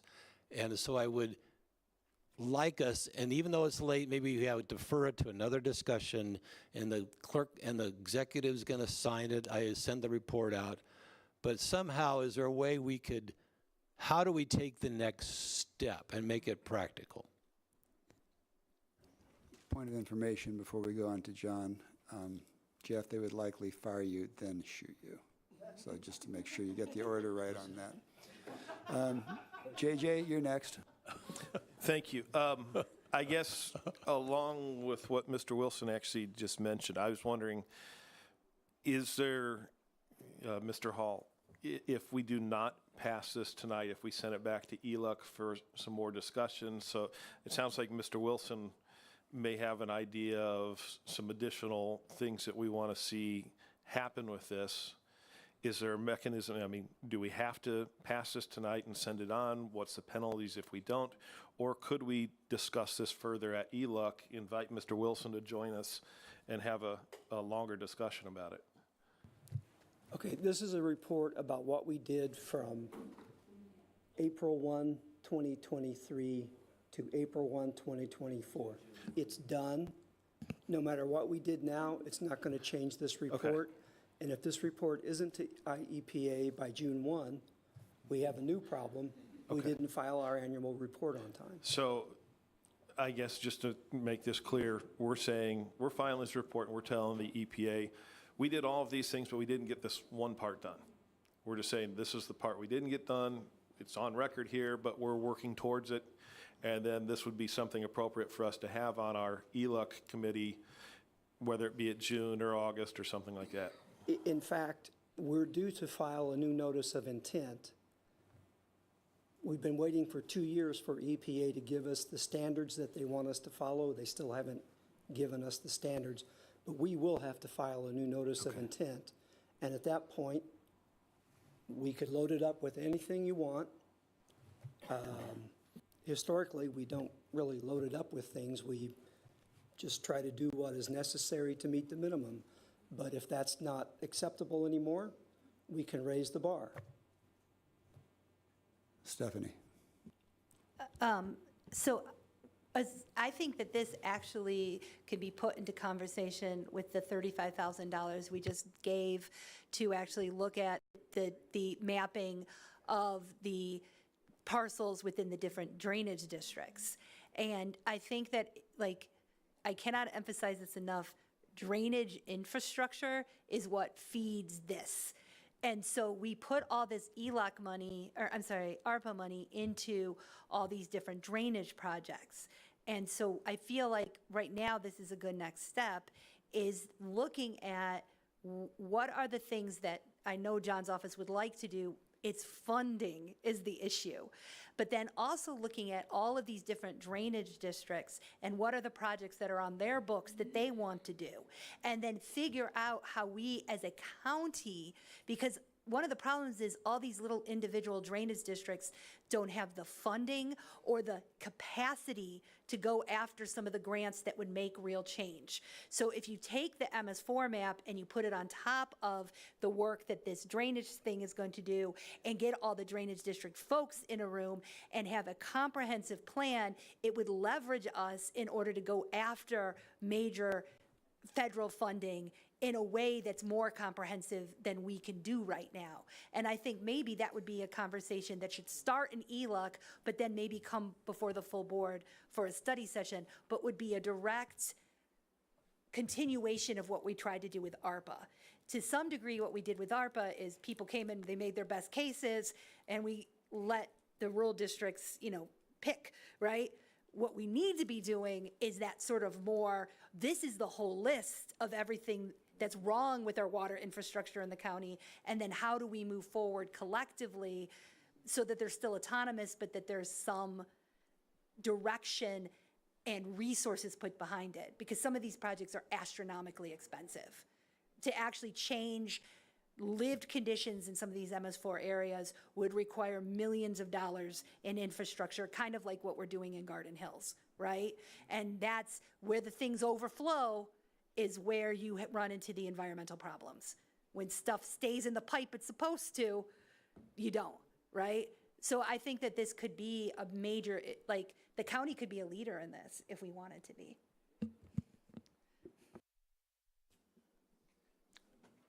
Further discussion? Oh, go ahead. I'm just going to suggest that for right now, we make the vote that needs to go, because it's 10:30 and the vote needs to go, and could we just call the question and move on? We have a motion and a second. All in favor signify by saying aye. Aye. Opposed, same sign. Motion carries. All right, moving on. Since we don't have either the ELUC chair or vice chair, you're stuck with me. I need a motion to approve ordinance number 2024-4, granting a special use permit for a 5-megawatt solar farm on 27 acres as an approved as a solar farm decommissioning and site reclamation plan in zoning case 115-5-23. I see a motion and a second sitting right next to each other. Now for the additional information. Zoning Board of Appeals voted 5-0 with 2 members absent to recommend approval of this county board special use permit at the April 11th meeting. ELUC voted 6-0 with 1 member absent to recommend approval of this county board special use permit at its May 9th meeting again. The subject property is not located within the 1.5 mile extraterritorial jurisdiction of any municipality. No public comments have been received for the project.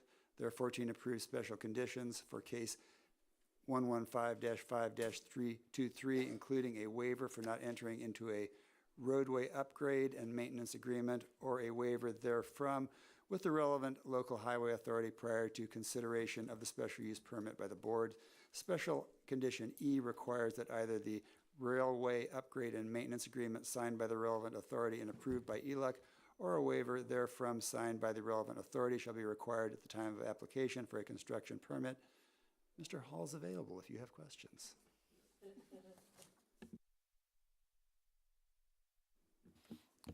I don't have any questions, just a comment from the ELEC committee. The only reason these were not on the consent agenda was to allow you fine folks to ask questions should you have any. Our discussion was very brief at ELEC. Are there questions for Mr. Hall at this time?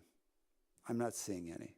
All in favor signify by saying aye. Aye. Opposed, same sign. Motion carries. Oh, excuse me. Is this? Ooh. Hanover Friedman. Yes. Locke. Yes. Lockshin. Yes. Oh, this is Michaels. consent. Owen. Yes. Rodriguez. Yes. Rogers. Yes.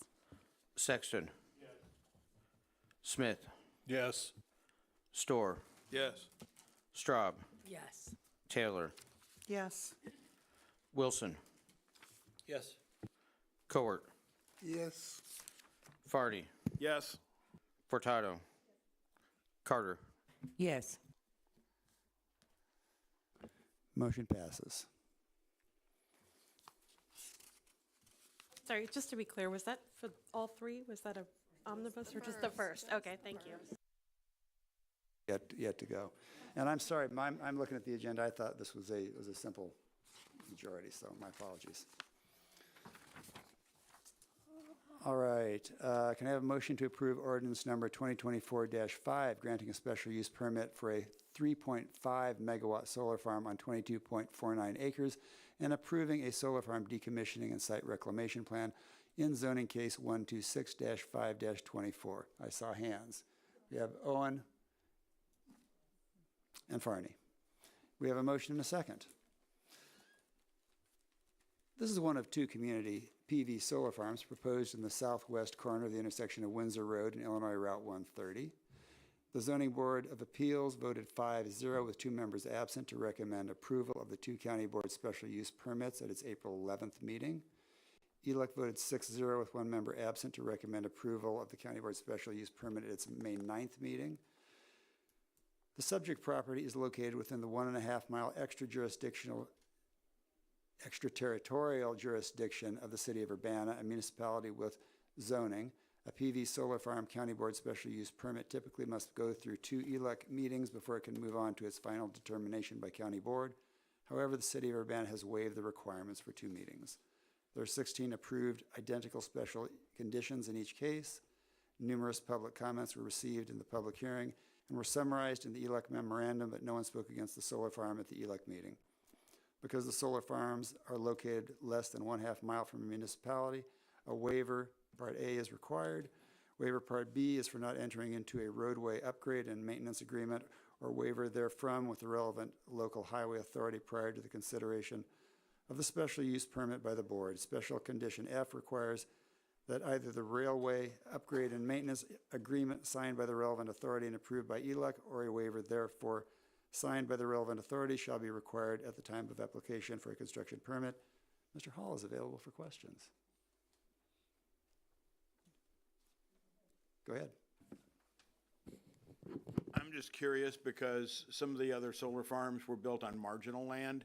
This is pretty prime farmland that we're covering up with solar fields.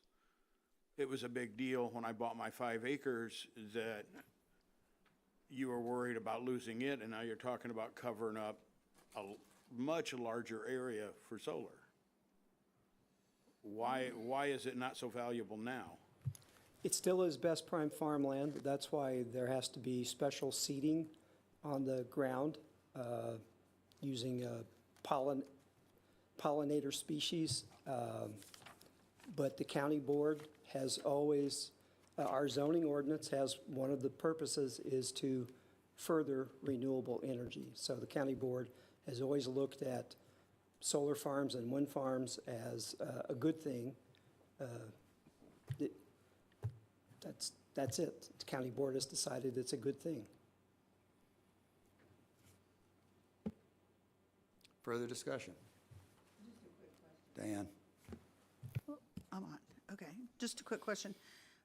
If I read this right, this is an individual and this is farm ground zoned? It's not zoned commercial, because there's a lot of commercial around that area. Yeah, no, it's zoned, I think it's zoned Ag 1 Okay. or Ag 2, I can't recall.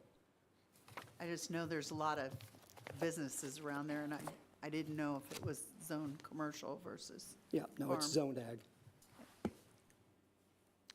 Further discussion. Mr. Storr. I think this is across from Stone Creek subdivision. It's near Animal Veterinary Clinic. I spoke with the folks at the Animal Veterinary Clinic.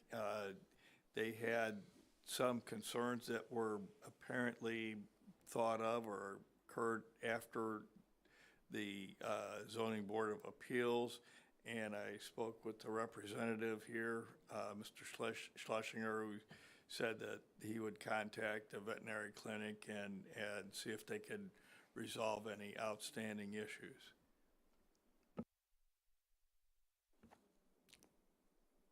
Seeing no further, oh, go ahead. Mr. Owen. I thought, and maybe somebody else on ELOC can remind me, that for the vet clinic, they actually had already worked with the solar company specifically around putting up fencing that would be both visually and auditorily sensitive to their business. And so, is that correct, JJ? Okay. Yeah.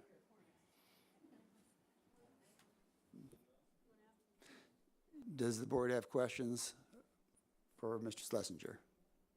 All right, could you come forward to the microphone, please?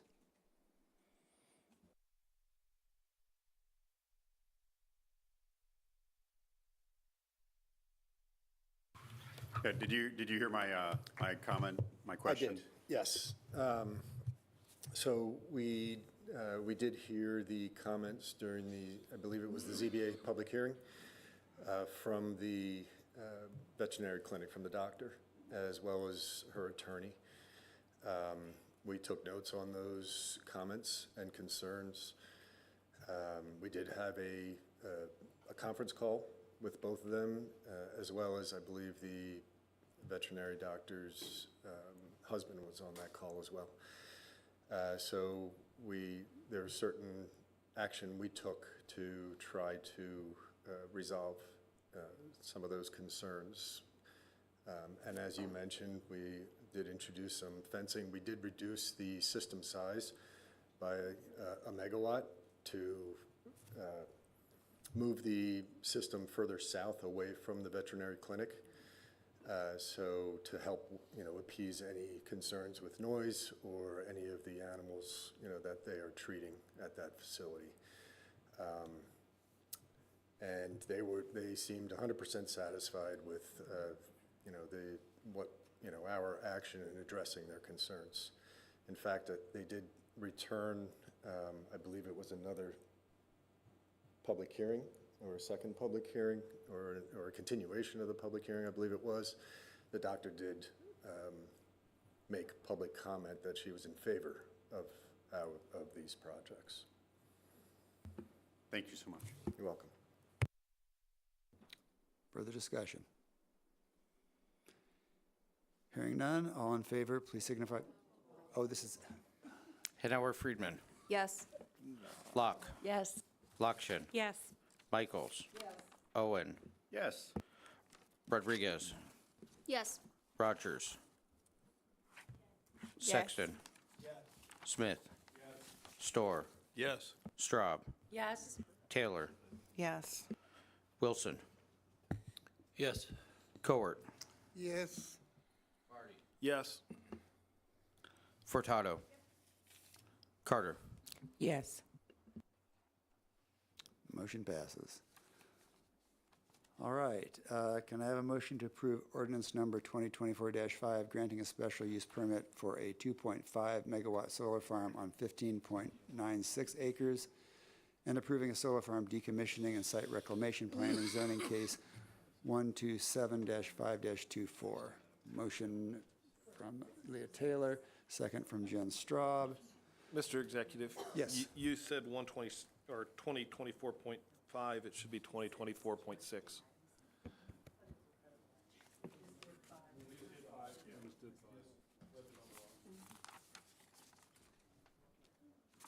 Actually, it's a typo on my list here, so I will take full credit for that. All right. This is the second of two community solar farms proposed to the southwest corner of the intersection of Windsor Road and Illinois Route 130. The Zoning Board of Appeals voted 5-0 with 2 members absent to recommend approval of the 2 County Board special use permits at its April 11th meeting. ELEC voted 6-0 with 1 member absent to recommend approval of the County Board special use permit at its May 9th meeting. The subject property is located within the 1.5 mile extraterritorial jurisdiction of the City of Urbana, a municipality with zoning. A PV solar farm County Board special use permit typically must go through 2 ELEC hearings before it can move on to final determination by the County Board. However, the City of Urbana has waived the requirements for having 2 meetings. There are 16 approved identical special conditions for each case. Numerous public comments were received in the public hearing and were summarized in the ELEC memorandum, but no one spoke against the solar farm at the ELEC meeting because the solar farms are located less than 1/2 mile from the municipality. A waiver Part A is required. Waiver Part B is for not entering the roadway upgrade and maintenance agreement or waiver therefrom with the relevant local highway authority prior to consideration of the special use permit by the board. Special condition F requires that either the roadway upgrade and maintenance agreements signed by the relevant authority and approved by ELEC or a waiver therefrom signed by the relevant authority shall be required at the time of application for a construction permit. Mr. Hall.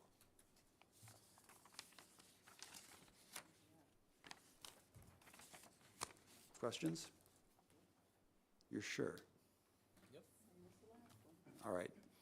All in favor, please. Oh, roll call. And I even wrote roll call here, guys. I'm too Hanover old Friedman. past my bedtime. Yes. Locke. Yes. Lockshin. Yes. Michaels. Owen. Yes. Rodriguez. Yes. Rogers. Yes, sorry. Sexton. Smith. Yes. Storr. Yes. Stroud. Yes. Taylor. Yes. Wilson. Yes. Cowart. Yes. Yes. Furtado. Carter. Yes. Motion passes. Thank you for bearing with us, sir. What a day. All right, just to make sure that I am right here. All right. Highway and Transportation Committee summary of action taken May 10th is received and placed on file. Summary of action taken May 14th at the Committee of the Whole meeting is received and placed on file.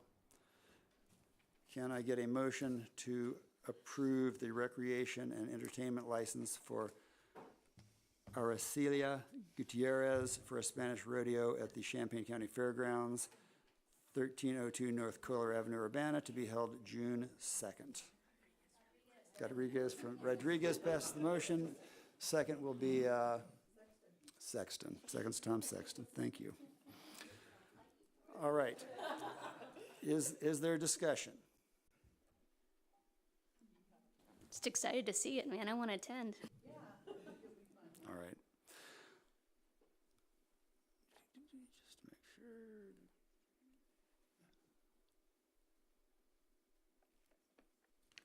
Excuse me just a second here.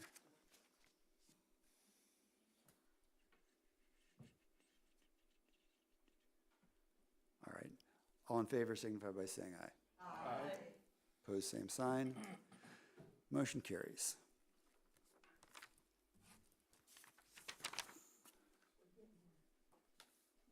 All right. Is there any objection to an omnibus motion for payment of claims and purchases not following purchase policy?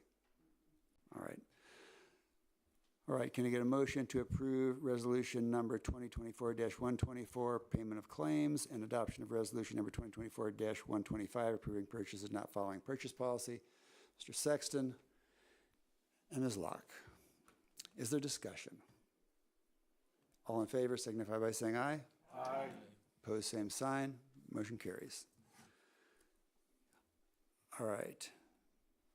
Can I get a motion to approve the adoption of Resolution 2024-126, approving an intergovernmental agreement for the Champaign County Area Rural Transit System to provide transportation services to the University of Illinois Granger College of Engineering Center for Transportation ICT?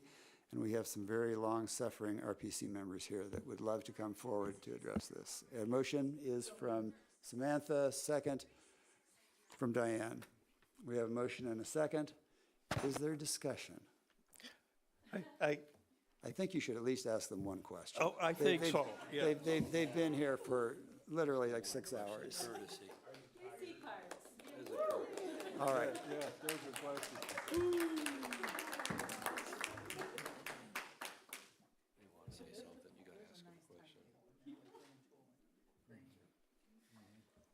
And thank you guys for not falling asleep on us. We appreciate that.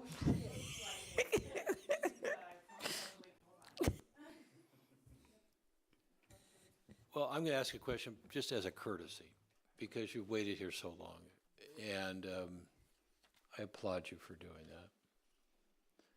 I think this is the shortest board meeting we've ever had, though. Not really. So first of all, thank you for being here, and then just in your own words, explain why this is a benefit to the community. Press the button first on there. Thank you. Sure. Yeah, Jay Rank from MTD. We operate C-carts, and this is an opportunity to partner with the U of I to get local revenue to provide a service for the students, staff, and faculty from ICT to get from Champaign, Urbana to Rantoul and back. And I would just add, we already have an established contract with the Village of Rantoul. This is just an addition to the already existing service, so it's kind of a benefit for an additional stop as well as additional resources for anyone in the community. So, yeah, I think it's positive. Jamala. Thank you for being here and waiting. So are you adding a stop from campus to Rantoul? Is that what you're saying? No, the stop's at Lincoln Square, so we added one trip in the morning and 2 trips in the afternoon back from ICT to Lincoln Square. JJ. I see that this is only for 3 months. Any plans on expanding this so that it potentially becomes permanent? Sorry, we hope so. It was basically kind of set up as a trial, as a pilot, to see if it would work out long term, if it were used well. We didn't, in this intergovernmental agreement, put in any language to continue it, so we might be here in 3 months again, if necessary. But yeah, the hope is that it's useful and they're willing to pay for it. And frankly, I hope they expand it, and usage is really good. And because we're using vans, they can only carry up to 14 people. So if it's really popular, they may need to add another trip in the morning, and so on and so forth. So it's set up right now with 1.66 hours per day, and that's pretty minimal. We're hoping it can be expanded a little bit to suit their needs. Diane. Just real quick. I don't know if a lot of people remember, but there's that autonomous track that's being done in Rantoul that's done with the university. And I wonder if this also has something to do with that there would be able to transport people back and forth that are working or getting that put together. Because the university is doing the autonomous track in Rantoul. Yeah, I think that's where the ICD is. Yeah, I think that's the facility, yeah. So we're taking the people that are working on the autonomous vehicles. Yeah. Hopefully, long term, they can do something. Yeah. All right. I would like to add a comment because they didn't mention it. Go for it. Rita Black from RPC. I want to add that if you remember, we have come here many times and tell you that we are leaving money on the table that have been allocated to C cards, but we don't have the local match to be able to draw down that federal funding that is allocated to us. This will allow us to draw down more federal money because this is more local match. Our hope is to have a permanent contract with the university for the whole year, because that way we'll be able to draw down more federal funding and will help operation.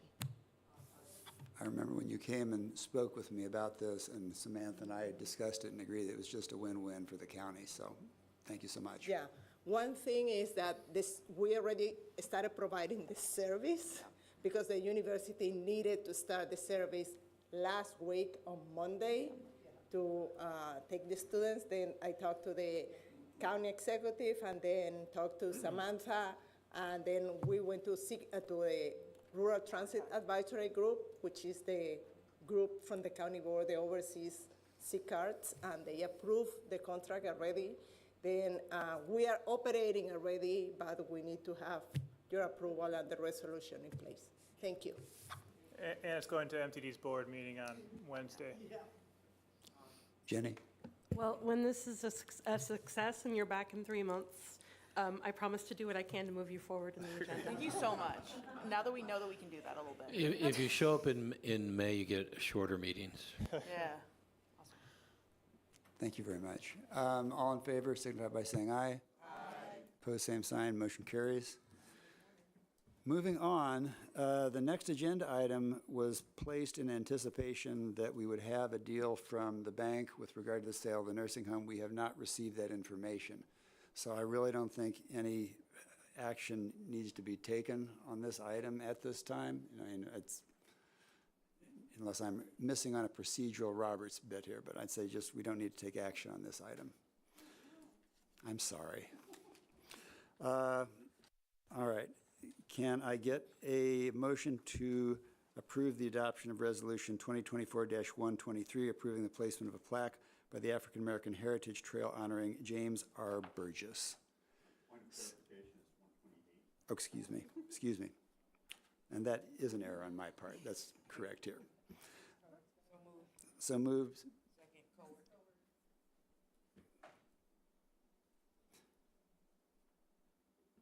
Jenny? I can speak to this one. It came from Facilities Committee. This is a plaque that will be placed by experienced CEO in cooperation with the City of Urbana. They will be paying for that. What they need is our permission to place it on the county property at the courthouse.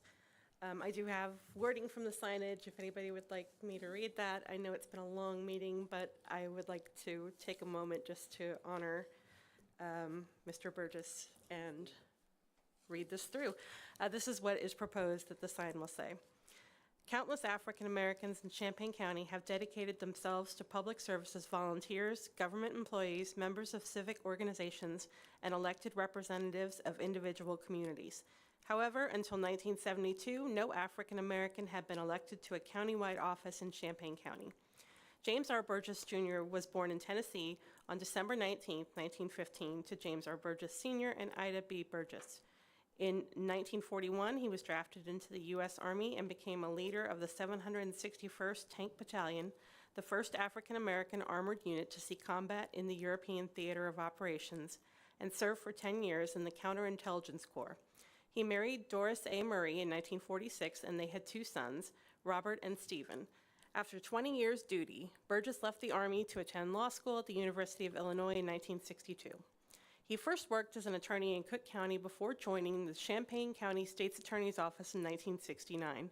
Only a few years later, he announced his own campaign to lead that office as the county state's attorney.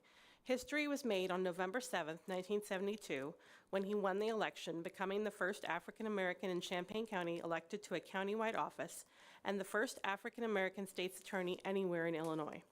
As state's attorney, Burgess served the public faithfully and developed a reputation for honesty and practicality. When he lost re-election in 1976 by only 98 votes, 4 members of the state's attorney's office staff resigned as a sign of solidarity and loyalty. Despite the loss, Burgess' story was far from over. His reputation and work ethic led to his being nominated to serve as the U.S. Attorney of the Eastern District of Illinois. The U.S. Senate confirmed him to the post on July 13, 1977. On June 22, 1997, Burgess died at the age of 81, but his legacy as an active and influential member of his community lived on. In 2014, President Barack Obama signed into law legislation that designated the U.S. Post Office at 302 East Green Street in Champaign as the James R. Burgess Jr. Post Office Building. So, I did not know Mr. Burgess' son Steve very well, but I did know him a little bit, and I know he worked very hard to try and make sure that his father's memory was adequately recognized. And despite that he's no longer here, I'm sure he's very happy. All right, all in favor, please signify by, oh, I'm sorry, Jamala. Thank you. I just wanted to say thank you for that.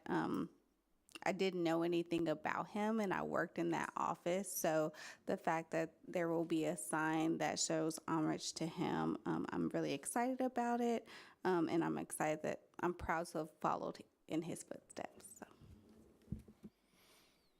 All right. Mr. Wilson.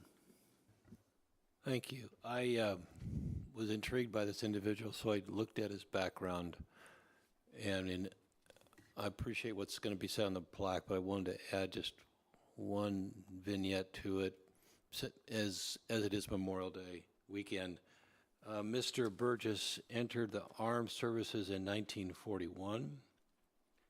He was in combat with the 761st Tank Battalion that served under General George Patton, including at the Battle of the Bulge. So when you think about it, that was the last-ditch effort on some wintry night that the Germans had to try to punch through, and it was a bulge because that's just how the front line was. Anyway, including the Battle of the Bulge, a World War II veteran, he went on to serve as a special agent in the Counterintelligence Corps, retiring as a major in 1962. James Burgess was a first lieutenant commanding one of 6 African-American tank companies in the famous 761st Tank Battalion that served under General George Patton, including the Battle of the Bulge. And then, I don't know what was got into my head today, so I thought I was looking for something in this book, and guess what I found? Page 180, James Burgess, Esquire, filing for office for Champaign County Courthouse in 1971, and I'll pass this around if you want to look at it. But there it is, he's filing his petition for state's attorney. I thought that was pretty cool. Serendipitous, I don't know. Coincidence, maybe, maybe not. But anyway, I thought you all would like to at least see this picture even at 10:30 at night. We're shooting for 12. Or 12, 11, whatever. Well, in that effort, we will wait to have the roll call vote until everyone has had a chance to know. All in favor signify by saying aye. Aye. Opposed, same sign. Motion carries. Thank you. All right, now we are on to other business. Would the Labor Chair like to make the committee's recommendation for item number 1? Sure. So I rarely introduce things, so I just like read off the list. We always under the opinion. Okay, great. Okay, so the adoption of, I move to, for the adoption of resolution number 2024-129, censuring the Champaign County Auditor George P. Danos for failure to serve as an independent watchdog of county taxpayer funds and for conduct unbecoming of an elected official.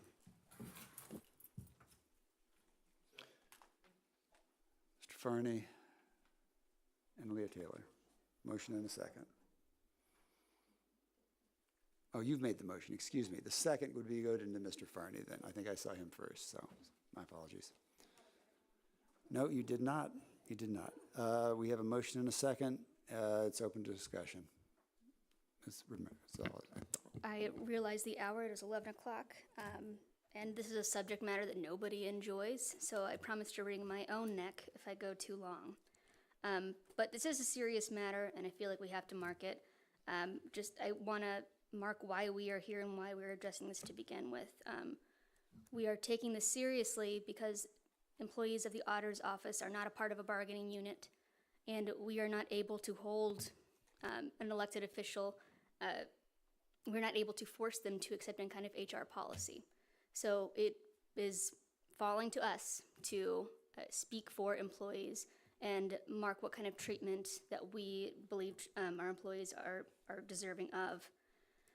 Briefly, I want to address the idea that this is somehow petty or motivated by personal animus. I want to hinge this comment on the idea that something petty is personal. And I want to contrast this with the idea that if we were to look the other way, if we were to take a different way out and shrug this off, we would be doing so for personal reasons. This has been kind of framed as a partisan issue. This is the Democrats are doing this. Again, I say this is not. If it were personal, more shame on us for shielding somebody simply because of their party affiliation. That would be wrong. I also just want to highlight again the weight of this and how we got here. We were tasked, I believe, by the Committee of the Whole a couple months ago with addressing the items in that FOIA request with something that was actionable and specific. I believe we have done that here. We have gone through the drafting process we've gone through about 4 drafts. This has been looked at by the State's Attorney's Office. And this is one of the few levers that we are allowed to take as a county board. I thought it interesting that the attorney for Mr. Ganos illuminated the problem quite well. We cannot force him to adopt any kind of an HR policy. This is one of the only lanes that we have to address this issue. We are not the first county board to censure someone. We are in our lane of authority here. Overall, I want to emphasize this is our way. By passing the censure, I understand that this is not something that will solve everything. It is meaningful as a benchmark. It is our way of saying, of spitting this kind of treatment of employees out of our mouth as a county, and that to me is a worthwhile endeavor. So I hope to have your vote. And again, one more thing, if we are to move this or delay, I would ask that we question what kind of message that would send to employees of the auditor's office. We have delayed the censure by a month already. It has been on multiple agendas. All offices have the opportunity to work to change any policies or actions, to make any kind of show of good faith of making changes, and nothing has happened. In fact, it has gotten worse. So as you make that vote, I hope that you keep that in mind. Thanks.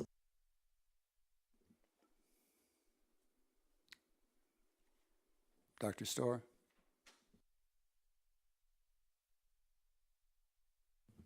Thank you, Chair. Thank you, County Executive Summers. This is a very serious matter, and it seems likely that the county auditor will likely be with us for at least another 4 years, barring some change in circumstance regarding, since he's the only candidate for the office. And as such, I think that it's worth our effort to try to find some way that we can all work together. And in that light, I would point out that being an obnoxious supervisor, socially awkward, or in mistake prone is not malfeasance. And it's fortunate, at least for some thinking that about two nursing home management companies that we're too familiar with. And note that the state's attorney's office has not taken any action. On the other side, there is a litany of annoyances that has circulated in the resolution under consideration, and I'd add to that list. inadequately or failure to report matters of physical concern to the county board at the monthly committee of the whole meeting during the auditor's report for the past several years. This is particularly notable when the auditor presented a surprise alternative fiscal report last month and only recently shared the details of the board, which included misleading, vague, and some erroneous figures presented as fact without direct reference to the fiscal administrator's forecasts so that the board members could determine where the differences were in dispute. This is either an innocent bungling or a deceptive practice intended to mislead. The auditor's very first assertion stated, "Our annual budget forecasts have overstated expenses and understated revenues for years." However, the county auditor was silent about this criticism for all of those years.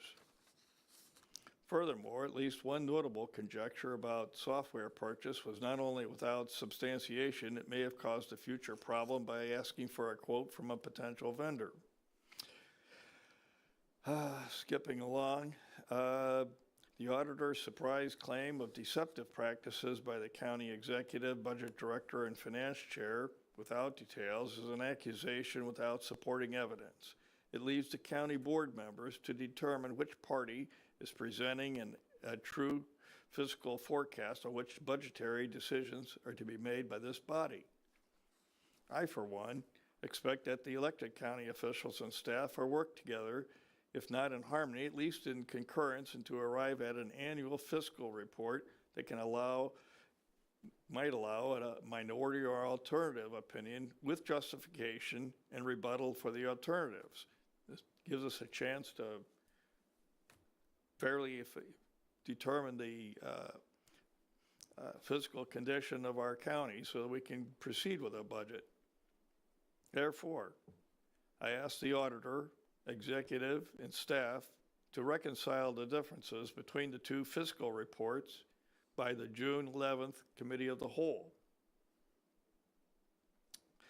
Furthermore, neither endorsing nor overlooking the past mistakes and indiscretions, I respectfully move that the censure resolution be tabled until such time as criminal or civil charges of malfeasance, which is an act that is illegal and causes physical or monetary harm to someone, is brought with sufficient evidence.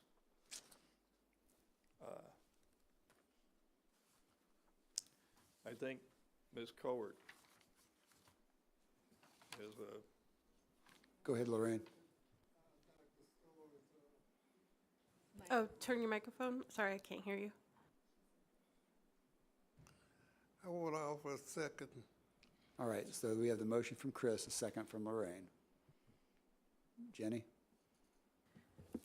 To speak to that, I feel like I don't understand the point of waiting until we're directly facing financial or legal action. Like, we're already open to these things by the way that this office is being run.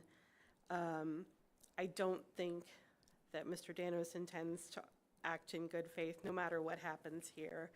I brought this up in our caucus meeting, but looking at the open letter that he posted to the board, the references in there to things like, well, here's another one. I ask that you recall your own possible experiences with bullying and isolation before you vote to censure me. And I feel like what I am reading in here are documented examples of bullying and isolation and the treatment of the staff in the office. And I cannot in good conscience let it keep going on. Like, I can't keep dragging this out. I feel like we owe it to that staff and we owe it to other employees of Champaign County to show that even though we can't do much, we need to do everything that we can to show that we do not advocate or support this behavior. Is there further discussion? Yes, it's a discussion on his motion to table. Emily? I just profoundly disagree with the idea that we need to sweeten the pot for the auditor to do his job. The idea that we are entertaining an idea to table this, so maybe he'll act on the he'll he'll fulfill the tasks that are associated with his job, that he'll earn his paycheck. I think it is laughable, and I think it is a precedent that would be a shameful one to set. Jen. Piggybacking on what both of my colleagues have said, and I want to make clear that I appreciate the intention with which this has been proposed.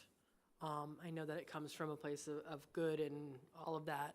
I think chalking this all up to being socially awkward or bumbling through things is really dismissive of the very serious concerns that have been brought forth by the auditor's office. And we cannot have that.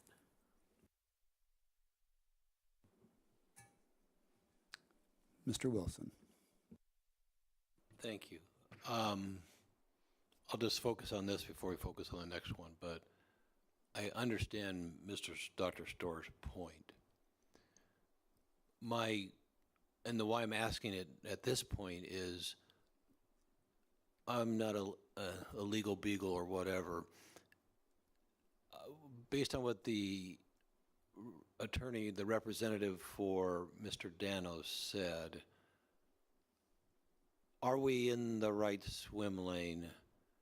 And I know you're nodding your head, but I want you to nod your head and say why we're in the right swim lane, because that will determine my decision on this motion. Go ahead. I'm a legal beagle. We're in the right swim lane because our state's attorney reviewed the original draft and made tweaks until it got into the point where it is absolutely something that is appropriate for our board to be considering passing as a resolution. Specifically, Mr. Bannock would never let us put forward something that would endanger the county. We're saying we are mad, and this is why. And then every allegation is a verifiable fact. So we're in our lane because our attorney for the county says we're in our lane. That's the simplest way I can put it.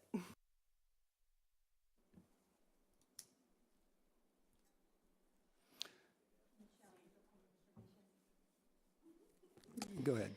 I just want to clarify. So the civil division at the state's attorney's office is in a very awkward position because they are everyone's attorney in this situation. Board's attorney, executive's attorney, auditor's attorney. They're everybody's attorney.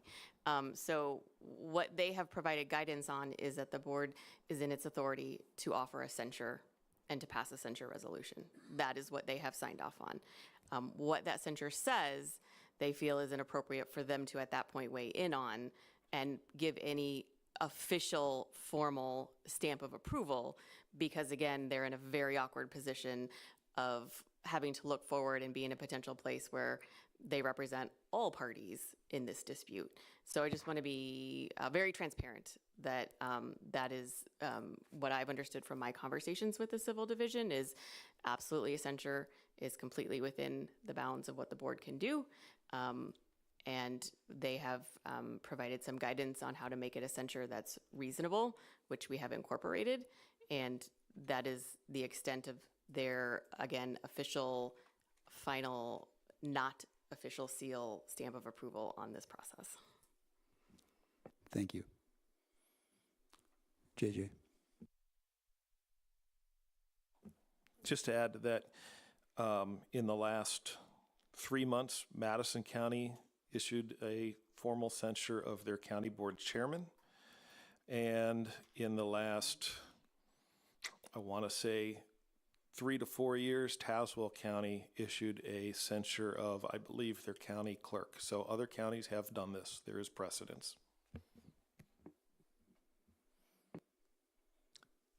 All right, I'm not seeing any more hands raised. We are voting on a motion to table.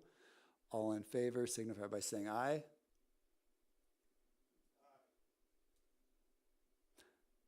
All opposed, same sign. Motion does not pass. Back to the original resolution at this point. Further discussion? Jamala?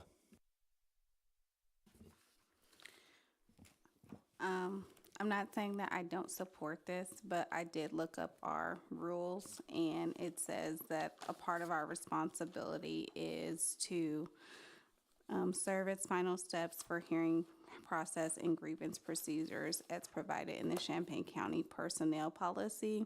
So I've heard multiple times that there's nothing we can do, but I guess I just don't buy that. So I really want to do something. I understand that this is a step to show the employees that we support them and we hear them, but I don't know if Matt needs to come or what needs to happen, but I just think that something more needs to be done other than this.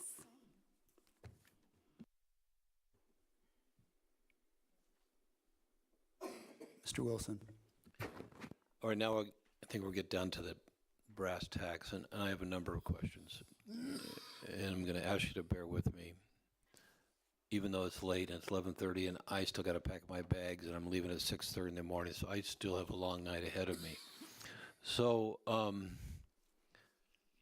notwithstanding, it's the right thing to do, so we're just doing it. So the way I understand this censure, it's in two parts. There's a failure to serve as an independent watchdog and conduct that's inappropriate or unbecoming. So I've been looking at this for days. So it's not just off the top of my head. So I have a couple items that I need clarification on, and it will help me in my decision process. And yes, I agree something should be done, but I want clarification. So first item, I'll just talk the first item, and then we can move on to the next item, but I don't want to dominate this, but failure to serve as an independent watchdog. So what is addressed are two items. One is the Munis log in story, and the second one is the 2018-2019 audit. Those are the two items. So for clarification regarding Munis, I'm asking this out of ignorance, but I need clarification. Is there a requirement, a job description requirement that says the auditor has to be in Munis, use Munis on some kind of periodicity? There is not.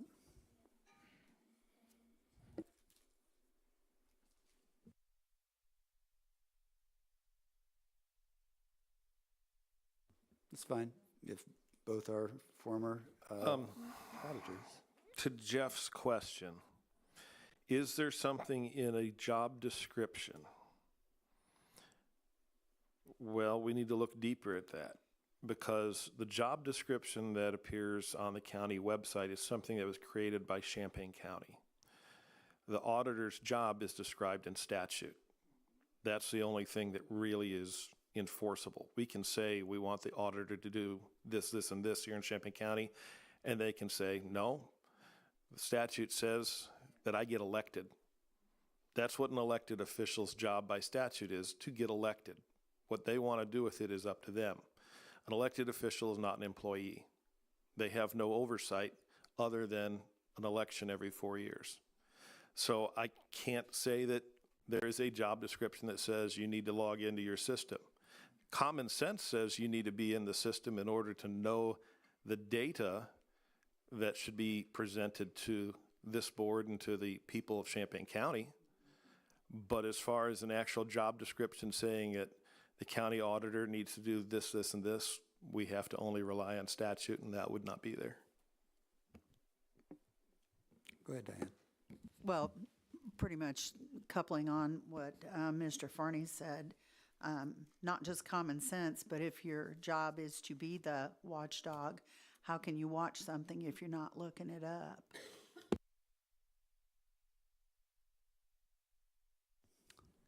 Stephanie.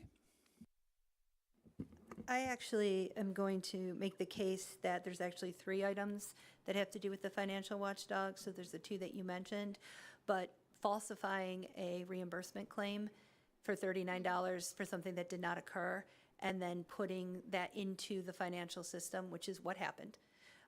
right, is also, if you are saying you're the watchdog on how we handle things, and everybody knows that you did that, how seriously are they going to take your watchdogging, right? And so for me, that is actually one of the most alarming things in terms of the watchdog situation, is that if you are willing to misrepresent a travel reimbursement form, and then you think that you're going to have sort of the moral authority over other offices to hold them accountable, those two things cannot be, if that makes sense. Go ahead, Jenny. And I don't know, I feel like I've tried to be very professional and decorous, but to add on to that, then to demand that your employees process this claim and to come to us today and say, but there's nothing that says I can't do that, is what's especially egregious to me and shows that there is no watchdog happening here.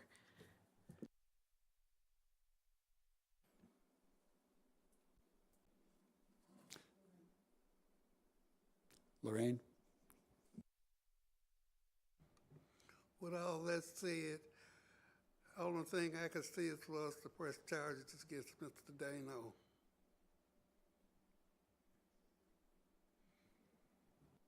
Thank you. Jeff, did you have another? Well, actually, I have two more on this topic, so it's going to take a while, believe me. All right, so the next one, and thanks for bringing it up, I put that under as bad behavior, but if it's bad watchdog on the parking, I agree. I'm not disagreeing with you. That's just how I broke it out. So in my brain. So the second item, which I guess we didn't get a satisfactory out of Munis other than it's best practice to use the systems that you have, I think. So my second question is on the 2018-2019 audit. And so it piqued my curiosity related to this. So I said, okay, Mr. Wilson, just do your research. And I read Mr. Danos's letter. And then I opened up all the links in his letter to see what is he talking about. And then he quoted a couple newspaper articles and then referred to a memo that he wrote back in 2021. Okay, so I read the memo, and so the memo said, and I wasn't there, and I guess thank God I wasn't there, but anyway, I wasn't there in 2021, and he was referring to a county board meeting in March of 2021.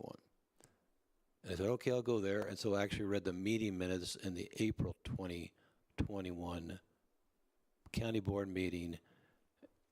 There was a lot of discussion and a recommendation that that he relinquishes his office because of the issues and concerns that happened, especially with RPC, and maybe the potential impact on ARPA funding. And then I watched the county board meeting, and I watched the discussion, took my notes. And so here's my question. Was that issue finally resolved? And if it was resolved, so there's three parts to this question. RPC still eventually got their money, right? The funding was allocated. I agree it's ugly. Maybe it's just butt ugly. It's like super ugly. But the annual report was finished, and then subsequent to that were the next annual reports, like the fiscal year 22 report issued without concern. Stephanie? Yeah, the report was eventually turned in. It was turned in that June in 2021. And yeah, the other reports have been turned in. In fact, we just won an award for the last one. The issue is, in my mind, is not whether the reports were turned in. The issue was that in terms of the watchdog situation, we didn't even learn about it from the auditor. We learned about it from RPC. And at the time, I mean, when I say I was close to this, I was in the auditor's office trying to help them with reconciliations before the pandemic. That's the level to which I was involved in this.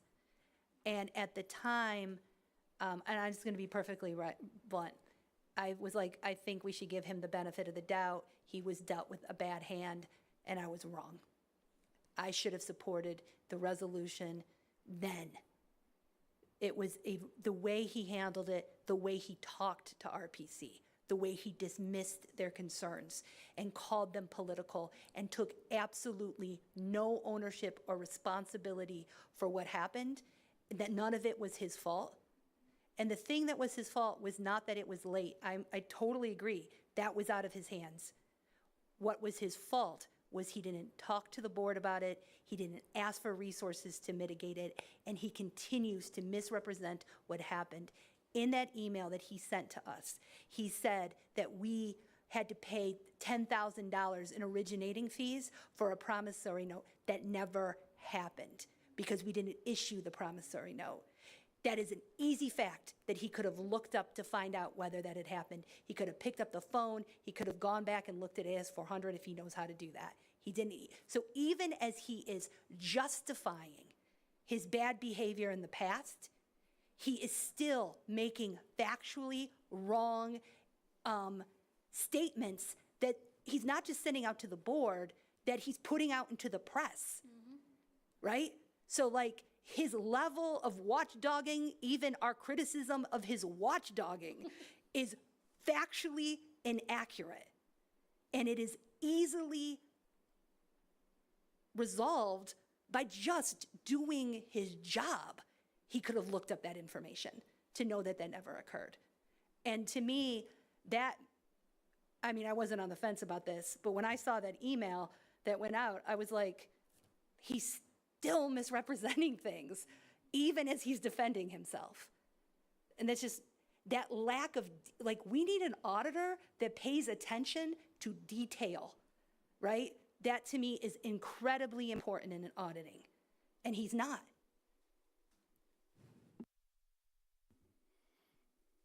Mr. Wilson.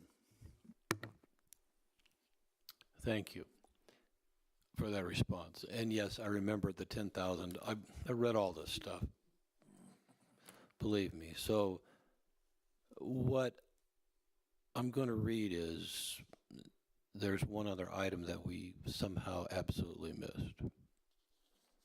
And so I mentioned this last time, but I'm going to mention it again for the record. So not mentioned in the long-standing repeated violation of the auditor to continuously not issue the state legally mandated requirement for quarterly reporting regarding the entire financial operations of the county since 2018. How many quarters is that? That's a couple. So obviously this is a picture of not serving as an independent watchdog when the actual statute says, and it's 55 ILCS section 5-1005, duties of auditor, the duties of the county auditor shall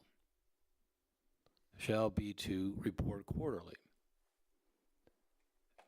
And I reached out to Mr. Danos and said, why aren't you issuing the quarterly reports as mandated by law? And his response to me was, I probably should read it exactly, but the gist was he issues monthly reports and they were sufficient for quarterly reports.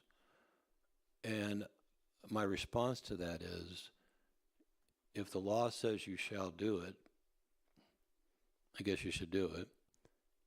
And the previous auditor to that, who happens to be sitting here in this room, issued quarterly reports along with a monthly report.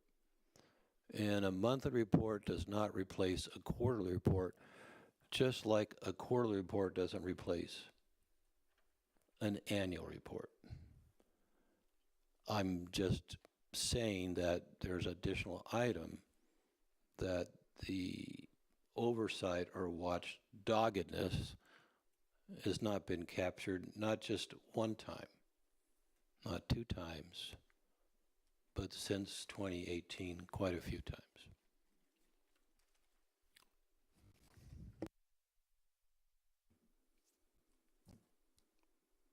Further discussion? JJ. First, I want to recognize the Labor Committee for their work on this, of which I'm part of as well. But we took a lot of things into consideration on this. We reviewed this document numerous times ourselves before asking for the state's attorney to also take a look at it. I feel that it's a complete document. I feel it's a good document. It removes any emotion. It's a factual document. I think that's very important. I also, having heard from the auditor's attorney being here tonight, I just want to remind everyone on this board that attorneys, when they are retained, they are going to say what they are paid to say. And so this evening, for example, Mr. Martinkus read a line from the FOIA response, the findings of the graphic images. And he said, no findings by county IT were able to confirm anything of a pornographic nature being accessed on or around February 9th. And then he stopped. Allow me to read the following line. However, compelling documents were found on Danos's hard drive, which included numerous files which could be construed as pornographic, as well as some images which featured fully naked men. So it didn't happen on February 9th. Big deal. If this was an employee of Champaign County, this person would have been removed from the building. This is absolutely the right thing for us to do. It's what we're allowed to do. We need to continue to work with the employees of that office to make sure that they realize that they are valued. They're an important part of county government. And we need to look forward and see how do we make sure, number one, this doesn't happen in any other office. This is an example to other elected officials. They need to also know that this is not acceptable. It just happens to be the county auditor this time. We need to look at our overall structure of government. Our job as county board is to oversee these offices. Even though we may not be able to go in and control the day-to-day operations, we do have oversight of these offices. And so we're doing our job tonight, and I fully support this resolution. Go ahead.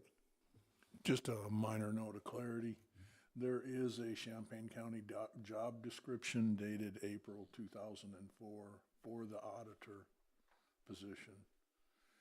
While the statute may direct when the reports are made and give specific time frames, the job description does reflect that reports shall be made for the county board. Just to make sure we're aware of that and we know that there is one that does exist on the county website. Thank you. All right, are we ready to vote? Are there any more comments? Go ahead, Michelle. I don't have a point of order. I actually could make a comment if that's okay with everybody. Okay. I just want to go back to the conversation about reconciliation between the auditor's presentation and the financial forecast, and just say personally, I find that very offensive because it implies that there are errors in both presentations, and I think that it is taking the very factually inaccurate auditor's presentation and tainting the financial forecast in a way that is not appropriate or fair to our budget director, who has a degree and experience in that kind of work. And until the auditor began his initiative, we had no questions or concerns about the integrity of the financial forecast. So I just, he's not here tonight, and I just wanted to kind of say that I think I speak for myself, and I think I can speak for the executive when we say that the financial forecast is a solid document. And aside from all of the behavior that we've seen from the auditor, there's no need for reconciliation between the two because the financial forecast is accurate. Go ahead, Chris. Thank you. I meant no disrespect or insult. I was merely, not merely, but I was, I intended that the auditor, if he had other information, should show where that came from, make an appropriate defense or citation of why he thought this was so, since he made this assertion. And we look upon that office as a watchdog. If he found, I was curious how he came to his alternative perspective. And I don't think that it was well explained, and unfortunately, it throws the county board in an awful position and confuses the public. And again, I mean no insult. I just want to know how these figures, how this alternative came up, and it's a surprise. JJ. I'd like to request a roll call vote. Will the clerk please call the roll? Hanover Friedman. Yes. Locke. Yes. Lockshin. Yes. Michaels. Owen. Yes. Rodriguez. Yes. Rogers. Yes. Sexton. Smith. Storr. Yes. Straub. Yes. Taylor. Yes. Wilson. Yes. Coert. No. Farney. Furtado. Yes. Carter. Motion carries. Thank you. All right. Decennial committee reports for Chelano Fire Protection District, Chelano Park District, Philo Public Library District, and Joint Hensley Township and Road District are all available on the website. Seeing as we have no further business, this meeting is adjourned.